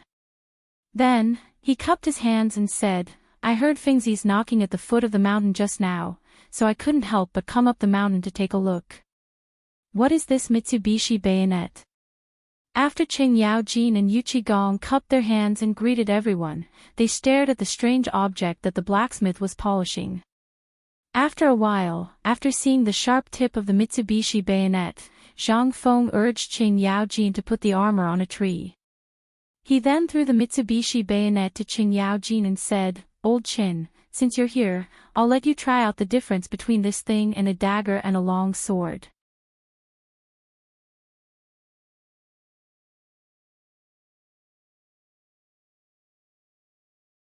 Chapter 921. Seeing this, Qin Yaojin clenched his fists after receiving Li Shimin's signal. In an instant, there was a burst of popping sounds like beans being fried. Qing Yaojin saluted the crowd, then came to Zhang Feng and looked at the bayonet in Zhang Feng's hand. "Fengzi, why is this thing not as heavy as a Modeo? Are you sure that this thing can pierce through my armor, the armor that I borrowed?" Zhang Feng grinned mysteriously. "Why don't you give it a try?" Seeing Zhang Feng's expression, Qing Yaojin couldn't help but feel suspicious. Looking at the bayonet in his hand, Yu Qigong was so angry that he wanted to beat someone up. Yu Shinan, Jinren, Alkinan, and the others also stared at the bayonet in Qing Yaojin's hand without blinking. Their hearts couldn't help but beat faster. Although this thing was made by Zhang Feng, it was the first weapon he made in the Tang Dynasty after all. It was also the first weapon made with the mysterious steel, although its shape was strange. What everyone ate and drank, and whether they could see their families or not, depended on this thing. Qing Yaojin waved the bayonet for a while. He always felt that this thing was too small. "Can't you make it bigger?" It was so small that it didn't look domineering at all. However, Qing Yaojin was tempted. After seeing Zhang Feng's mysterious smile again, he casually waved the bayonet in his hand and fiercely stabbed at the armor on a palm tree on the edge of the cliff. The next moment, to everyone's surprise, the Mingguang armor, which the Tang Dynasty was most proud of, was pierced through in an instant like it was made of paper. Hiss! At this moment, gasps could be heard throughout the smithy. The Mingguang armor, especially the commander-level Mingguang armor, was extremely complicated to make. The whole body was mixed with chains and iron plates. Even the breastplate on the chest was something that the Turks would shrink back at the sight of. It was also because of the Mingguang armor that the Tang army became famous. But, now, it was like a piece of paper in front of a small cudgel. Even Yu Shernan and the others couldn't help but be stunned when they saw this scene. I'll do it again. Qing Yaojin was so excited that he swallowed his saliva. He couldn't hide the passion in his eyes. He hurriedly pulled out the bayonet and stabbed at the strongest part of the Mingguang armor. He deliberately weakened his strength. However, the Mitsubishi military knife was only slightly obstructed. Then, under everyone's horrified gaze, it once again pierced through the breastplate that was made up of a whole piece of plate armor. At this moment, Yu Qigong and Li Shimin couldn't stay calm. Li Shimin pushed Qing Yaojin away and pulled out the bayonet to observe carefully. The breastplate of the radiant armor was the toughest part of the body. Even if they fired their crossbows, they might not be able to damage it, let alone the general-grade radiant armor. But now, in front of this bayonet, it was like a piece of paper. Li Shimin didn't believe it. He also grabbed the bayonet and stabbed it 3 times in a row. However, each time, it was as easy as piercing a piece of wood. At this moment, Li Shimin couldn't stay calm. Looking at the bayonet without any gap, he asked in horror, "Fengzi, this thing, is it really the kind of spear that can break through anything?" Although his question was a little strange. At this moment, it represented everyone's thoughts. After all, they had heard Zhang Feng talk about this thing before. Zhang Feng swept his gaze across the crowd and said with a faint smile, "That's right. Otherwise, why would I put in so much effort to get it out?" Li Shimin heard this and looked at the thing in his hand.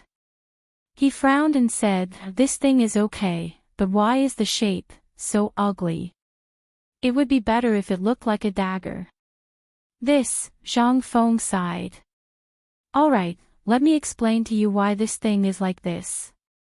As he spoke, Zhang Feng took the bayonet from Li Shimin's hand and waved at everyone. He said, "Look at the 3 things on this bayonet." "What are these?" Qing Yaojin asked curiously. Although this thing didn't look like much, and its shape was very strange. But it was this inconspicuous thing that could pierce the world's hardest armor a few times as if it was nothing. Everyone wanted to know the power of this thing and why Zhang Feng did this. Blood groove. Zhang Feng pointed at the grooves in the middle of the Mitsubishi bayonet and said, "You've all seen the damage of this thing. Since they actually used this thing, it means that the war has reached a critical stage. Ordinary sword and knife wounds are basically no big deal after some rest. But, if you are stabbed by this thing, the 3 blood grooves and the 3 blades will continuously increase the clotting ability of the wound and achieve the effect of continuous bleeding." Zhang Feng continued to introduce the benefits of the bayonet. But slowly, Li Shimin and the others listened more and more enthusiastically, while Yu Shernan and the others' faces became darker and darker. Without waiting for Zhang Feng to finish, Yu Shernan and the others snorted angrily and left in a huff. "Wait, go to my bamboo house and find me." After saying that, Yu Shernan and the others left angrily. However, Li Shimin's eyes were burning as he put the Mitsubishi military knife into his bosom.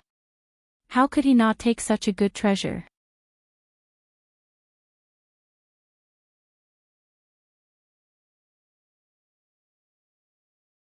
Chapter 922. Zhang Feng immediately reacted. Zhang Feng had been so focused on talking about how awesome this thing was that he had forgotten that these people had always advocated for peace. However, he did not care anymore. Once this matter was dealt with, the matter on the other side would naturally be easier to deal with. After all, he had already made it very clear. If there was no peace at the border, who would be able to peacefully read the sage books in this bright academy? However, when he saw Li Shimin put away the bayonet, he pretended not to see it. Then, he looked at Arkanon and the others and said, "You all saw this thing, right? This is the thing that I spent a lot of time researching. However, don't worry, this thing is only at the most basic level. As long as you want to use your own hands to turn the thing in my mind into reality, I, Zhang Feng, am willing to teach you. Furthermore, I will allow your names to appear on this weapon." Arcanon and the others could not help but tremble when they heard this. "Really?" Zhang Feng nodded with certainty. "I'm sure." Arcanon and the others were so moved that they knelt on the ground. "Dean, for your great kindness, we can only— What are you doing? Have you all forgotten what I said before?" Zhang Feng's expression became serious. He said somewhat angrily, "I said before that a man should have a man's pride.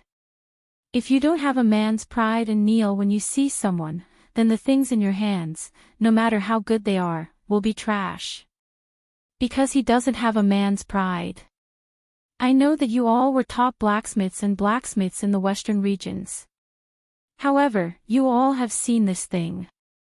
If you really want to go further in this field, I, Zhang Feng, am willing to teach you all what you can learn. Not to mention firearms, even if it is something that can be fired directly from here to the Turkey Kingdom, as long as Lao Tzu thoroughly researched it, I will definitely teach you how to make it. But, you should also understand the premise."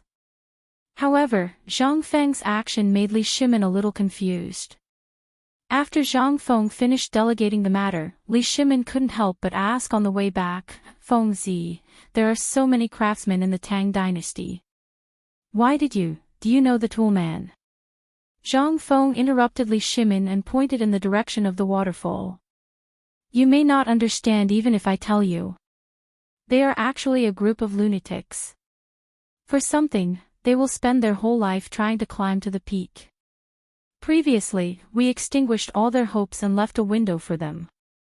As long as they have gratitude in their hearts, under the constant stimulation and temptation in the future, they will definitely be much better than these top craftsmen of the Tang Dynasty." Li Shimin was even more confused about Zhang Feng's idea. Zhang Feng's idea was very simple. He wanted to cultivate these people as scientific lunatics.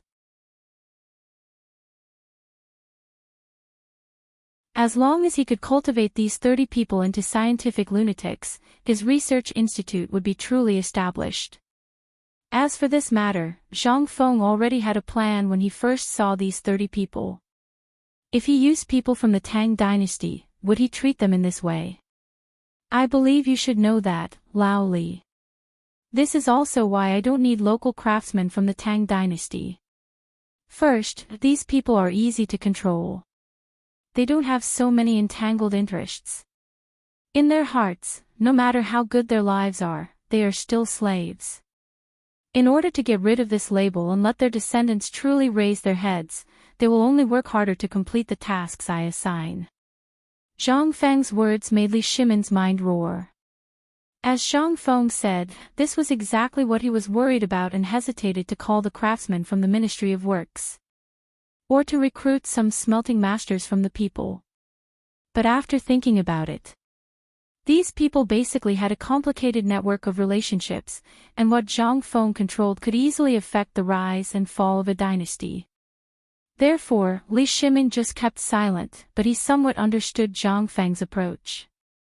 Li Shimin smacked his lips, touched the Mitsubishi bayonet in his sleeve, and said, "Feng Zi, do you plan to make these things with these 30 people?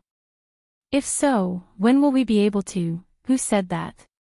Zhang Feng turned around and looked at Arcanon and the others, who were busy working excitedly, and said, "These people are all treasures. Now that the steel has been successfully refined, the next thing they need to do is to refine it. As for the later stages, you still need to find someone to do it, such as tempering and so on. As long as I'm done with the smelting, the rest is up to you. As for whether you can make a gun within a month, that's up to you." Li Shimin heard this and could not help but smile bitterly. "You still want to set me up?" But Li Shimin immediately understood Zhang Feng's intention, and nodded in agreement. But when they reached the mountain gate, Li Shimin could not help but ask, "Then, this bayonet, you plan to?" "When there is more coal, I will set up a steel factory on the mountain. I have already told you about this. Therefore, you can decide what to make in the future. My mountain is only in charge of the raw materials. As for the firearms, other than the precision parts, you only need to find someone to process them immediately. This thing doesn't require any technical skills, so even if the news of it spreads, it won't be a big deal. Li Shimin's eyes flashed. He did not understand Zhang Feng. Especially now, Zhang Feng's approach, he could not help but ask in surprise, Isn't this a little too? What's that? Zhang Feng said with a smile, this is a new business model. A group of people can drive a group of people. I think you, Lao Li, understand the principle of a group of people driving a group of people, right?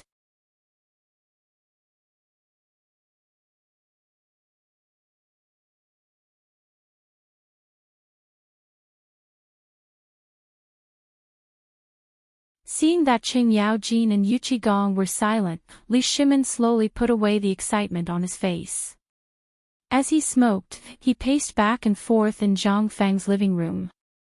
After a while, Li Shimin asked, Old Niu went to Lantian. Is there any news? No. Send a message to him. Even if he meets the Wang family, tell him that this is my thing. If the Wang family wants it, they can come to me for it. Li Shimin had really made up his mind. As long as there was coal, this kind of steel could be produced a few hundred gene of steel in a day if all the furnaces on the mountain were turned on. At that time, these few hundred gene of steel would only take 5 to 10 days at most. Even if he used his head and teeth to gnaw, he believed that the people in the Ministry of Works could produce a batch of what he wanted. Not to mention this kind of military knife, just how many of those indestructible long spears could be produced in a day? Even if it was 500 gene of steel, how many long spears could be produced? Even if the spearhead of a long spear weighed 2.5 gene, these 500 gene could be made into 200 long spears. 200 ah. This was Li Shimin's initial estimate. As long as he had these 200 indestructible long spears, he wanted to see what these aristocratic families could use to resist him. In the face of absolute power, any chain of family influence was nonsense. The reason why Li Shimin hadn't clashed head-on with them before was because he still had some reservations. But today, after seeing these things, Li Shimin really didn't have any more reservations. Trade route blockade. Was he afraid now? At this moment, Li Shimin finally made up his mind. Thinking of this, Li Shimin waved his hand and said, in short, at all costs, first rush out 1,000 sets of these indestructible long spears and those indestructible shields and send them to Chutzi. As for the rest, wait for me to personally explain it to Feng Zi. Yes. Qing Yaojin and Yu Qigong hurriedly got up to comply. Li Shimin put away his Mitsubishi bayonet and waved his hand. But at this moment, Yu Qigong asked, Second Master, you're planning to move against Feng Zi, right? What do you mean? Li Shimin asked with a frown. But Yu Qigong and Qing Yaojin had already left. Li Shimin was left alone to think. You're tuning into the LoveLore Library YouTube channel. We're so grateful for your support, and don't forget to subscribe to join us on this incredible journey through captivating stories. Your generosity through donations truly makes a world of difference, as it's the primary source of revenue that allows me to expand and enhance this channel for you. Thank you from the bottom of my heart for being a part of this adventure.